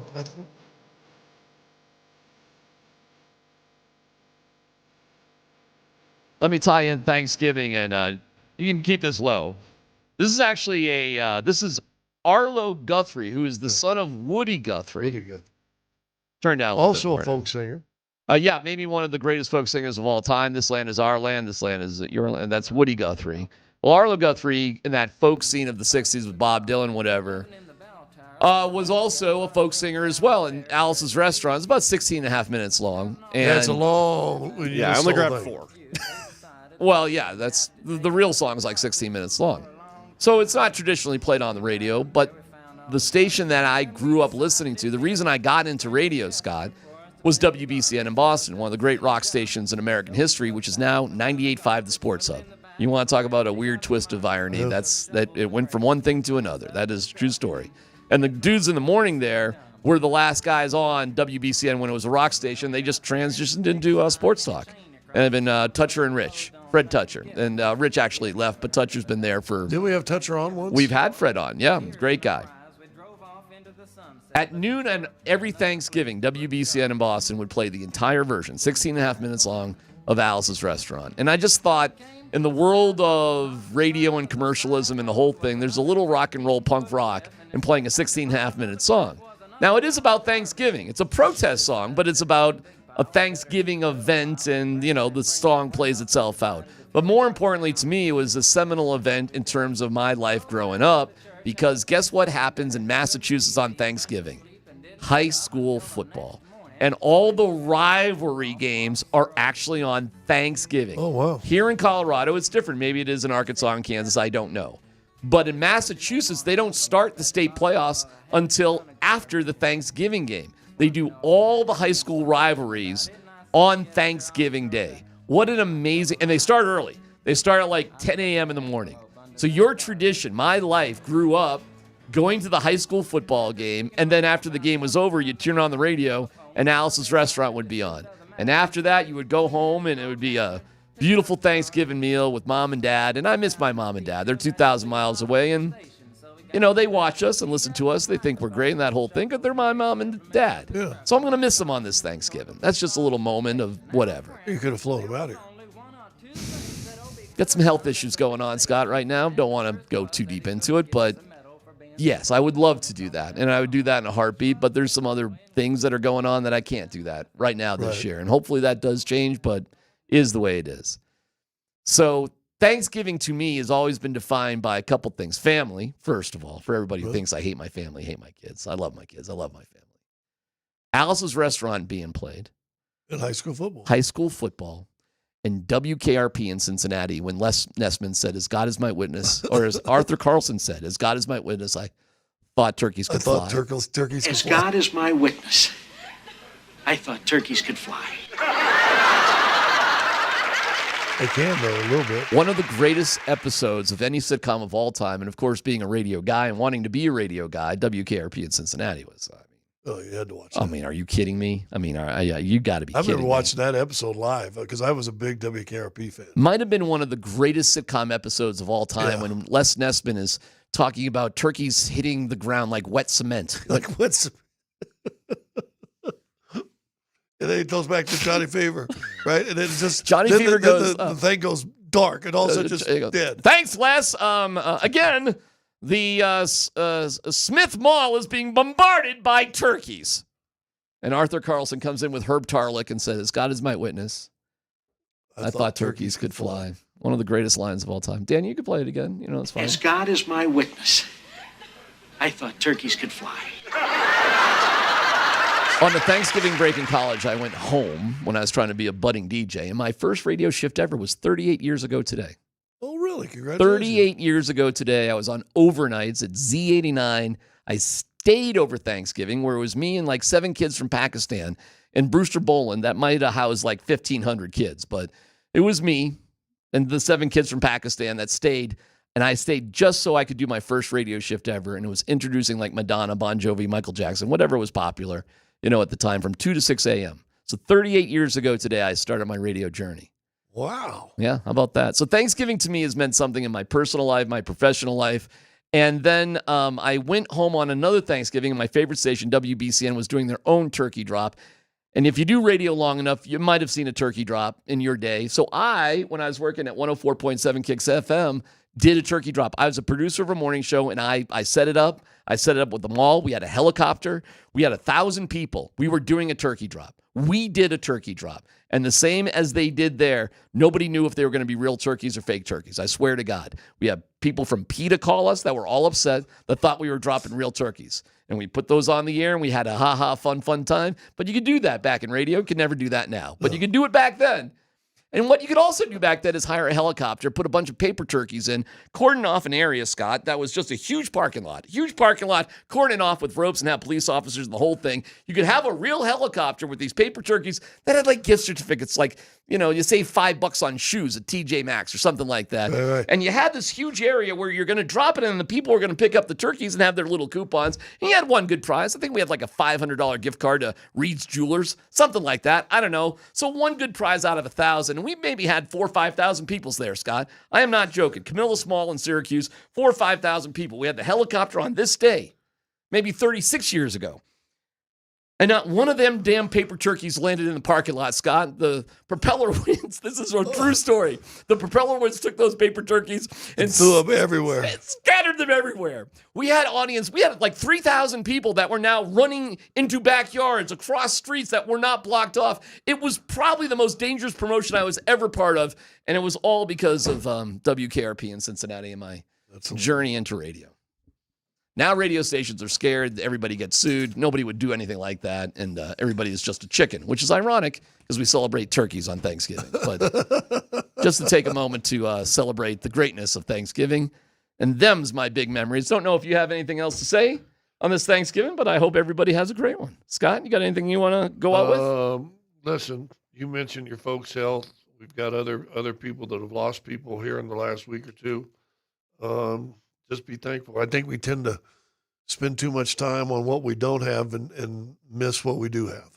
So hopefully this Thursday, you guys will take time to realize what you do have. I'll tell you this. We're thankful that Nate Kreckman and Mark Springer are talking to great football people.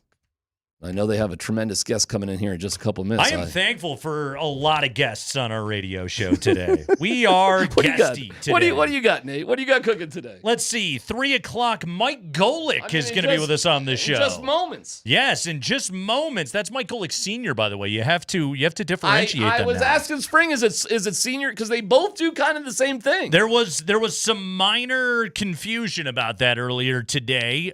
We can confirm it is the elder. Senior. Yes. All right. Yes, the former, if you will. The former football player. Yes. So Mike Golick is going to be with us here on the show. Tell him I said hello. I will do that. Scott Hastings says hello. He is. Hello, Mike. There he is. Oh, he's like, well, let me just say it's KKSE FM HD1, Broomfield, Denver, Boulder.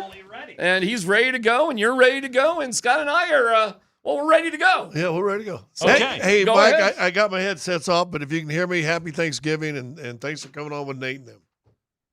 Oh, yeah. I got you guys. How you guys doing? Mike Golick, what's going on, man? How are things? No complaints. Getting ready to feed my big fat face and unbuckle my pants and sit on the couch and watch football all day Thursday. Now, Mike, if I may quibble just a bit, that face does not appear to be as round as it once was. You look fantastic, my friend. Thanks. You don't have to sugarcoat it. I was a fat ass. I mean, I was.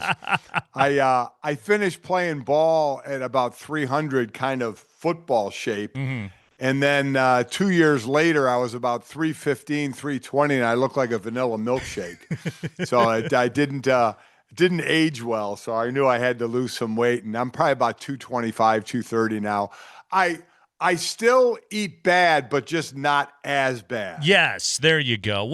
How has it changed your life to not be Like what time did you get in back in the day during Mike and Mike? Like what time did your day start versus what is your life like now? So I got up at 4:15 every morning, and before I did the morning show at ESPN, I did the morning show locally in Arizona for a few years. So, and then did it with Tony Bruno at ESPN, then Greeny at ESPN, and then Trey Wingle and my son. So for 25 years, I got up at 4:15 in the morning, and I swore every time I got up. But then, I'd get into work about 5, about an hour before the show, and then, the day just starts rolling. The great part was I was done early. I could go see my kids be the lunch dad. I can coach them in all their little league stuff. But yeah, there was a lot of early times. Now my dogs get me up basically, not at 4:15. Usually it's about 6:15, 6:30. But yeah, sleeping in's a beautiful thing. It really is. And God, I mean, now even just like waking up at a normal time, not exactly the it's your quality of life is much greater. Yes. Hey, Yes. Mike Golick, I want to ask you a sports radio question. Because people that listen to sports radio, they love to talk about sports radio. And Mike and Mike in the morning, I mean, legendary show. And the formula that you and Greenberg had, fastidious sportscaster, goofy, amiable ex-jock. Right. And look, you know this. It's been done 1,000 times, and it will be done 1,000 more times in this industry. That sort of pairing, that formula, and sometimes it works. And you guys were one of the best ever, and sometimes it doesn't. But when you think back on what you and Greenberg did, what you accomplished in those, I think, almost 2 decades together on the air. What do you think your guys' legacy is on this industry? Wow, legacy on the industry. I guess I would let others decide that. It was, but Greeny and I had a. It sounds cliche-ish, but we were just kind of ourselves. We knew we weren't going to be kind of a blue morning show. I had kids. Greeny was about to have kids. We were really big family guys.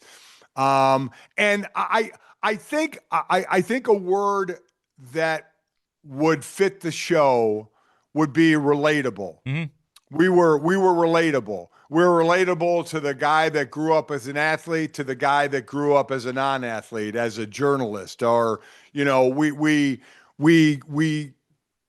related. We always thought we were sitting in a bar or in a restaurant talking to people, never talking down to people, just talking with people. We made mistakes. We never tried to act like we didn't make mistakes. I think, and listen, quite honestly, some people thought it was a boring show. Some people thought it was just, just 2 guys just talking, didn't really have a hot take. There's no show on the planet that everybody likes. We know that. Exactly. This is one of the most fragmented industries you could work in.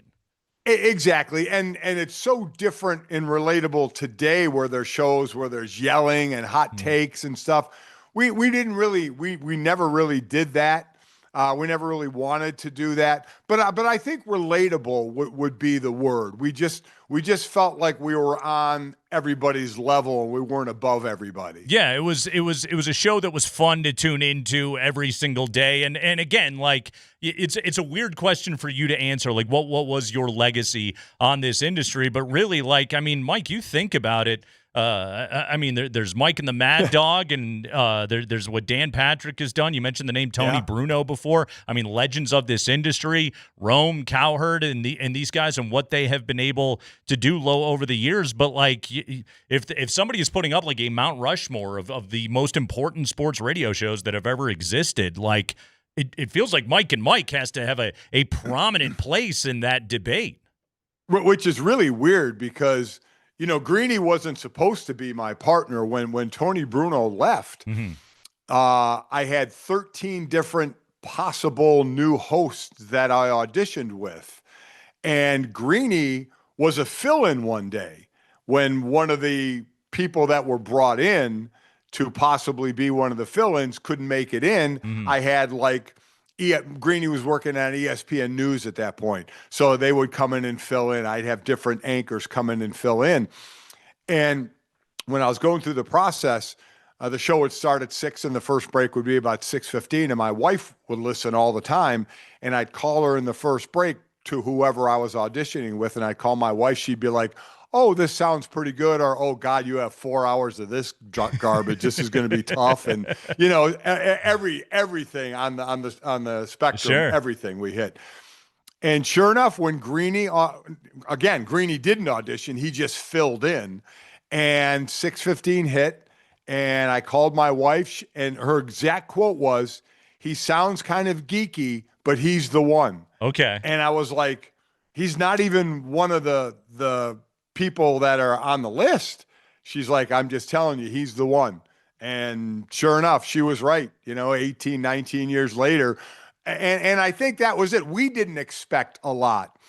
And we were only on radio first, and we started on one station in Chicago at first. So we had a lot of room to grow and kind of work through things before we hit hundreds of stations and hit TV. So that helped as well. By the way, wives are the best sports radio P1s, man. They're the most dependable that there are in this business. Guys, we're talking to the legend, Mike Golic, right now here on the Kreckman and Lindahl Show. Mike Golic, who is going to be on the call Sunday night on Westwood 1 when the Broncos take on the Washington Commanders. By the way, you're going to be working, I believe, with my buddy Ryan Radke, who was just the absolute – I mean, when you talk about a big-time voice and a peak professional play-by-play guy, you cannot do better than Ryan Radke, a guy that I first called back, or I met him when he was doing the Nevada Wolfpack. Yeah. And the Caleb Martin Nevada Wolfpack teams, but my God, is that guy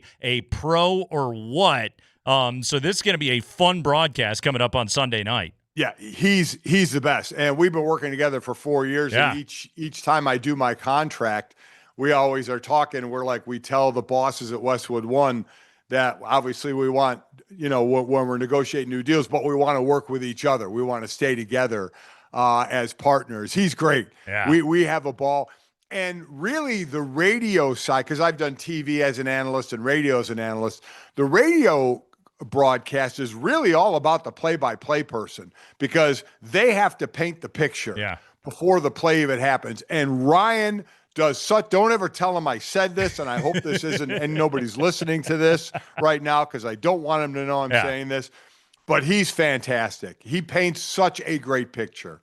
So, Mike, let's talk about these Denver Broncos. They're 9-2. I mean, this is a team that's playing for a first-round bye. This is a team that's playing for the 1 seed in the AFC. I want to ask you about some of the news that has come down this week regarding this team, and that is contract extension for center Luke Wattenburg, contract extension for defensive lineman Malcolm Roach. Yep. And, you've been watching from afar as to how Sean Payton and George Payton have been constructing this roster.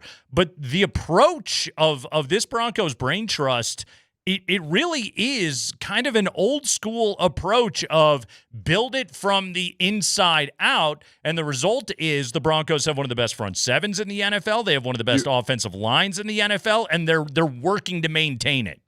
You build it up the spine. Offensively and defensively. That's exactly what you do. And that's exactly what they're doing.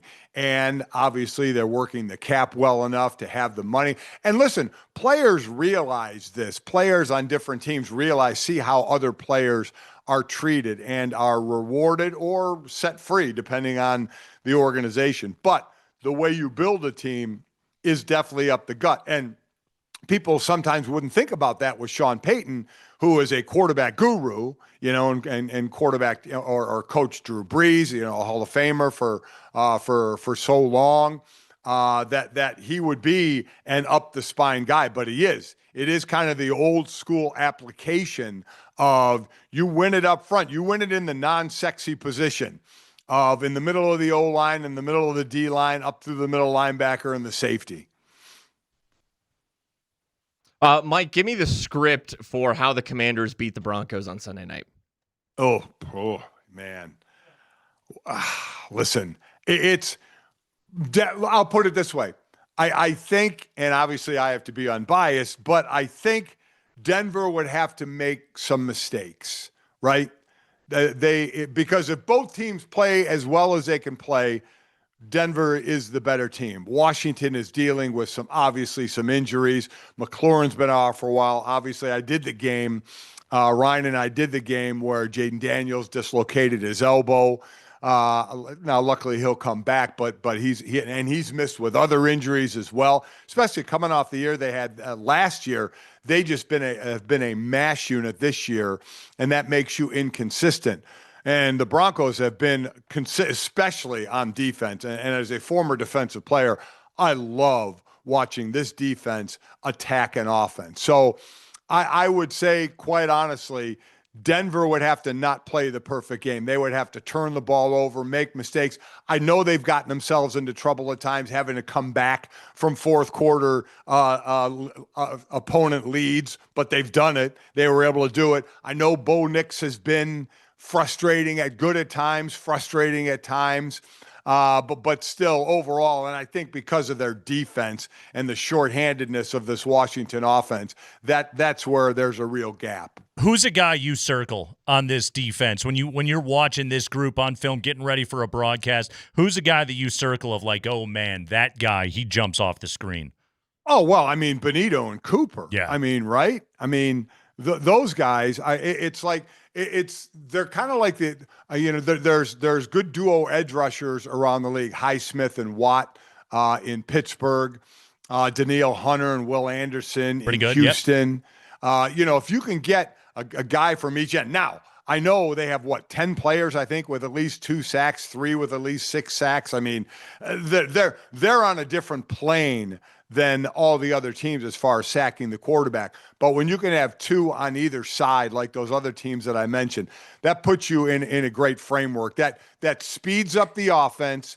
It helps the coverage of the defense. The ball is going to come out quicker. You can cover a little tighter. You don't have to worry about, double and triple moves by a receiver because they rarely have time to do that. So it all works hand in hand. How far can this Broncos team go on the back of their defense? And at what point does the offense have to help them out? Well, I mean, listen, you can win a championship with defense. I think, the old saying, defense wins championships. I believe that. But you do have to have a good offense, like the Cowboys. Their defense has gotten better, but their defense was bad. Their offense is really good. Cincinnati, their offense with Joe Burrow, really good. Their defense, not really good. The Denver defense, great. The offense, pretty good, really good at times. Again, inconsistent at times. But what happens is the defense, when you have a great defense, you are in every game. And that's the key. The other team usually isn't going to score high 20s or low 30s on you. The other issue with that is the defense has to be on every game. We went through this when I was in Philadelphia with Reggie White and Clyde Simmons, Jerome Brown, Seth Joyner on the great defenses we had in Philadelphia, and the offenses weren't as good. You have to be on all the time. And especially when you get to the playoffs, it only takes one off game, right? Where the defense maybe isn't as good and the offense isn't as good, depending on which is the dominant side, and it costs you because it's one and done. But because you have a great defense, you're in every single game. And they got that defense, man. Mike, last thing. And again, we're talking to the great Mike Golick here. Mike, when you watch the way that Vance Joseph is scheming with this group, with all of this speed that the Denver defense has, what jumps out at you about the way that VJ is getting this team prepared to play every single week?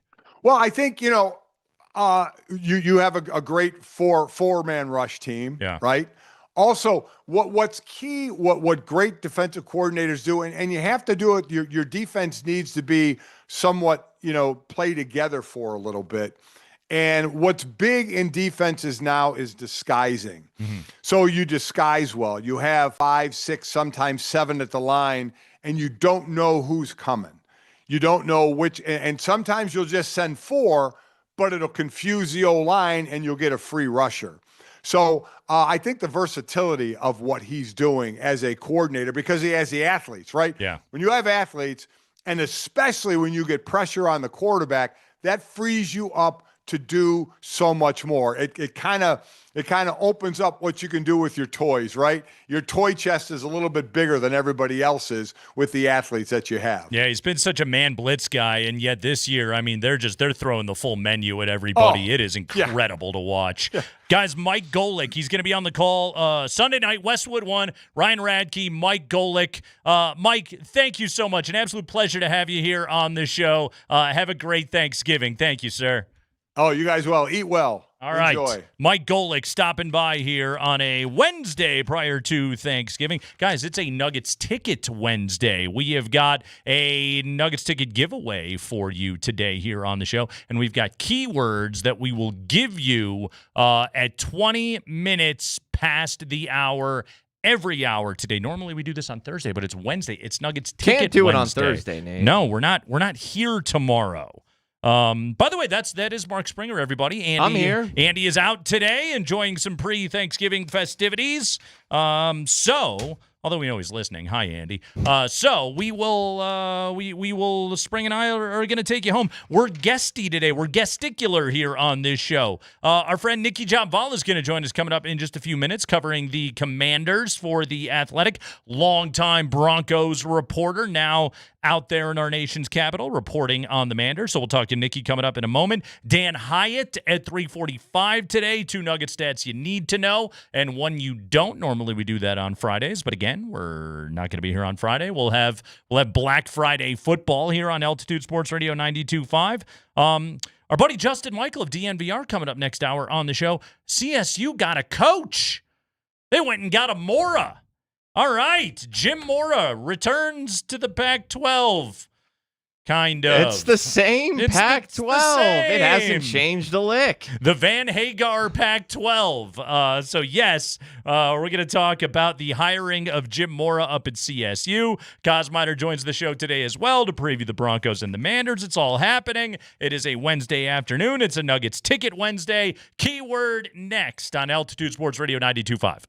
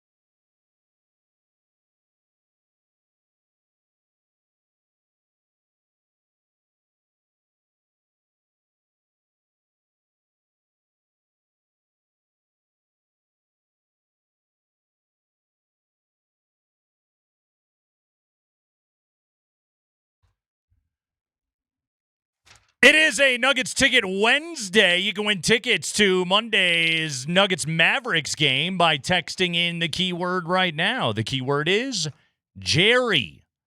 Jerry. The keyword is Jerry, Jerry. Text Jerry along with your first and last name to 303-504-0925. Hey, if you're tired of hosting by Friday, I never get tired of hosting. Let the Nuggets host your crew for the NBA Cup game against San Antonio. Grab seats at nuggets.com/tickets. The 320 keyword is Jerry. Text Jerry and your name to enter. Good luck. Jerry, Jerry. Yes. Text it in Jerry. right now along with your first and last name. All right. Broncos and Manders. Let's do this. We welcome into the program here on the Kreckman and Lindahl show. I hope she's there. Our old friend. Turn your camera on, Nikki. Nikki Jobvala. Nikki Jobvala, longtime Broncos reporter, Denver Post, The Athletic, and then you were gone, and then you were covering the Manders for, the football team, and then the Manders, I believe, for the Washington Post. And now you're back with The Athletic. Is that right? Do I have the full career track of our friend Nikki Jobvala? I was actually the last reporter whose badge says the Redskins reporter, so I technically got all three names in there. All right. But otherwise, you nailed it. Yeah. Okay. I'm glad that I got that correct. You, in your time here in Denver, by the way, Nikki, and I feel like I reference your reporting a lot of the time because we've got the new ownership group here with the Walton Penner group here, running the show with the Broncos. But you... Man, nobody did a better job covering the demise of the Bolin regime and the trust and that whole mess better than anybody. The lead that you had to your story talking about Pat Bolin's funeral is just an absolute all-timer. Of the young girl that mysteriously looked a lot like all the Bolin girls. I remember that piece of reporting that you threw in there. But like when you think of where the Broncos were at that time, Elway, the GM, the trust, the mess with the warring factions of the Bolins, of Beth on one side and Brittany on the other, and the wives of Pat Bolin, like. When you see where the Broncos are now, I don't think anybody has a better appreciation really for how far things have come with where this franchise is today. Yeah, I've kind of witnessed it with two franchises now. You guys have come a long way, man. Like, I saw you guys at your peak at Super Bowl 50, then you're the bottom, and now you're back up. So, yeah, you guys, the defense currently is a heck of a group, that pass rush. And then the O-line too. I feel like the O-line doesn't get enough respect nationally. I mean, they're outstanding.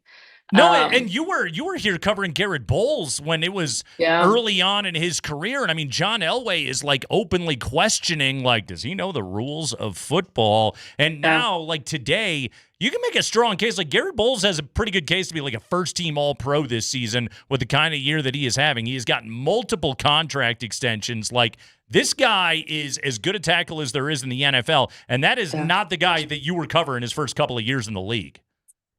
Yeah, I mean, why am I blanking? Who's a O-line coach from Tennessee? Why am I blanking on his name?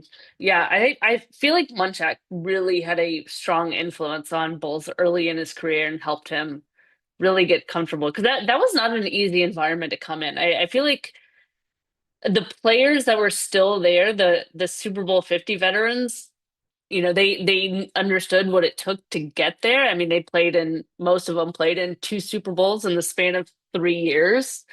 And now they're trying to adjust to life post Peyton. And that's tough.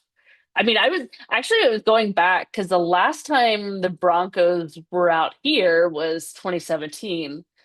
And I remember the Broncos lost. Kirk Cousins had 3 touchdowns, and the locker room afterwards, all the defensive guys were like openly campaigning for Kirk Cousins.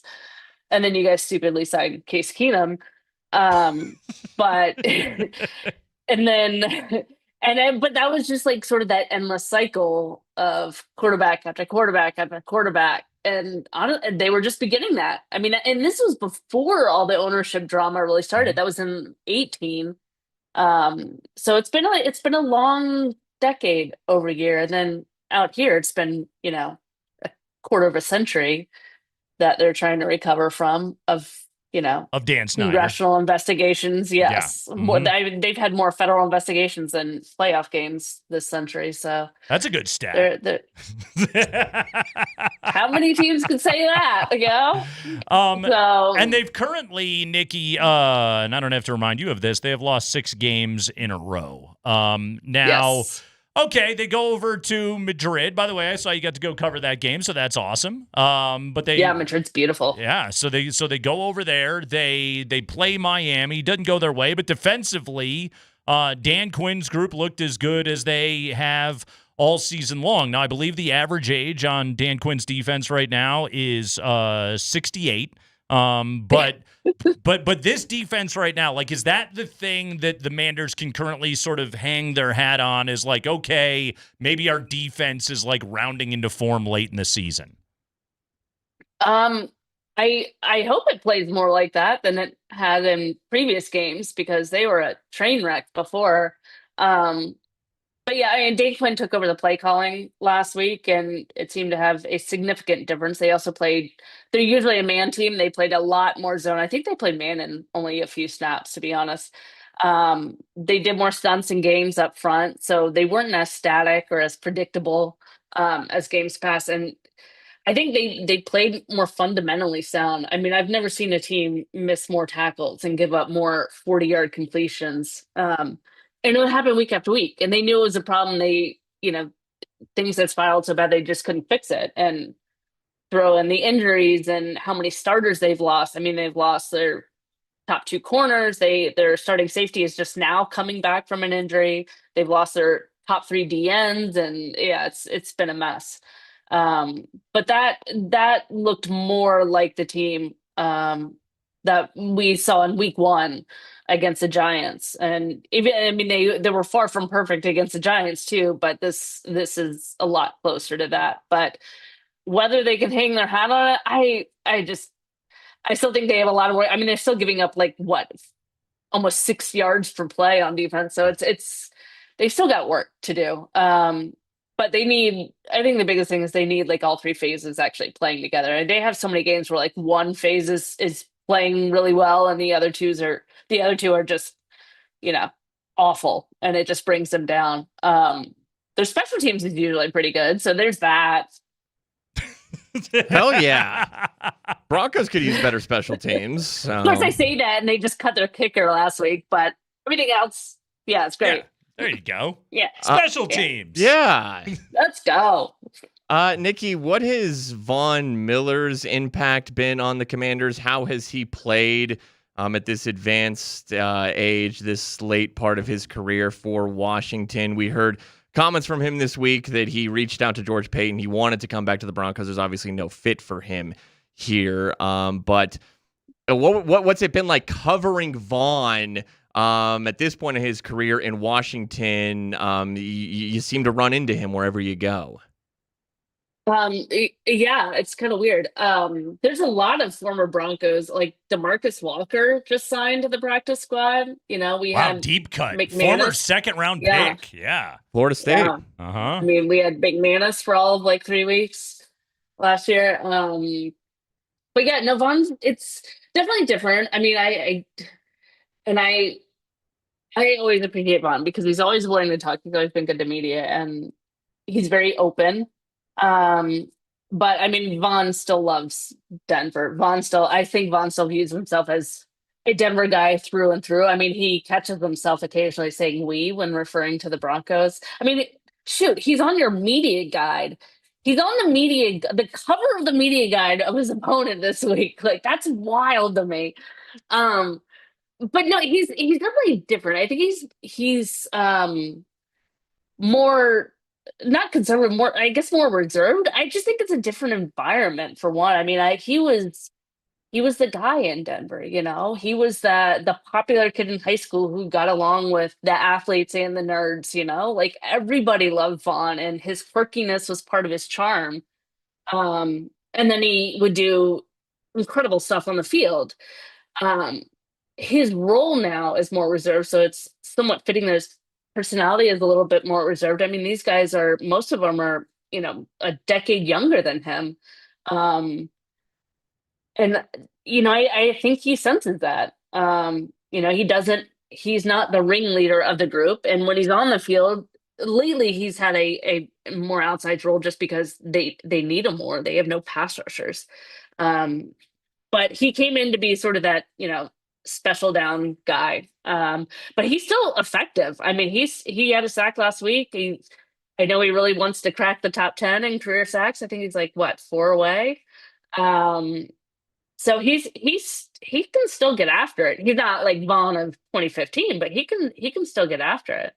So, and again, we're talking to Nikki Jobvala covering the Washington Commanders for The Athletic. Nikki, on the offensive side of the football, we know Jaden Daniels not back yet. I can't believe he's going to return after how horrifying that looked, but apparently he's going to. But it's going to be Mariota again this week. No Terry McLaurin.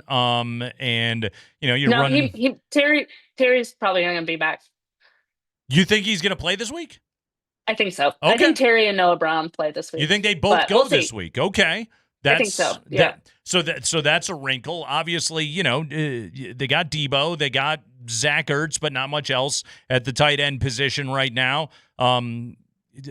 What does this outstanding Denver defense need to concern themselves with when it comes to the Commanders' offense?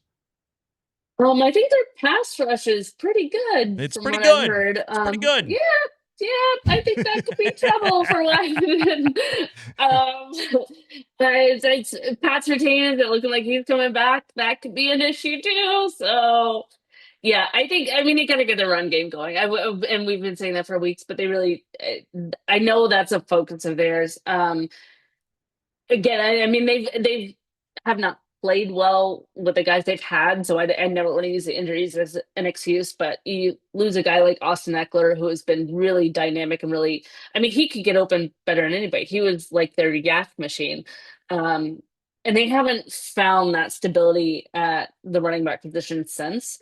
But they need to commit to it. And this is the week more than ever to do it, because I just think Denver's defense is so strong, especially against the pass, that they have to.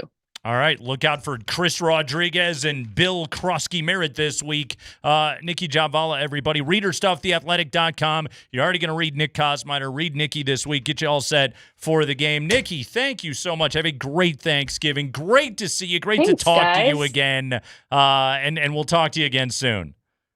Thanks, guys. Likewise. See ya. All right, there goes our old friend Nikki Jobvala. It is a Nuggets Ticket Wednesday, and you can get in to win tickets for the Monday night Nuggets Mavericks game. You just text the keyword Jerry and your first and last name to 303-504-0925. That's Jerry to 303-504-0925. By the way, if you want to get out to the Nuggets game against the Spurs on Friday night, NBA Cup game, we'll grab seats at nuggets.com/tickets. Again, your keyword right now is Jerry. By the way, did you realize the group of death race could be over tonight? Yes, I am very well aware of that. If the Blazers beat the Spurs tonight, then they will clinch the group. The Nuggets will have to hope to get the wild card in the West via point differential. Now, if the Spurs win tonight,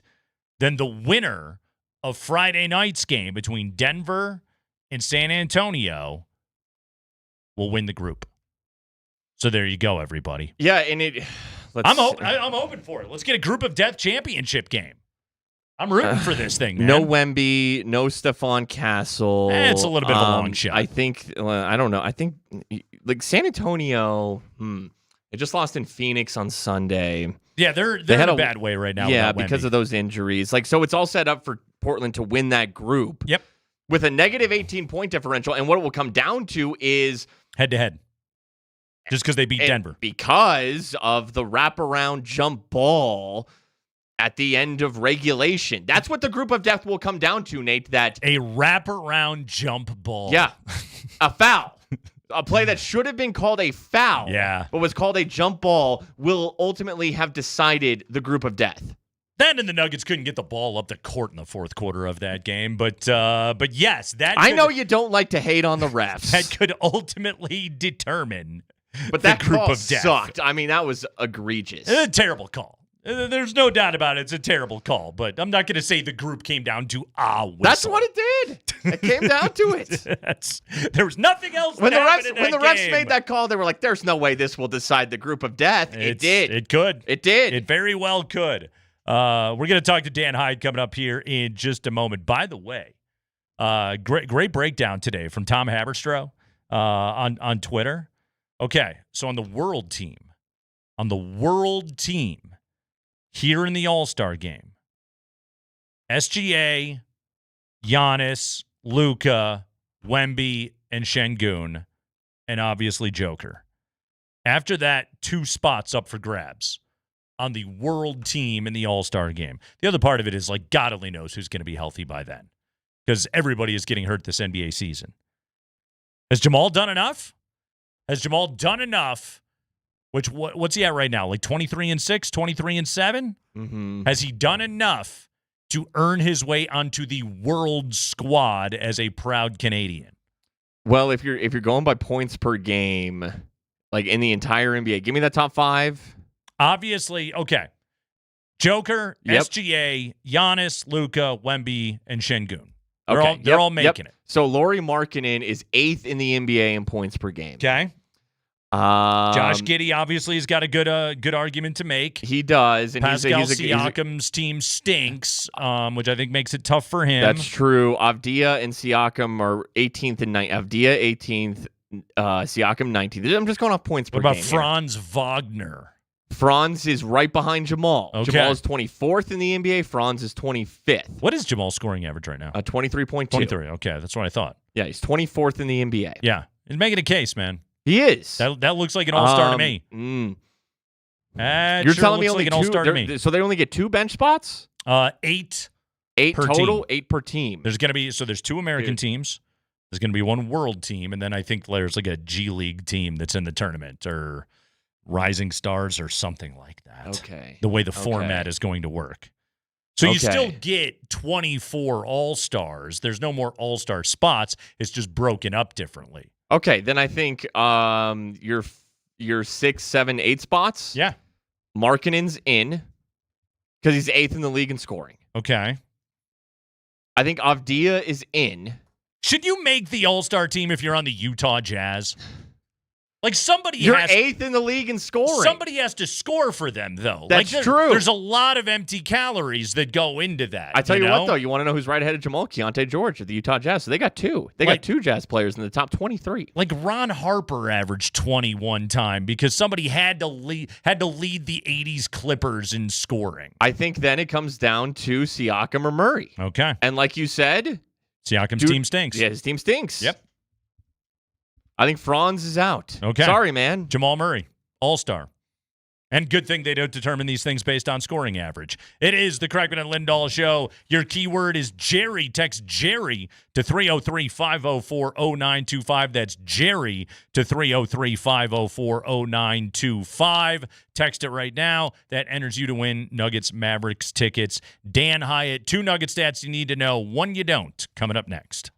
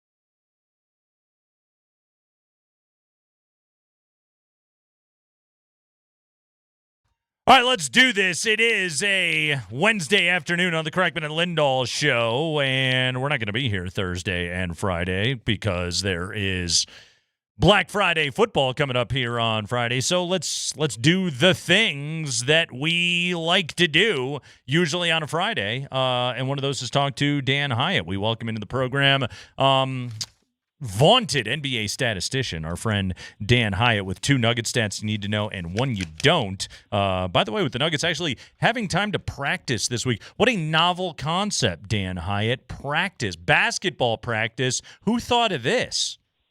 There's three full days off, which hasn't happened yet this year, and I don't know what to do with I'm practicing also. I'm just adding, simple addition, like single figure addition, just to make sure I'm keeping up also, just like the team. Fundamentals are absolutely critical. Of course, the Nuggets right back at it with 3 and 4 days right after this little break, and it starts with San Antonio on Friday night. Now, obviously, outcome between Portland and San Antonio is going to be massive when it comes to the group of death, Group C, NBA Cup Group West C.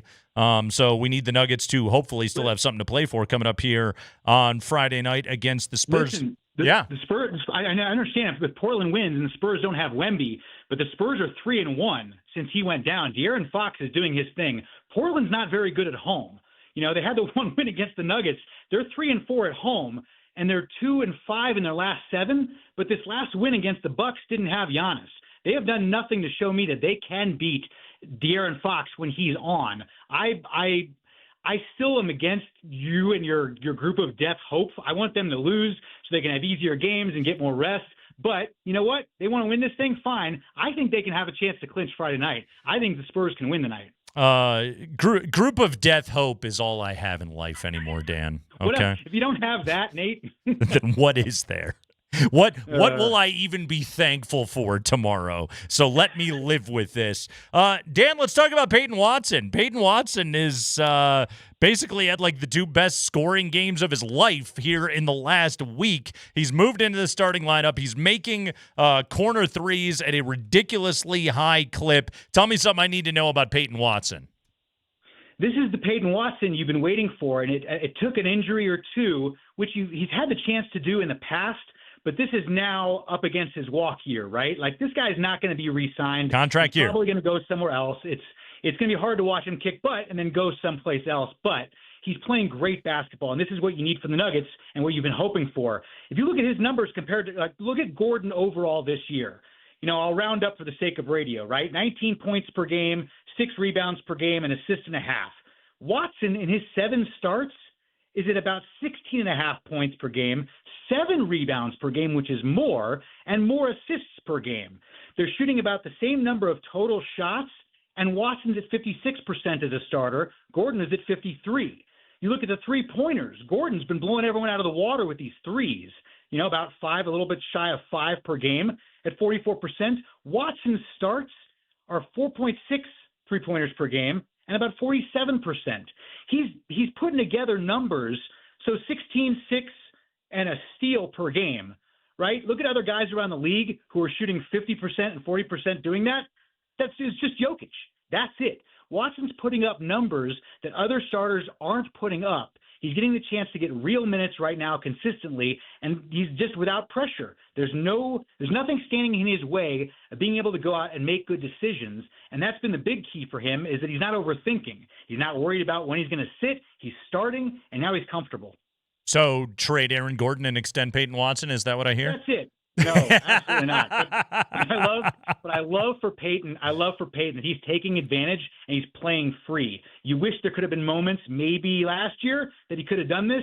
I don't think Malone was setting him up in a spot where he could. Right. But that's basketball, and that's what you need right now from Peyton. No, and I think 2 things is I think he put in the sweat equity on his jump shot this offseason. I think that's one thing that's a factor with Peyton Watson, and another one is it just always helps to play minutes with Nikola Jokic. It's almost like that makes you a better basketball player by being out there with the guy. So I think that's also a huge factor in why Watson is playing out of his mind. Also, never hurts to have a contract year dangling in front of you like it is for Peyton Watson. It's a funny, motivating factor for pro athletes. All right, Dan, let's dive into stat number 2 that we need to know about today. And man, first off, we had Nikki Javala bring up the Manders special teams as an exciting topic. Now you want to talk about free throws. Let's do free throw talk. I didn't say I want to talk about them. I said these are stats you need to know. Listen, last year at this time, we were talking about the three-point barrage that the league was seeing, and numbers were up. Teams were relying on the three more. Now, if you look at free throws, it's kind of ridiculous. 2 years ago, about 15% of all points in the league were scored from the free throw line, and last year was about the same, actually a slight drop. This year, it's up 3% across the league. That kind of jump doesn't actually ever happen, and it's early, so it's going to level off a little bit. But you're starting to see about 25 free throws per team per game. And you haven't seen those kind of numbers in 20 years. If you watched the Lakers the other night, Luka and Reeves, they're combining for about 20 free throws per game. And the Nuggets, this is crazy. The Nuggets averaged 23 free throws a game last year. That was first in the league. We didn't really talk about that much. They got to the line by drawing fouls. They weren't foul baiting. They weren't running into guys, but they led the league. This year, they're averaging 3 more per game at 26 per game, and that's dropped to 10th in terms of rank. The Lakers are at like 29. I think the Magic lead the NBA with 30. So the important part here is the Nuggets are figuring out how to get to the line. Murray the other day took a shot in the paint that was very SGA-like. He was going for contact. He got the guy to jump, and you typically don't see him doing that, but the Nuggets are starting to find ways to get to the line a little bit more, get themselves some of that built-in game rest. The important part is they're hitting their free throws, 83%. Last year they were at 77%, which was 23rd. And this year at 83 right now, that's third best in the league.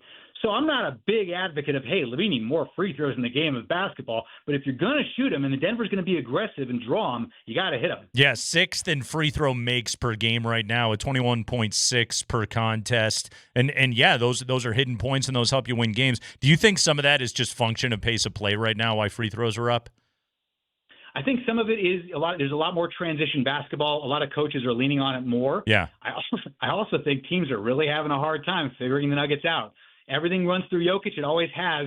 Murray is creating more isolation shots for himself than he ever has before. And now you got personnel like Watson they're doing the cutting that CB did and AG did, but they're doing them in different spots. And now you got a bench that's coming in here, and Hardaway's spotting up for these threes. Next thing you know, a couple times in the third the other day, he drove.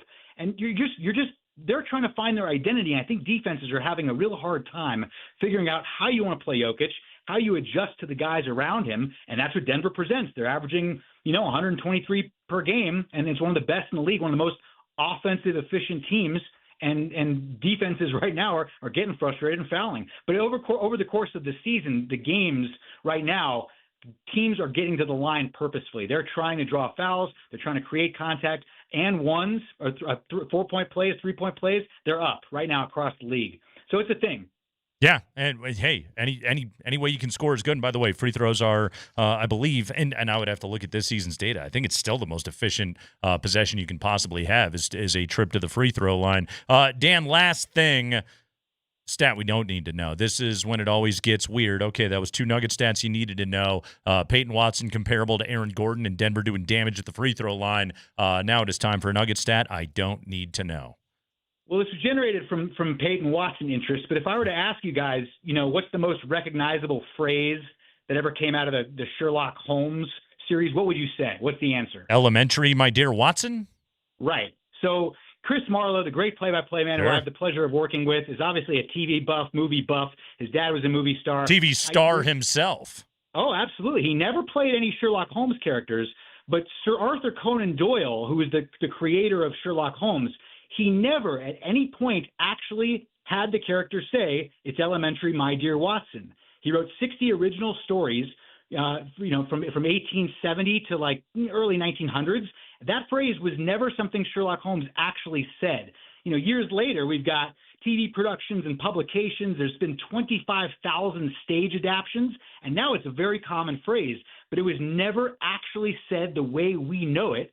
And it's become kind of one of those things in society, like "beam me up, Scotty" wasn't actually said that way by the character, or "I want to suck your blood" by Dracula. And I thought that was pretty cool that this just became an adaptation. That's the way we all know it, but that was not ever originally written by Sir Arthur Conan Doyle. It did not make the actual original written tome of Sherlock Holmes. So some TV writer must have come up with it somewhere, or some playwright somewhere clearly is who came up with it. It was a play adaptation. Yeah, it was a play adaptation. Actually, what happened was when people were summing up the plays and writing about the plays in newspapers, that's where they were actually saying that. John Watson was his character, like Sherlock Holmes' confidant, right? Mm-hmm. And he was very meticulous and conscientious, which Sherlock wasn't. Holmes was more of a, off the cuff kind of, did a lot of drugs and just kind of figured things out as he went. It wasn't really talked about as much. But Watson was kind of his grounding, and that was the phrase, it's elementary. This is pretty obvious to me and you, or it should be anyway. But he never actually said the phrase. All right, opium and crime solving, everybody. Old Art Conan Doyle never actually wrote that line. By the way, it was not Luke, I am your father. It was just I am your father. Again, there's a lot of them. We misquote these things. Dan Hyatt, everybody. Dropping the Sherlock Holmes knowledge today here on the show in honor of Peyton Watson.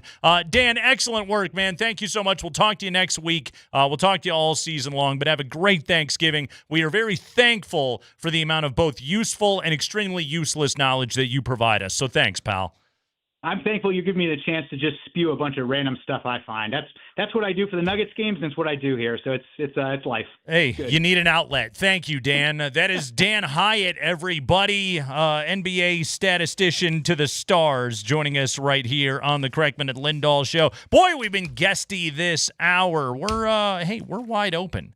Coming up here in the next segment, and we need to talk about the injury status of one Patrick Surtain, and we need to talk about contracts. The Broncos just flinging contracts at everybody like so many sides of mashed potatoes going into Thanksgiving. So make sure you keep it here on the Kreckman and Lindahl show with, we're very excited about this, by the way, Chris Mitchell on the ones and twos today. How you doing? Thank you. That's Chris, everybody, and we're all doing great. So Chris Mitchell on the ones and twos, spring co-host, and I'm Nate. It's Altitude Sports Radio 92.5.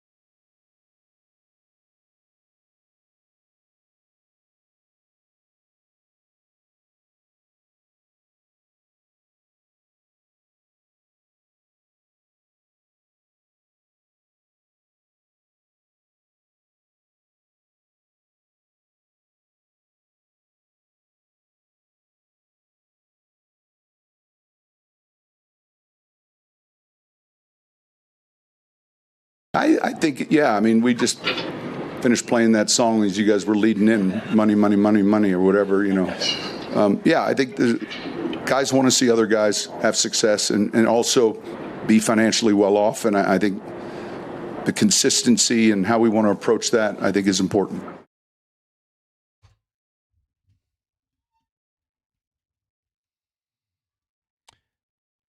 Will Lutz paid. Luke Wattenberg paid today. Malcolm Roach paid. So Wattenberg, 4 years at $48 million. That was last night after, I believe that was after we got off air.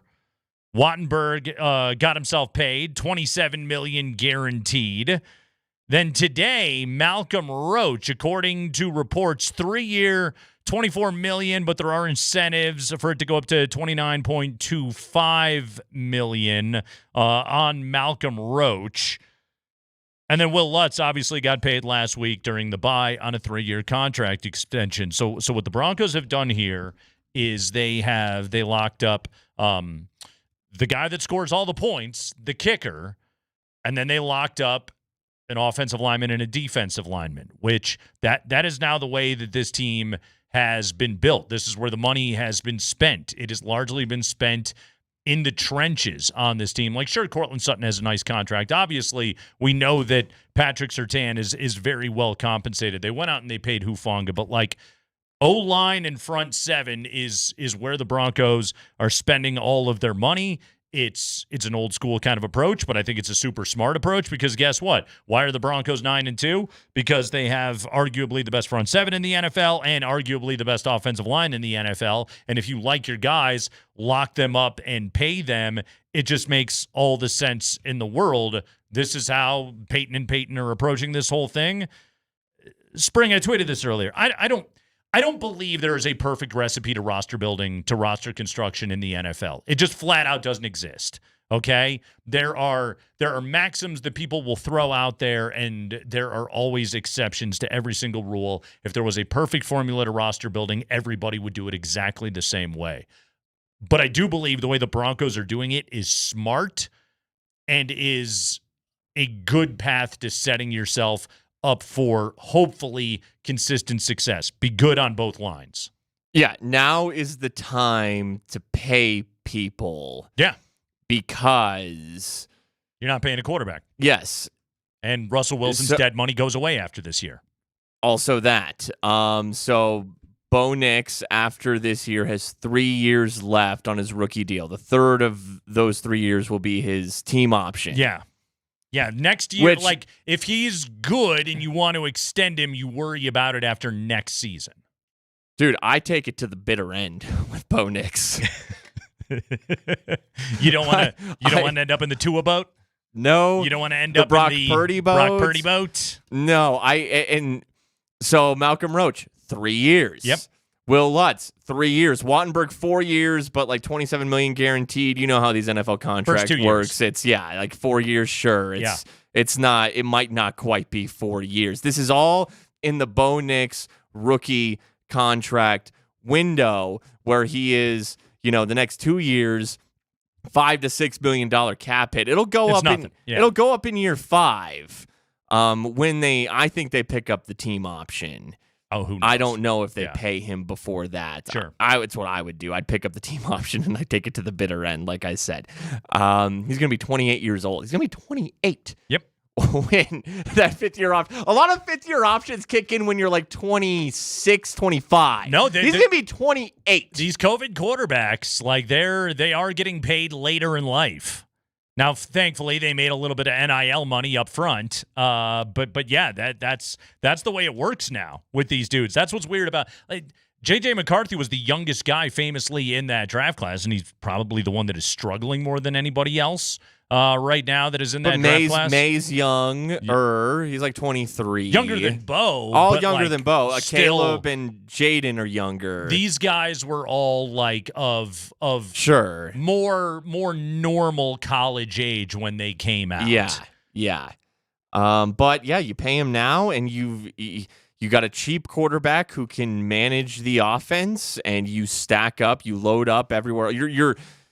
you're set on the offensive line. Yeah, O-line, you've got look, we don't know with Ben Powers and Mike McGlinchey, like how long they are for this world with Denver. Andy and I were talking about this yesterday.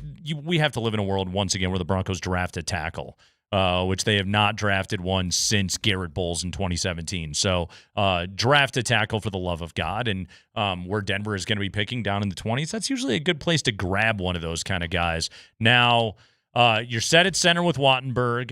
You got Bowles. What's Bowles? Another 3-4 years that he is under contract right now. So you're basically set right there. Quinn Miners is one of your core foundational pieces of your football team. He's paid. So you're good to go at right guard. You got a couple of spots that you got to worry about, but Palczewski's been pretty good. You flip over to the defensive line, and Zach Allen has been paid. DJ Jones got paid. Now you compensate Malcolm Roach. John Franklin Myers sounds like he's probably gone. I think he prices his way out of Denver. Wasn't it a choice? You're either paying JFM or Roach. Do you think Roach was cheaper? Probably. Yes. Oh, without a doubt. Yeah, without a doubt. And Franklin Myers now he can ride this all the way to you were first off. What is he, third or fourth on this team in sacks? His reputation has gone through the roof. He's a part of one of the best front sevens in the NFL, and D linemen, like, those guys get paid. So JFM very well may have priced his way out of Denver. He's going to want to hit the open market and see what that bidding war is going to be like. But you drafted Savion Jones, and you used a third-round pick on him. That's a premium day 2 pick that you used on him. And when you use a third-round pick, what you're saying to a guy is you are a future part of our defensive line rotation, which he is going to be. You got you got Uwazurike. You do, and he's been playing okay. He's had I think he's been pretty good. Yeah, I think he's had a very good year. It's almost impossible to not be good on this defensive line. It really is. Yeah, they're stacked. They're loaded. You're so surrounded by talent. The edge rush is so good. I got some numbers, by the way, on Malcolm Roach. Okay, so the Broncos, the first 5 weeks of the season this year without Roach, they were 13th, allowing opponents 4.1 yards per carry, and 11th in EPA per rush as a defense. Since he has come back in week 6 and gone on, that 4.1 yards per carry is down to 3.3, and they're now 5th in defensive EPA per rush during the same period. So they went from 11th to 5th. They were good to begin with. Like, none of those numbers are bad, but you added Malcolm Roach to it, who is the best run stopper on this defensive line. I'd say it's he and DJ Jones kind of share that role a little bit, and boom, look at what this has become. He's a good player. That's going to get really you paid. Good player, actually. Like, that's a value signing that they just made today. Yeah. He's a former Saint. He's a Sean Payton guy. But beyond that, there's a reason Sean targeted him. There's a reason that Sean targeted Will Lutz. Will Lutz is a very good kicker. Yeah. And that in and of itself is not so much about maximizing the cheap Bo Nix window. He made 4 game winners this year? You need a good kicker. You do? Especially on the kind of football team the Broncos are, where you have to play largely a lot of low-scoring one-possession games. I mean, dude kicked 5 field goals against Kansas City. That's winning stuff right there. They're right down the middle, too. You cannot miss a kick. Things. On Wattenburg, by the way, Luke Wattenburg, the center, according to True Media, 426 pass block snaps this year. He has not surrendered a sack. Yeah, and Sean Payton referenced today how they lost Lloyd Cushenberry III. Yep. And, he got a good deal with the Tennessee Titans. Now, he's lost in the abyss there with Tennessee. Sure. But did you fill that role? Well, it turns out they did. This guy's pretty good. Yeah. Actually.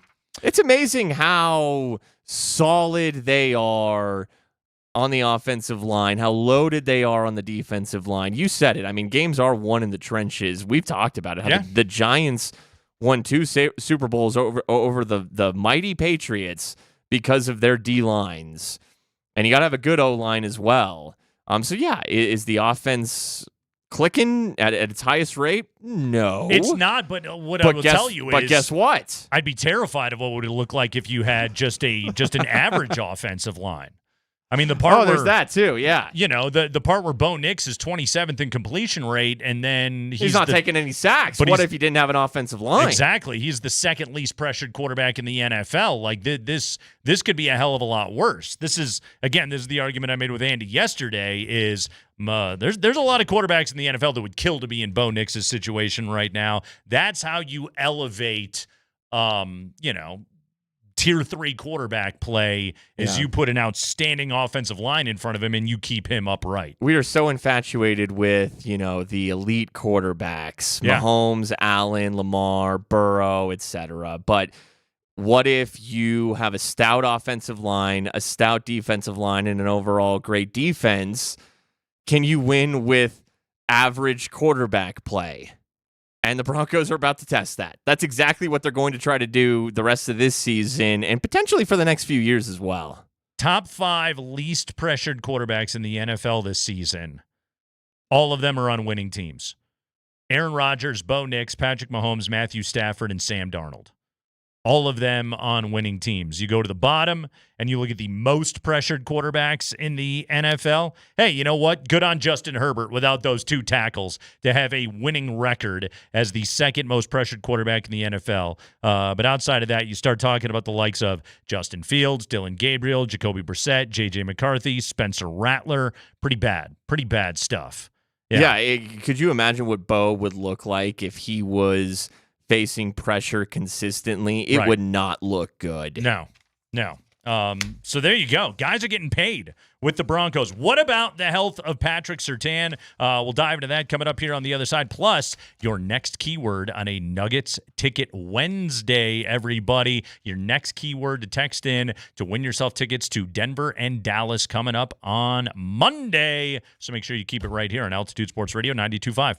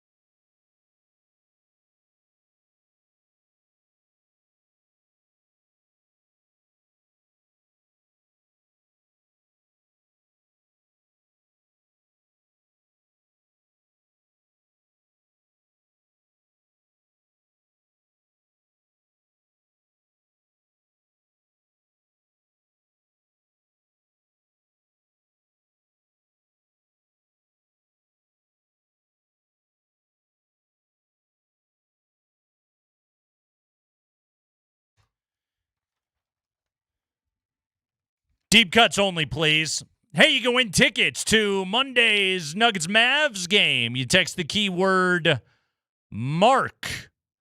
Mark. M-A-R-K. What a stupid name. That name sucks. Text Mark along with your first and last name to 303-504-0925, and you are entered to win tickets to the Nuggets and the Mavs on Monday night. If you want an extra shot, hit altitudesportsradio.com/NugsTix for the second chance drawing. Again, the second chance drawing if you don't win on air, altitudesportsradio.com/NugsTix. That gets you in for the second chance drawing. Hey, Nuggets tickets make great gifts from Christmas night against the Timberwolves to the Rockets, Magic, and beyond. Nuggets.com/tickets has you covered. The 420 keyword is Mark. Text Mark and your name to enter. Good luck.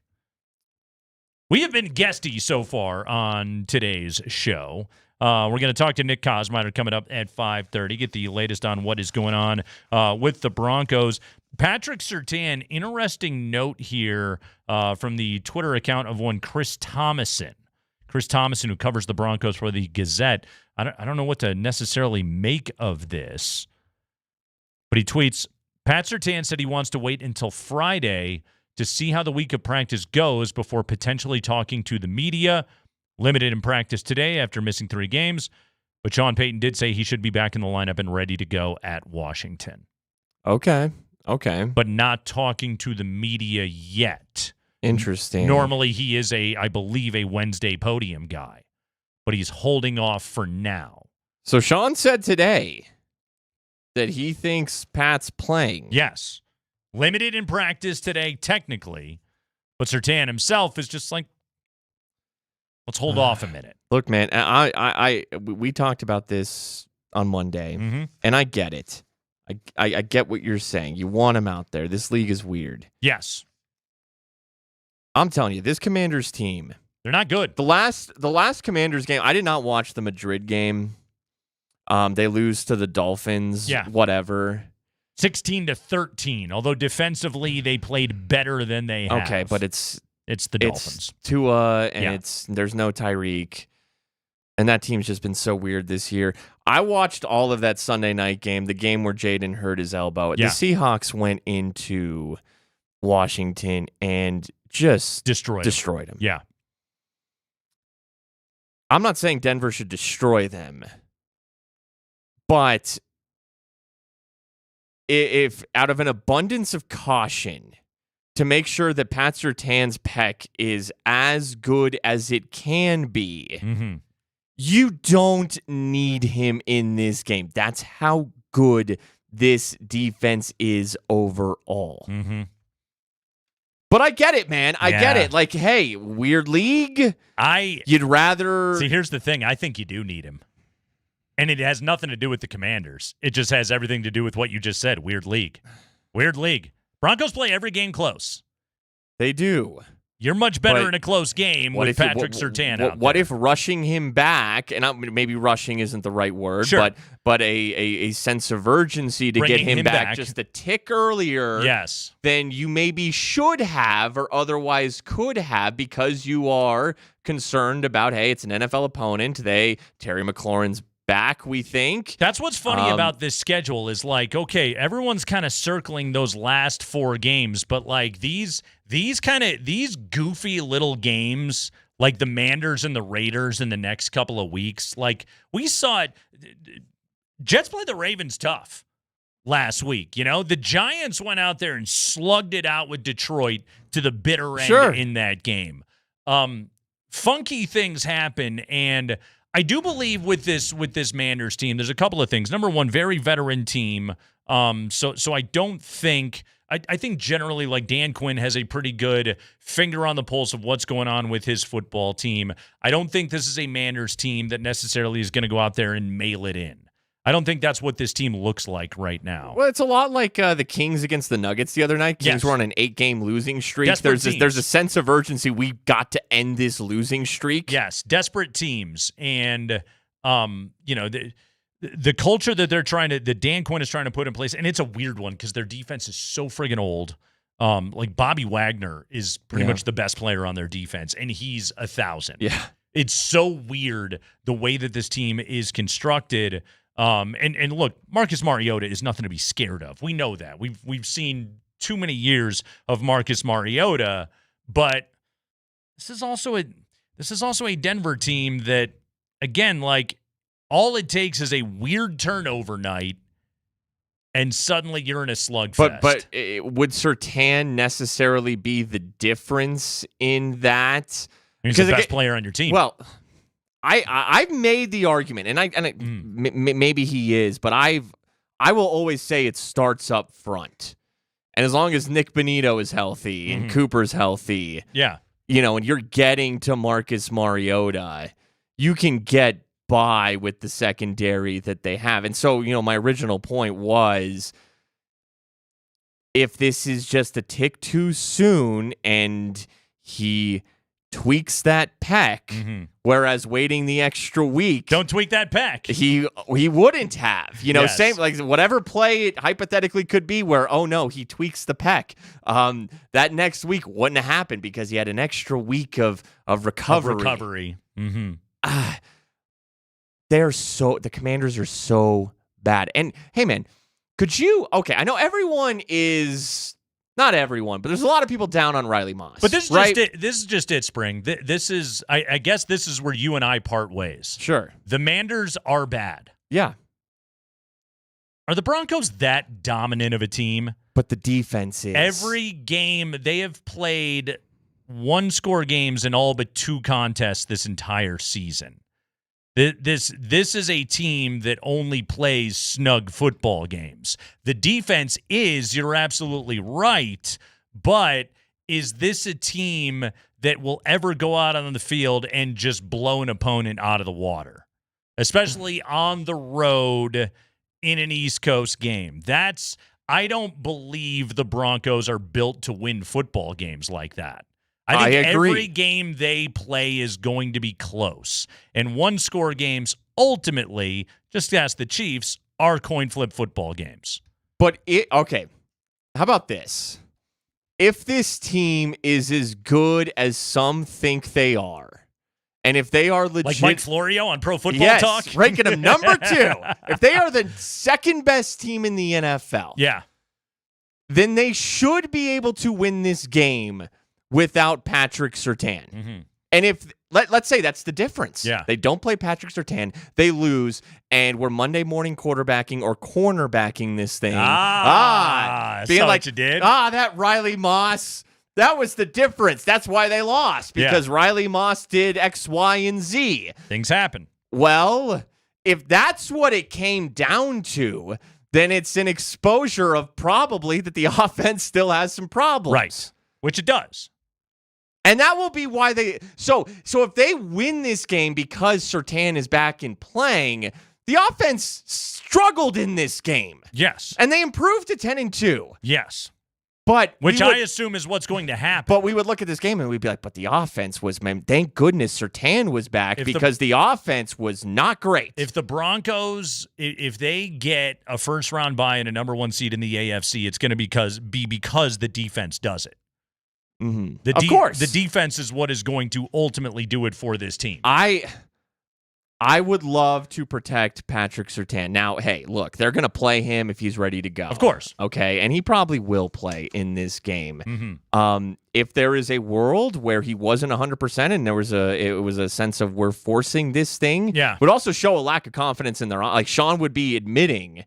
But that's like inside the walls. We won't know what they say, like, in terms of like how ready is Surtain. Right. And if it paints a lack of confidence in the offense, well, that's again like the way that this team plays and the way that they coach this team does suggest ultimately a lack of confidence in this offense. I was looking at this today, by the way. Speaking of that, so first off, shout out to Shedeur Sanders. Of all people, Shedeur Sanders. The Browns punted 8 times last week against the Raiders. Thus, the Broncos no longer lead the NFL in punts. The Browns surpassed the Broncos. Denver is now evened up after 11 games played, evened up in terms of games played. Wait. And Cleveland is the one team in the NFL that has punted more than the Broncos have. You're telling me that the 9-2 Broncos, the number 2 team in the NFL according to Mike Florio, led the NFL in punts? They sure did. Before Cleveland helped them out? Cleveland, my. Shador and company, 8 punts last week against the Raiders, so they passed Denver. Here's another number that I saw today. I was dorking out on Pro Football Reference for a while earlier today. Did you realize the Broncos have attempted an NFL low 8 fourth down conversions this year? 8. Okay, that's peculiar. They have converted 4 of the 8, but the Broncos have attempted the least amount of fourth down conversions this season. Okay, you know what that tells me? Just top of head, anecdotally, my memories of watching all 11 of these games with no stats in front of me would be that they haven't had great field, the proper field position to go for fourth downs, because you're usually going for them. I would say 2 things. I would say you're absolutely right about field position, and number 2 is, well, if you know the strength of your football team is on defense, you are more likely to play field position football and say it is the job of this defense to close out the football game for me. Absolutely. Yes. And I've always, in those situations, I would, thinking as I watch the game, punt the ball, and let your defense get a 3 and out and get the ball back. And the Broncos offense is one of the leaders in the NFL in 3 and outs. So that absolutely is a part of the field position game, because generally, fourth down attempts are, I'm not going to say midfield, but at least like own 45. Yeah, I would say own and 45. Closer is generally where you start getting into 4 down territory. And the Broncos have attempted, again, the least amount of fourth down conversions so far this season. So, again, that's Sean Payton is, complain about the play calling all you want. He's coaching the football team that he's got. Sure. And they're 9-2 as a result. Andy mentioned this yesterday. You guys were talking about who has more pressure, Sean or Bo? And I do, I agree with both of you guys. Oh, we're both great hosts. Yeah, you're both tremendous. Yes. But Bo is Sean's guy. He is. Sean took a risk on him. Sure did. Hand selected him. And that talk after the Raiders game, whether it's Cowherd or Chase Daniel, and is Sean the one there was a national beating his guys, turning on Bo Nix. But then they beat the Chiefs, and now Sean is like, nah, stick your head in doo-doo. Right. It's like, well, were you the same guy feeding Cowherd stuff? I don't. It was. It probably was. Yeah. But that's your guy. Sure. So if you give up on him, if you don't trust him, that is a direct reflection of you. Sure is.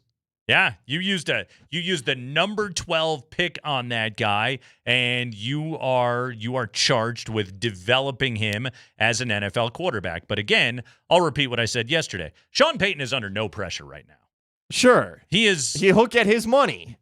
He's good to go. He is the second highest paid head coach in the NFL. But he gets no excuse if it's like, Bo didn't work out. What do you mean Bo didn't work out? That's your guy. It is. You told us he was going to work out. Right, but Bo Nix would then wander off to the life of backup quarterback. So instead of having yacht money, he's got pontoon boat money. Which is still pretty good money. Pontoon boats are cool. I love a pontoon boat. But, what? Meanwhile, Dak Prescott and Josh Allen are over there floating by in their yacht, while Bo's pontoon boat is just, creaking in the wake.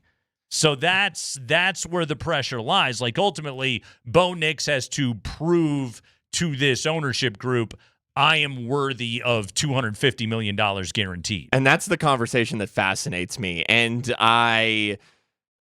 I'm not necessarily hesitant to get into it, but somewhere in that ballpark, because they are 9-2 and it's his second year and the vibes are good because they've won 8 straight. But there is this kind of long-term conversation of, are you going to give that dude Jalen Hurts money? Well, there's also the counter argument that Sean Payton could make, or the counter argument in Sean Payton's favor in a conversation like this is, I'm 9-2, and I'm doing it with a definitively middle-of-the-road NFL quarterback. Like, this guy's got a better record than Patrick Mahomes. This guy's got a better record than Allen, than Lamar, than the luminaries of the position in the game today, and yet Bo Nix is the one slugging it out for a 1 seed in the AFC. I'm a pretty good football coach. And it's also why Sean could just say, okay, I'm just going to draft another one. He could. He could, because Sean Payton's argument could simply be, well, like, what do you want me to do? I had the 12th pick. Exactly. What do you want me to do? I knew I needed a quarterback. Look at what I put in place. But my options were what they were. Right. And I could read the tea leaves of the football team that I was building, and I could simply say, okay, I could take this guy that avoids negative plays, this generally competent NFL quarterback. He's not going to kill me with mistakes and turnovers and sacks the way that Russell Wilson did. He's generally going to operate my offense. He's going to miss throws downfield and in the intermediate part of the field, but I'll live with that because I can make up for it with my play calling genius and my defense and my special teams. And one of the things that Sean is really good at is winning football games on the margins, and you can do that if you have a quarterback that's not killing you with mistakes. Now, again, Bo Nix could say middle finger to all you guys, and Bo Nix could go out there and show himself to be a blue-chip NFL quarterback and a guy that is deserving of top 10 money in the game. And maybe that's still the football player that he turns into, but the argument for Sean Payton is, well, I got to coach a football team I got. And guess what? With second-year Bo Nix, with I don't know if sophomore slump is even a fair phrase, just kind of the same guy that he was as a rookie. Yeah. Got a 9-2 football team. Yeah. Pretty good. So he could have taken freaking Tyler Shuck. He could And have waited a year. And he could, or just whoever that guy is in Yes. any given draft. All he has to do is look at the quarterback class. Right. Where are we selecting? Yeah. Now let me go into Find the fit. the quarterbacks who are in that range. Yeah. Let me go look through their backpacks. Find the fit. And see what is in there. See what kind of Bible and lacrosse ball they've got. Hey, win tickets to Monday's Nuggets-Mavs game. Text the keyword MARK with your first and last name to 303-504-0925. That's MARK to 303-504-0925, M-A-R-K. First hour was Jerry. This hour is Mark with a K. But yeah, go ahead and text that in right now along with your first and last name. Hey, we'll take a break. When we come back, our buddy Justin Michael's going to stop by covering CSU football because they've got a football coach. This is the one that's going to bring the golden era of Colorado State football. This is the one that's going to be the best since Sonny Lubick. We hope. We'll talk to Justin about this hire, why he was the guy for CSU. That's coming up next.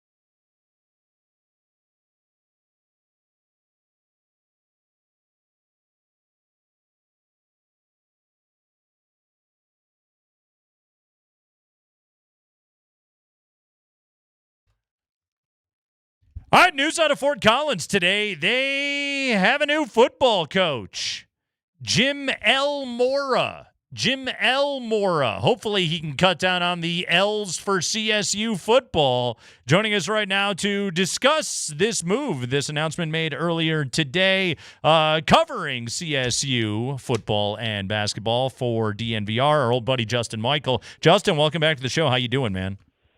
Thanks for having me on, guys. Excited to talk about a big day. Been a little exhausting. I actually was asleep when the national report dropped from FAMA last night. So nice. Woke up to, I think, 115 notifications and a bunch of missed calls and all that. That's always fun as a reporter. And now, now you're ignoring the battle for Atlantis to do a radio interview with us. So, Justin, I don't know what you're doing with your life today.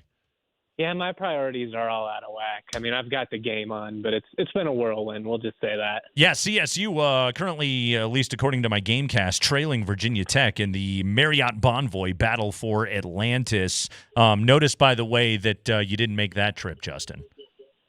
You know, I pitched it. Uh-huh. I was like, bosses, I think a holiday week vacation to the Bahamas is something we can justify. Is what? Well, it's And a working they trip. disagreed. It's a working trip. That's what you're there to do. All right, Justin, let's talk about this hire. So I'm looking at this and I'm like, this is a good hire. Like, Mora has a good track record. He won at UCLA for a while. He won at UConn in the modern era of college football, in the NIL era. Like, he knows the landscape. He knows what he's doing. He has great experience. But also, like, I thought Jay Norvell was a great hire. I thought Mike Bobo was a good hire. So what the hell do I know? Do we know if Mora is going to be a good fit at CSU? What's your opinion on this?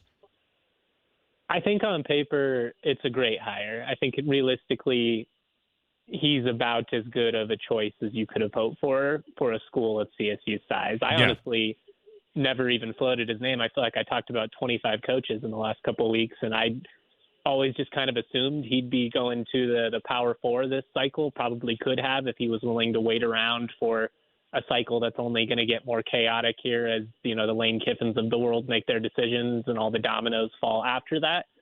But he's got success. He's rooted in the West Coast, which you need to have success at CSU. And while I agree with you, I thought that Norvell was a good hire at the time. I think Bobo, I still believe if Colin Hill doesn't get hurt, the Bobo era looks a lot different than it did at CSU because he's as brilliant offensively as anybody I've ever talked about the game with in my life. But all you can try and do as a program is have the correct process, right? There's no guarantees, especially in this portal era where everything is a bit wonky from year to year. All you can kind of do is try and go with somebody who's logical. That wasn't the case when they went east for Steve Adazio, who never made sense from the beginning. That one I was not in on, Justin. Oh, me either. I think I shared the Peloton meme of the woman making the upset face that was popular around Christmas at the time. I mean, it just never made sense from the start. This decision makes sense. So Jim Mora coming to CSU, and again, like at this level, you're right about this. It's such a wonky era, obviously, and then Colorado State fits such a funky profile within the bigger picture of college football because they're going to move to this rebranded Pac-12 next year and play in this different league. But also, like, CSU is a beautiful place to live, good job, nice stadium. Like, you will have the resources largely to be able to recruit against the teams that are at your level. Like, all of that is provided to CSU. Plus, there's also the added part of it of, like you talked about, he is a West Coast guy. He is 64 years of age. So, like, and Spring and I were talking about this in the break before, Justin, of, like, if you're Jim Mora, you could take this job. If you can make it 5-6 years, that gets you, like, right up to retirement, walk away age in college football. Like, he doesn't hopefully need to view this as a stepping stone job and just bounce out of CSU in 2 years after he puts up a 9 or 10 win season. I mean, I've learned to never assume anything Sure. when it comes to coaches. but I'm with you. And I think that if Mora were to have a stretch like he had at his first 4 years at UCLA, for instance, like the last couple of years at UConn, you're winning 8, 9, 10 games. I mean, you could get a couple of 10-win seasons in there.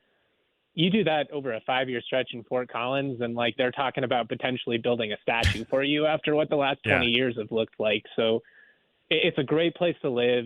You have institutional support, you know, as you alluded to, and on top of CSU being a great campus, Fort Collins being a great college town, you have a president and an athletic director who are unapologetic about thinking that CSU should be striving far, you know, greater than they had in the past, and that there's no reason this program can't compete on a national level. You're not going to have to beg for little things like staff resources and recruiting money and all that. I mean, really, when you look at what CSU was spending on football under Norvell, with all that they've committed from an increasement in the player personnel staff and a GM and all that type of stuff, like you look at a lot of schools that are comparable of size to CSU, you don't have everything that's already in place in Fort Collins. And I think that's what makes it attractive. But I mean, I've been saying it's a sleeping giant for 20 years, so I guess we were real sleepy. Yeah, no, hey, we live in a world where UNLV is good at football now, so these things absolutely Anything can could happen. happen. Exactly. Justin, last thing, give me one or two top bullet points. What are the biggest things that Mora has to disrupt essentially to win at Colorado State and to hopefully win quickly?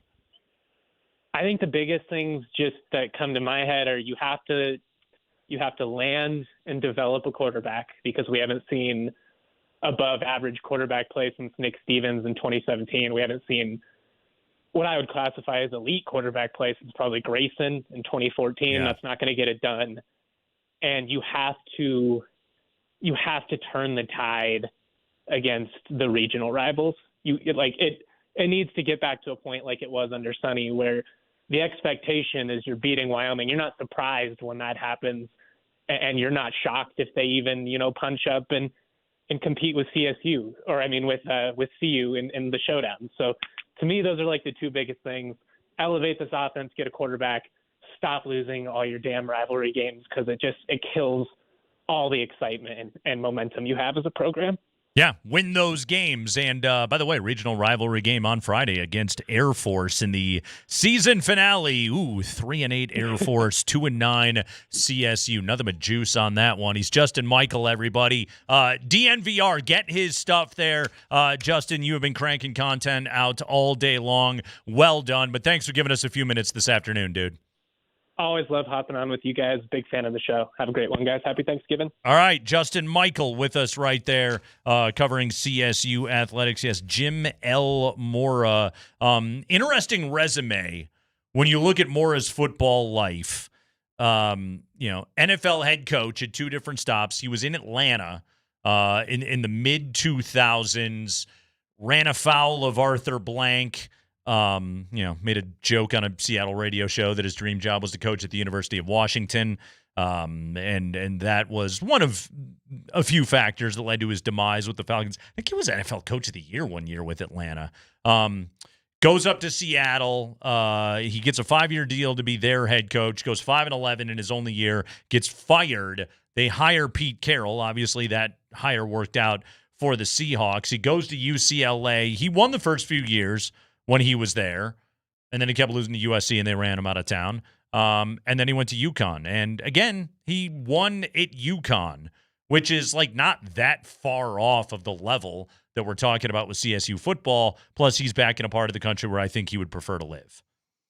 Yeah, and so a lot of people are like, oh, you won at UConn, you have a good career resume. Mm-hmm. Why the quote-unquote lateral move to CSU? Well, I think that the college football landscape has changed. Yep. And Jim looks at it and he says, okay, I could go to a Power 4 school, a lower level one, but whatever. Yeah. Probably get my teeth kicked in by, if you're in the Big Ten, you're just, I can get fired in 2 years. You're fired in 2 years because Right. you're losing to Ohio State, you're losing to whoever. Right. Or I could go hunker down somewhere I actually want to live and maybe have some staying power at. Yep. And really, like, again, Norvell made 4 years. What Bobo make 5 years there at CSU? And that wasn't just like nothing but winning in those guys' eras. And so this is the kind of job, which again, at the age of 64, you can ride this. And really, like what Justin said right there about the sleeping giant thing right there, like there is no excuse for CSU to not be good at football at this level. There really is not. I have covered the Mountain West for well over a decade. Like, I have watched what has happened in that league and the kind of resources that the schools in that conference have, and CSU has no excuse.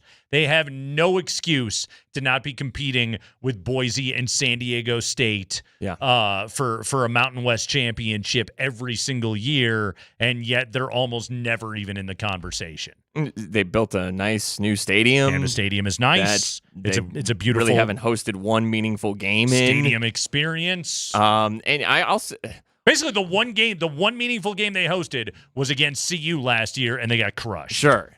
Which was a terrible look. That's kind of for the exactly program. what I was just going to mention. Is what was it? The second game of Dion's career, that Saturday night game that like all-timer. Millions of people were watching. All-timer. But guess what that did for CSU? Like, people are very well aware that there is another school in Colorado. Yeah. Now, because of that. Because of the Dion stuff. Should have won that game. Yeah, they really should have. Should have won that game. Yeah. That was a pretty bad choke job for CSU.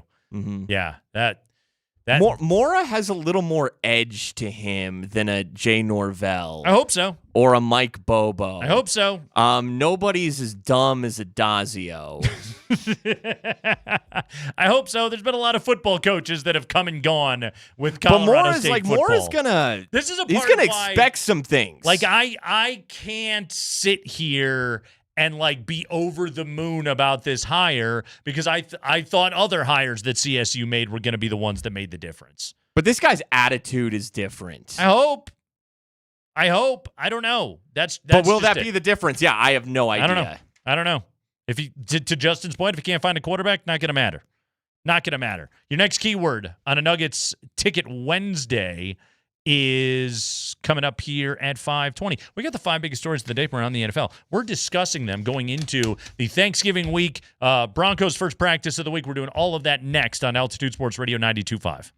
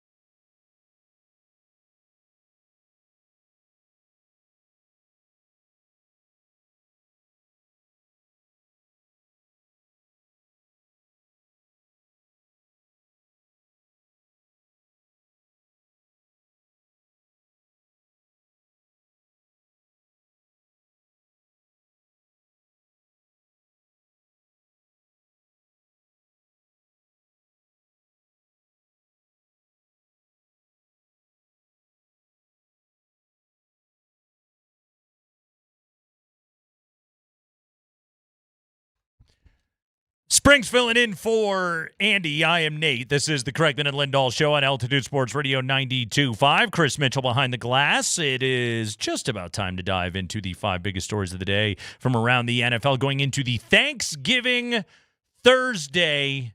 Good games this year. Like 3 for 3. They're all good. Green Bay at Detroit. That changes the entire complexion of Thanksgiving when the Lions are good. Yeah, and man, it's just been the past 3-ish years. Yeah, it's there's no David Blau. Like it's been good. Chiefs Cowboys is going to be awesome at 2:30.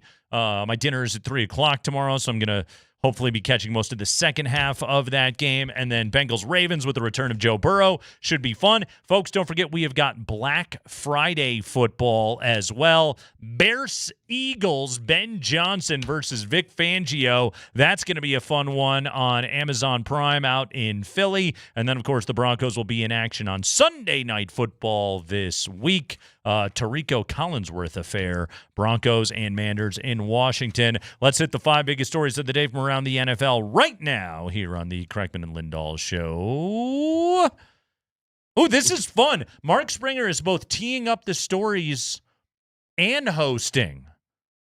Tee away, my friend. Hey, I do this every now and again. All right, let's start with Broncos extension news. Dudes are getting extended. They sure are. Today, defensive tackle Malcolm Roach agreed to a 3-year deal with Denver worth up to $29.25 million with $14 million guaranteed. Last night, the Broncos agreed to a 4-year, $48 million extension with center Luke Wattenburg. The contract guarantees him $27 million. All right, Spring, let's start with Malcolm Roach. Rotation guy. I mean, like, I guess technically in the 3-4, he's not even like a starter.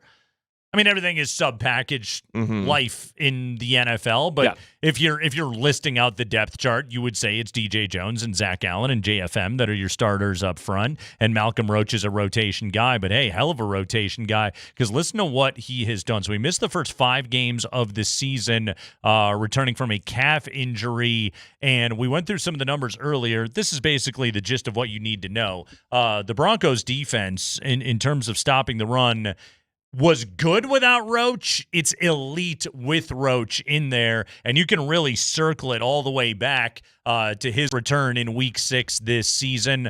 Since he has been back, the Broncos are only allowing 3.3 yards per rush. That is tops in the league, Week 6 through 11, 5th in defensive EPA per rush during that same period. This guy is a difference maker. He's also a great locker room guy. He's beloved by his teammates. He's a fun dude. He's a good energy guy. I think his buy-in is there. He's got great loyalty to Sean Payton, having been with him going back to New Orleans. And like, what are the key differences between like this new, what we hope is going to be an era of Broncos football where they actually win every single year versus what they were for the better part of the last decade? Guys get paid, guys get extensions, and culture builds and loyalty builds and buy-in is better, and you have a better chance to be able to win. But Sean Payton's no dummy. He talked about it today. How do you get that loyalty? You pay guys, and that's what they've been doing. They've been paying their own. Yeah, defense gets better since he's returned because you're just loaded, you're in your rotations. Yeah. Whoever's coming in sub packages, you are just completely deep top to bottom. Now he moves into a starting role next season, probably, as John Franklin Myers likely exits via free agency. Or maybe Savion Jones steps into that role, and Roach is still your rotation guy. Keep Roach into, and he and Wazarike basically stay in the exact same sort of rotational spot that they are in and same percentage of snaps and everything else, and you're great. Like this is what you have to be deep, though. But you're absolutely loaded on the defensive line. It's those things. It's like, will you ever be as loaded again as you are right now? I tell you what, they're trying to be. Like Zach Allen paid, DJ Jones paid, Roach paid. Use a 3rd-round pick on Savion Jones and put him in place. What's Wazarike's contract situation? His is weird because he had the suspension. I'm not terribly sure Still on that. Cheap as hell. Yes, exactly. And I'd assume still rookie deal probably guy. one more year. And good probably. Player. Yeah.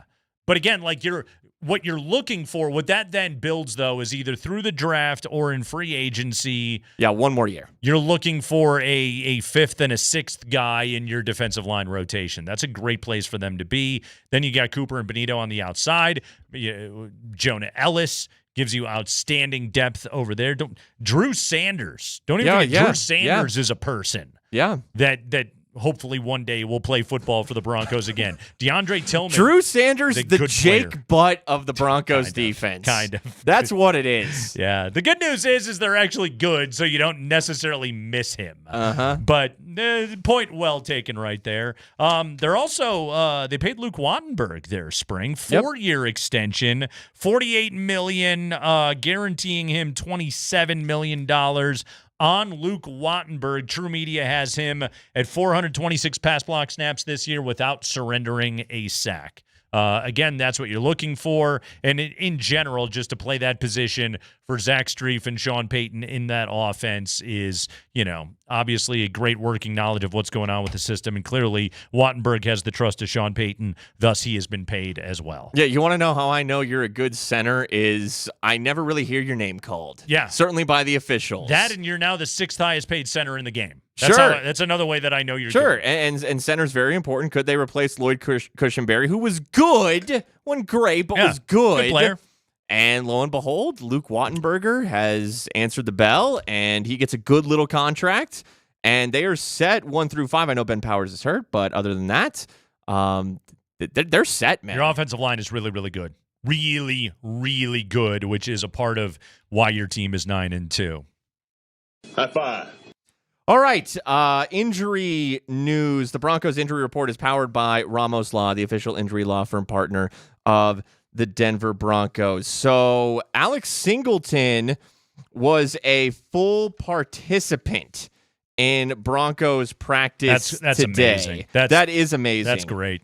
Coming off of the surgery for testicular cancer, cornerback Pat Surtain limited in practice today, missed the last 3 games with a pec injury. Yeah, so Surtain, again, Sean Payton has said he believes he's playing in this Washington game. One interesting note, and Chris Thomason tweeted this earlier, covering the Broncos for the Gazette. He said Surtain eschewed his opportunity to go to the podium today, said maybe he'll talk on Friday, but he wants to have a better grasp of what's going on with his injury situation. So that's what's going on with Pat Surtain. But the part where Singleton was a full participant of practice is just absolutely incredible. That's great. And how do you not rally around that? Seriously. That's a great, man, what a crazy story, but what will hopefully turn out to be a happy story. Look, that's another reason why you don't need to rush Pat Surtain back.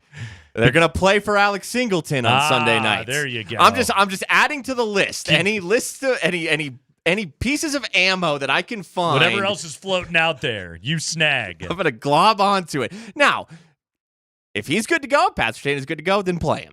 I weirdly have the take that I think you should play your best player. But what if he's here's my argument is what if he's not 100? Now, will he be 100% the rest of the season? It's week 13 of the NFL season. Nobody's 100%. That's my simple response to that. Everybody is in pain. That's fair. They're all Frankensteins that are going out there hoping to be able to survive it at this time of year. Okay. Right. Like REM sang, everything hurts. Okay? Go ahead, Chris. High five. For the Commanders, wide receiver Terry McLaurin said today that he will play Sunday for the first time in a month and that he feels much better than when he returned from his injury the last time he has been out because of a lingering right quad injury. Yeah, sounds like Noah Brown, there's a chance he could play as well, so that would essentially give them their top 2 outside receiving threats. They've got Debo as well.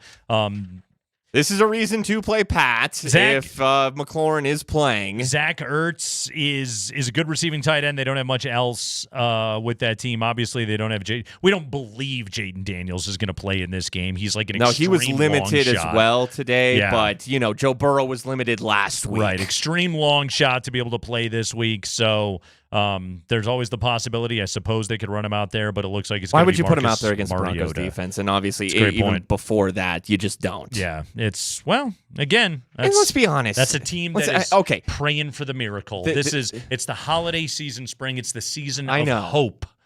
That's what these in the hunt teams have. They have hope. We don't live in that world anymore. The Broncos are no longer. They're barely in the hunt. They're not in the hunt. But they are trying to end a 6-game losing streak, Yeah. and they're playing at home on Sunday Night Football. There's pride there. They're 3-8. But if you're Still clinch a winning season. the rational sports fan nowadays says, if you're a Commanders fan, I want my team to lose because I want a better draft pick. Sure. That's what you hope for. Mm-hmm. Go ahead, Chris. High five. And finally, tomorrow morning, Thanksgiving, the Lions hosting the Packers. And here's some news today for the Detroit Lions. 4-time Pro Bowl center Frank Ragnow is coming out of retirement and returning to the Lions. This is weird, right? It is weird. Because his retirement was a little unexpected. Mm-hmm. When it went down, and now he's decided, no, I love football too much, and I got to be back. He's only 29. Yeah. I mean, I will say this for him: like, if you want to skip training camp and have your body again, we talked about how these guys are all Frankensteins. If you want your body to feel pretty good down the stretch, maybe this is a thing that you do. It's kind of like the old Roger Clemens move. Right. Yeah. Where you start playing in August. Exactly. Like, hey, I don't have to go to spring training. I don't have to do any of the crap. And guess what? My arm will feel good in October. And it's I assume that he's playing like on a league minimum contract or something, whatever that is in the NFL. Doesn't his or does old his original contract deal just kick in? Kick back in? I would think. I believe is because what I do wonder happens. what that happens from a cap perspective. But he was the highest paid center in the NFL. So I think he's just back making his money, I think. All right. I think because like the Lions would have retained his they would have retained his rights. Yeah. I think he just gets paid. Yeah. Good for him. Well done, Frank Ragnow. Hey, they need him. The Lions are 7-4. They're a tick underperforming. Right now, they're the 8 seed in the NFC going into this week, into not tomorrow. even in the field. Yeah, of 7. They got to have this game. No, it's right now the Bears are in first in the NFC North. Yeah, how's that going to hold up down That's the stretch? Who you got tomorrow? Packers Lions. That's a tough one, man. I'm going to take Detroit at home. Okay. Yeah, I'm going to take Detroit at home. Yeah, Gosh, I'm going back and forth on Jahmyr it. Gibbs is playing out of his mind. God, he's so good. Yeah. Is he the most exciting player in football right now? Is there anything more exciting than when Jahmyr Gibbs breaks one and a safety's trying to get the angle and Gibbs is just too damn fast? Yeah. That's about as fun as it gets. I'll buy that. Pretty Stafford, maybe? Stafford's pretty good, too. Yeah, Slinging it. Quarterback, he's just an immobile. He can sling it, but he's immobile. He just stands there and throws it. Which is fun, but it's not explosive. Yeah, but it's precise. It's right on the money. It's like old Peyton Manning. I loved old Peyton Manning. Oh, man, I could have watched old Peyton Manning. That we used to do, like, because I was hosting back during the Manning era, and, like, we would come in and kind of like we do with Jokic now, we do, hey, what was your favorite Jokic play last night, you know? We would do that with Manning and just be like, what was your favorite Peyton throw from yesterday? And you could get into deep cuts because he would just he would drop dimes in. They'll just fall directly over the shoulder. I don't think a Julius Thomas on a slot fade, and you'd be like, my God, how did he throw that thing right there? I don't think Stafford captivates me in that way, though. You know, what's his catchphrase? Does he even have an Omaha? I think it's by the bed that me and my wife are pitching. I think that's his catchphrase. He's a capitalist. He has to be. Is it Sleep Number or Tempur-Pedic? I can't remember. Say Tempur-Pedic. Is there a U Gosh, in there that now? bed looks comfy, though. It's a nice bed. Yeah, it's a nice bed. Mm-hmm.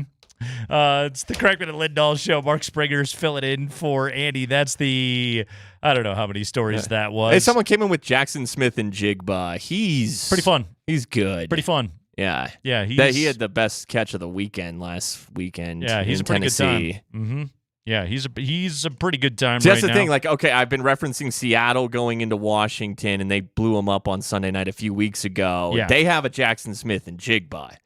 Broncos offense doesn't have something like that. No, it's very few do, though, the kind of season that guy is having right now. But like a legit one weapon. That's something like Buffalo. I think Buffalo, James Cook is a great back. I think that's part of the reason Buffalo's 7-4. You got to have that legit one weapon. Fortunately for Denver, their defense is like their legit one weapon. Well, they had Stephon Diggs, and he was miserable, and now he's the legit one weapon for Drake May. That's crazy. Yeah. And he'll be unhappy there by next year. Yeah. But like hopefully if you're New England, you look at it and you say, well, Drake will be so good by then, we won't even miss him anymore. Sure. And he'll be older and damn near out of the league. That's also a possibility. It is a Nuggets ticket Wednesday. Well, a Nuggets ticket Thursday on a Wednesday. See what we're doing? We have got your next keyword to win Nuggets Mavs tickets for Monday. Your keyword this hour, George.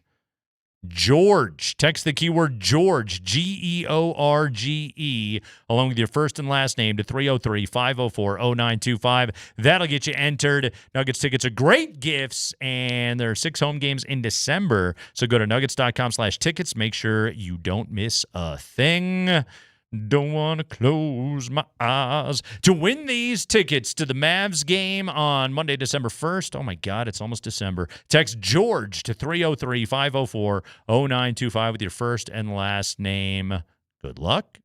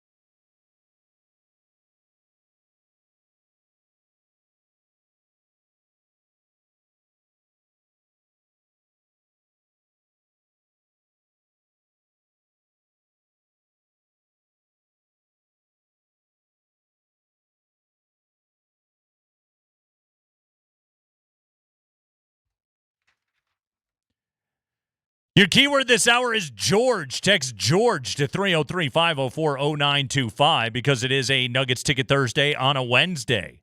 Again, your keyword is George along with your first and last name. Text it in to 303-504-0925. That enters you to win Nuggets Mavs tickets for Monday. So your three keywords today, Spring, were Jerry, Mark, and George. I believe the through line there is all Dallas sports owners. Jerry Jones, Mark Cuban, George W. Bush, former Rangers owner George W. Bush. I believe he also held national office for a while, if you recall. That's quite the trio. That is. You know? Jerry, Mark, and George. One of them traded Micah Parsons. Sure did. One of them hired Nico Harrison. You know, the Micah Parsons trade, in the last year, speaking of those two, okay, the Luka Doncic trade and the Micah Parsons trade, didn't those two trades open up a world where any trade you suggest is possible? If you consider, first you do have to consider, okay, is the team I'm involving in this hypothetical trade, is it owned by a crazy person? I would have never thought there's a planet where you trade one of the three best defensive players in the game and one of the three best players in the entire NBA, and you trade those guys in their prime. Sure. No, they were insane trades. Even crazy people know better than to make those trades. Yeah, anything's possible. You know, like I feel like for a long time it was always easy to just be like, God, like why would anybody discuss a trade for superstar X? That'll never happen. And my answer is Micah Parsons and Luka Doncic got traded. Anybody can get traded. Sure. Yeah. The floodgates are open. Yeah. So when Jokic gets traded, you know, hey. I refuse to say that anything is impossible. Mm-hmm. All right, Spring. Give me something you're thankful for in sports. Let's do the obligatory sports radio topic on the Wednesday before Thanksgiving. I'm thankful for wood. Wood? Yep. That would be Blackwood and Wedgwood. Ah, the two woods. I see what you did right there. Okay. Man. The Avalanche goalie duo. Yes. Man, from Georgiev and Onanen to Blackwood and Wedgwood. Best tandem in the league. And they're the best team in the league. Back-to-back shutouts this weekend. Blackwood's in net tonight. The Wood goalies. Yeah, against his former Sharks. And Blackwood's back. Yeah. I wonder if it's his job again, even as well as Wedgwood has played. I'm thankful for Wood, outrageously Nate. Good. I'm thankful for, and I know this one is a hot take, I'm thankful for Nikola Jokic. Really? I am thankful that the best basketball player on the planet and my favorite athlete of all time, that I get to watch this guy pretty much every single night. Uh-huh. The game that he played the other night, some of the passes that he was chucking around, in addition to just, I don't know, burying a three from the logo in Memphis. Pretty good time. Yep. Real quick before we get to Nick, how about this? Like, I didn't even think about this. 303-257. Those were Dallas owners and not notable Springers. Think about it. Jerry Springer. Pretty notable. George Springer. Former World Series MVP. Toronto Blue Jays. Was he the ALCS MVP just this past go-around? He was great in the postseason nonetheless. Until he got hurt in the World Series. Until he got hurt. And then me. I mean, think about that. Springers. Those are the three. That's a good call right there. Those are the three. Nice job by the listeners. Well done. Nick Kosmider joins us on a Wednesday afternoon. Nick, what sports thing are you most thankful for today? Nick? Oh, hey guys, how's it going? Yes. Hey man. Hey, how are you most thankful for your weekly Wednesday appearance on the Kreckman and Lindahl show? I am, man. We're over the river. We're through the woods, on the way to Grandma's house, and I'm glad to be with you guys as always. That sports thing I'm most thankful for. It's got to be 8:20 p.m. local time kicks. That's what I just have not been able to shake that from my mind's eye all week long. Of just like, wait, we're actually starting a football game at 8:20. So yeah, I'm trying to kind of mentally train myself for that this weekend. But hey, thank God you don't have print deadlines anymore, man. Oh my gosh, man. I feel for those folks. I certainly do. And my editor's on the East Coast, so every game to him is late. So I guess I'm going to just sort of get a taste of that other side this weekend. Nick, let's start here. Speaking of your trip to the nation's capital, Sunday night, 74% chance of rain, and looking like a high right around 40 degrees at kickoff time for the Broncos and the Manders. Last time we watched Bo Nix play in a driving rain, the results were not good. Plus, of what we understand, new sod on the field there in Washington. Let's start with the conditions. How do they impact Denver the most?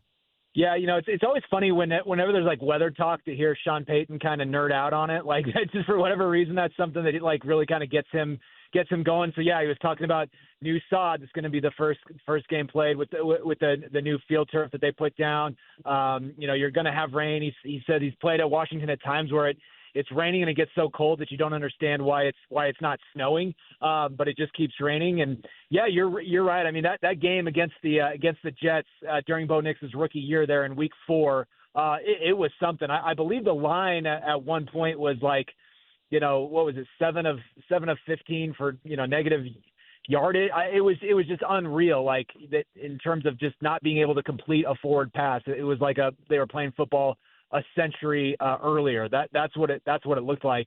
So yeah, they hopefully are a little bit more prepared for that with him. Obviously, there was the issue last year that they didn't have the right balls at the time, weren't necessarily expecting the weather. Whatever the case might have been there was an equipment snafu as well. So, Bo Nix said today, like, you can prepare all you want. At the end of the day, there's not really a ton that you can do.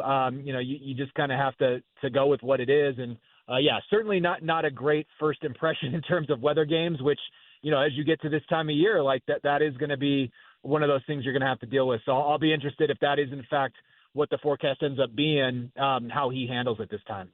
Nick, what are your thoughts on the 3 signings since the bye week? Will Lutz, Luke Wattenburg, and now Malcolm Roach today. Yeah, I wasn't necessarily expecting it, to be honest with you. Which is probably foolish on my part. Obviously, last year you looked at it, and the Broncos got 2 of these big contracts done right before the end of the season, or toward the latter part of the season, with Jonathan Cooper and Garrett Bowles to kind of head off, free agency for those 2 guys that they wanted as core pieces. And look, I mean, if you go back to this before the 2024 season, it's been Quinn Miners, Pat Surtain, it's been Nick Bonito, Zach Allen, Cortland Sutton with another. Like the list goes on in terms of just how many guys that they have re-signed. Like that's sort of been what they're trying to do. Part of that is like trying to head off the need to go out and spend really big in free agency, where you have to pay, kind of a, you kind of have to pay a premium to get guys that you need at certain positions. They'd rather kind of keep the guys that they have from within. But, I think especially when you look at the offensive and defensive lines, like that's where this team and its continuity has set them apart. Like they're 9-2 right now because they're winning the trenches most games. That doesn't mean that it's always been pretty in terms of execution, but they, by and large, have been the better team up front on both sides of the ball in most of the games that they've played. And when that is the case, like that you look across the board, that's typically the teams that have a chance at the end of the year. And so these moves, both with Roach and Wattenburg, are kind of a play to that continuity, to continue to try to build up front in a way that they believe is sustainable if they can keep adding pieces to that. I asked Mike McGlinchey about that today, of just like how rare it is to be somewhere and have the same offensive line room for multiple years over. He says, yeah, we if you look at it next year, they could have the same, more or less the same offensive line for a 4th year in a row with the same, offensive line coach. He said that just doesn't happen, like looking around the league. So when you look at it from that perspective, I don't think it's surprising. I think this is clearly the direction that they're trying to build this roster. Yeah, trenches and guys that score points, and Will Lutz is one of those guys as well, and that's the 3 deals that they got done. Nick Kosmider is our guest on the Ramos Law Hotline. Car accident, you need Ramos Law, medical doctor and attorney. Visit ramoslaw.com. Nick, Sean Payton loves talking about injuries, so let's talk about limited Pat Surtain and full participant Alex Singleton today. What is our expectation level that they will go on Sunday night? Yeah, I mean, I think it's pretty high. You know, Sean Payton, to your point, Nate, doesn't typically divulge a lot of information relative to injuries. Yeah, Relative to, there you are. However, he did say that this has been a target game for both Surtain and Singleton. In other words, like, this is what they were looking to come back. And look, we knew all along, because of the fact that Pat Surtain did not go on injured reserve, that they clearly thought he was going to be able to play in this game. Had he gone on injured reserve after that pectoral injury against the Cowboys, he would not have been eligible to play in this game.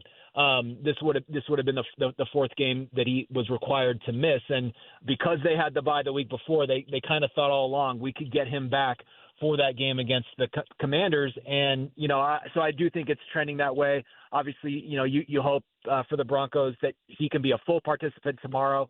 But I think it's all kind of pointing toward him being back there. And then, what can you say about Alex Singleton? I mean, this guy had, surgery to remove a cancerous tumor from his testicle 19 days ago, and he's back on the field and says he's tracking toward being able to play on Sunday, which is, just pretty incredible, even beyond what he's going to bring to the field, which, quite frankly, this year, most of the time has been, really positive for the Broncos. So, a pretty wild thing to see him back in a pretty cool deal. By the way, Nick, did I happen to see on the internet last Saturday night, were you just a member of the jersey-wearing, beer-swilling masses, mouth-breathing your way up there to Boulder to yell about Arizona State football? Did I see that correctly?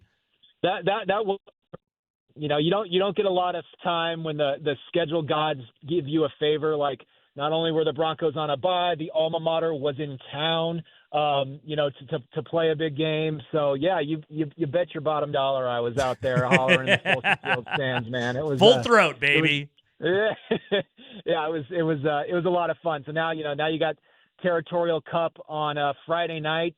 Both the Cats and the Devils ranked. I can't remember the last time that was the case. So should be a lot of fun. Nick, last thing for you. I'm bringing in on some of the conversation I've had with Nate. I know that Nate hates that I keep bringing this up. Wait, which part?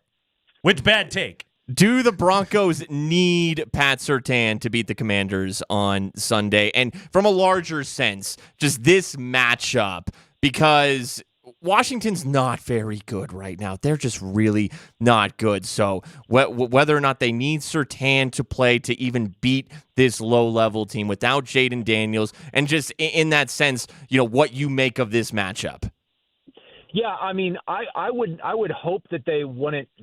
Like, if he was not playing, I don't think you would be, like, fearing this game necessarily from the standpoint of, like, being able to match up with what the Commanders are doing. I mean, they've not been very good. Marcus Mariota, he as backups go, certainly scheduled. It was Jaden, the offensive rookie of the year, versus the runner-up.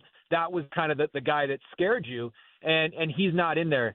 I will say I think this team is obviously better with Pat Surtain. That does not take a leap to go out and say that. And the other part of this is like the Commanders are desperate to end this losing streak. They had a bye week as well, coming off their game in Spain. They've had some time to figure out, like, it's a Sunday night primetime game, weather, all that kind of stuff. I would definitely rather have my best guys out there, and I think that's a positive. But if you can't, get something going offensively and allow that to be something that's carrying you against a Washington defense that's been dreadful this year, then we're right back to having these same conversations of, is this unit consistent enough to be trusted, in these games down the stretch? Like, that's what I would like to see. If I'm a Broncos fan, is just a little bit more consistency out of that unit early in the game. Don't make it be this game against the Chiefs that you have to get up for to play, complete football. I think that's really kind of what you want to see out of the Broncos on Sunday. Yeah, I have a feeling we may have those conversations again someday. Nick Kosmider, everybody. TheAthletic.com. Subscribe, read his stuff. Nick, excellent work. Have a great Thanksgiving, man. Hey, great Thanksgiving to you guys, too. Thanks a lot. All right. That's our buddy Nick Kosmider with us right there. The keyword is George. George, not George Springer. Maybe it is George Springer, though. George. Text George along with your first and last name to 303-504-0925. That enters you to win tickets for the Nuggets and the Mavericks on Monday. Again, text the keyword George. We'll announce our winner at 5:55 today. The winner of these tickets. So make sure you are here for that. We'll take a break. When we come back, we'll jump over to Ball Arena. Connor McGahee is, I believe, slated to join us. The Connor should be with us next. Okay. Avs Sharks tonight right here on Altitude Sports Radio 92.5. We preview the puck when we return.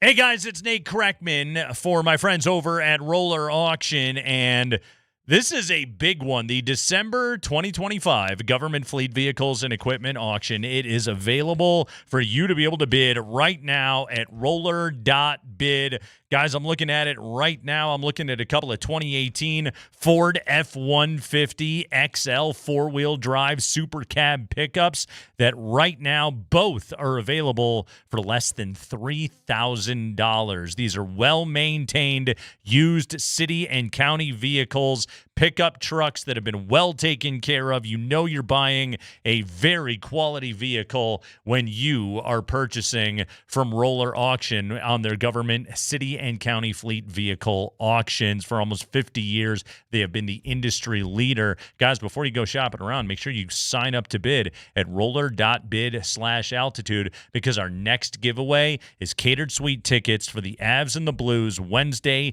December 31st at 7 o'clock at Ball Arena. Sign up to bid at roller.bid/altitude. That's roller.bid/altitude. And hey, if you're looking for a well-maintained used vehicle, the December 2025 Government Fleet Vehicles and Equipment Auction is available to bid right now at roller.bid.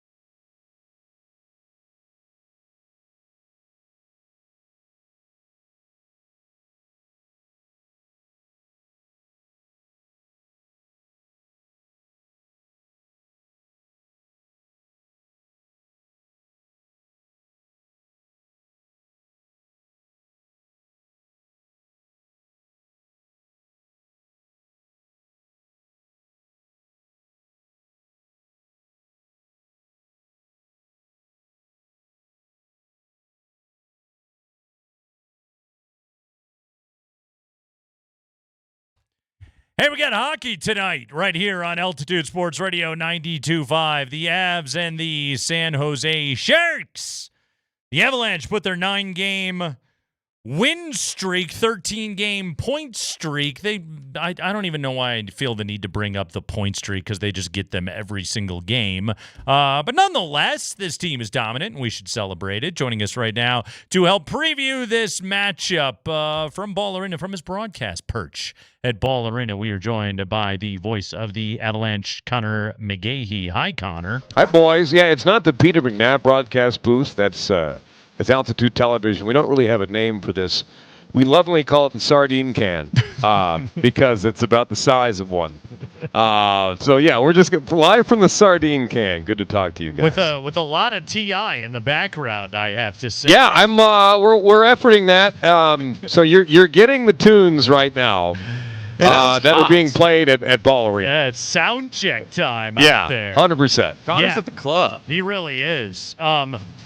Connor, besides being thankful for auto-tune. Are we, though? Are we thankful for that? Are we, though? What are you most thankful for right now when it comes to the Colorado Avalanche? Boy, I'm just... That is such a hard question. It should be an easy question, but it's like I said on one of our affiliates this morning. I said, when we're complaining about how we're winning, 1-0 and playing terrible in Chicago and probably playing even worse and winning by more in Nashville. That's when you know that the team is good. So I'm going to be thankful for good 5-on-5 play because most people would say that they're thankful for a goaltender tandem that is not the goaltender tandem that was here at this time last year. One of which just signed in the KHL, by the way, and Alexander Georgiev. So the other one hasn't won a game yet for the Nashville Predators, so we've come a long way, people. It's been a slight upgrade. Yeah, slight upgrade with the Lumberyard. So I'm going to go 5-on-5 because whether you want to go actual points at even strength or you want to go analytics, any metric will tell you that the Avalanche are the best team in the league offensively 5-on-5 and the best team defensively 5-on-5. So I'm definitely thankful for the Avs at even strength. Most scoring chances per 60, shots per 60, scoring chances per 60 in 5-on-5. Yes, all of those. And like I said, so depending on how your brain works, if you want simple, like I do, then it's, hey, Avs score a lot, and they don't allow a lot. Yep. There you go, plain and simple. I went with the goaltenders, Connor, in terms of what I'm thankful for. I can think of a couple other things, though. How about this one? How about just the fact that Gabe Landeskog's been back for almost 2 months now, hasn't missed a game, has seen his minutes increase. He's getting now, since Gavin Brindley's been out, who's another player I'm very thankful for, Gavin Brindley. But Landy's like 18, 19 minutes a night now. He's back in the top 6. He's back on power play 1. What about Gabe Landeskog? Yeah, I mean, he's up there. I mean, you combine the 18-plus now that he's averaging over the past week with his early time, and he's averaging around 14.5. And he's 52% from the faceoff dot. Remember, when we complain about actual centermen not being allowed to stay in, and again, they still don't know why they're chased. But when they are, when Brock Nelson is kicked out, Landeskog comes in to take the draw, and he wins them. He's got 52%. He's taken a good amount of faceoffs this year. So to have him be healthy and contributing away from the puck, because everyone will say, well, he's only got 2 goals in the season. Well, does he? I think he's got more than 2 goals. Yeah, two that have counted. Like 3 taken away, yeah. But his plus-minus is good. He's only got 1 assist his last 4. But he's a +4, and he's making a difference on that second line with Ross Colton and Brock Nelson. And that has really freed up Brock Nelson to open up his offense a little bit more, which I think is a good thing. So Gabe Landeskog healthy is something that we prayed for and we are very thankful for. And his presence, I think, has done more for this winning streak and for the Avs' success this season than anything else. He is Connor McGahey. I tell you what, I am thankful for the outrageous goal Nate calls. is jamming over Connor here, by the McGahey, way. in addition to really enjoying the soundtrack in the club right now. I think it's down now. We're good now. I know. It's off now. It's a little. Are bit you of a disappointed? letdown. A little bit. I mean, we can bring it back up. Maka, bring it back up. Hold on. I was feeling it. All right, it's back for you. Thank you. Thank you. I feel you can like, bring it back down. Spring's done. I feel like I'm shopping at a clothing store where I can't afford the pants. That's what I feel like right now. Oh, that's Yeah. most stores for me. If you have to ask, you can't afford it. Okay. Hey, What's the Connor, go have a great call tonight, man. Enjoy it. Keep up the great work, and enjoy a good look at Macklin Celebrini tonight. Boy, number 2 point getter in the National Hockey League. And we've seen Bedard and Celebrini in back-to-back games now. And if you made me pick, fellas, I'd pick Macklin Celebrini as an overall player. I agree, Connor. Yeah. Return of the Macklin, he says. Yeah, All right. he's going to be something in this league for a long He's time. electric. Yeah. Okay. That shot of his is incredible, Connor. Yep, scored on us November 1st, so thanks for bringing that up. Hopefully some of these guys will finish in second and third in the Hart Trophy voting this year to Nathan McKinnon. Or Cale McCarr, or Seriously, both. Yeah. like, are these two, are they going to poach votes off of each other this year, Connor? I saw a piece on that yesterday. Okay. And, I mean, it's entirely possible, right? So, and look, I don't have a whole lot of trust in writers to do the right thing when it comes to this. I mean, just see the Taylor Hall Hart Trophy vote years ago, Over right? McKinnon, which was criminal. Yeah, it was criminal. So I don't exactly trust them to do the right thing. That is entirely a possibility. I would rather them fight over the Conn Smythe in June. How about that? There we go. That's all well and good, but that's not filling sports radio minutes, okay, Connor? Sorry, brevity is the soul of wit, saith William Shakespeare. All right, pal, we appreciate it. Have a great call tonight, dude. No promises, boys, but thank you. All right, Connor McGahee on the call. By the way, I happened to look up at the television above us, and John Madden was dissecting a turducken in an old piece of footage from Thanksgiving's. Turducken, the Louisiana dish itself, a deboned chicken stuffed into a deboned duck, further stuffed into a deboned turkey. Outside North America, it is known as a 3-bird roast. There's also an English variant called the gooducken, replacing the turkey with a goose. I mean, this was gene splicing food before it existed. Oh man, I don't think I've ever actually eaten a turducken, and nor have I. I think I'm okay with that. Do we have a winner, Spring? We do. Of a pair of tickets for the Nuggets and the Dallas Mavericks coming up on Monday. Will be the third game in 4 nights for your Denver Nuggets. What do you got? Our winner is Mary Coggins. Mary Coggins. Not Mary Poppins. No. Mary Coggins. Coggins is going to be floating over to Ball Arena under her umbrella. Nice job, Mary Coggins. Mary Coggins is going to the game. A spoonful of Jokic makes the something. Yes. basketball go down. Congratulations to Mary Coggins. Although the rest of you losers, you guys are not done because there is the second chance drawing. You simply have to go to altitudesportsradio.com/NugsTix. altitudesportsradio.com/NugsTix and make sure you get signed up for the second chance drawing and you have a crack at winning tickets for the Nuggets and the Mavericks coming up on Monday. Thus concludes the Kreckman and Lindahl show. We were joined by a cast of thousands today here on the radio. Connor McGahee was with us. Nick Kosminer talked Broncos and Manders. Justin Michael was with us to talk about the hiring of Jim Mora at Colorado State. Dan Hyatt did 2 Nugget stats you need to know and 1 you don't. Nikki Jobvala, covering the Washington Commanders, joined us from our nation's capital. And then we talked way back at 3 o'clock, Mike Golick. Yeah.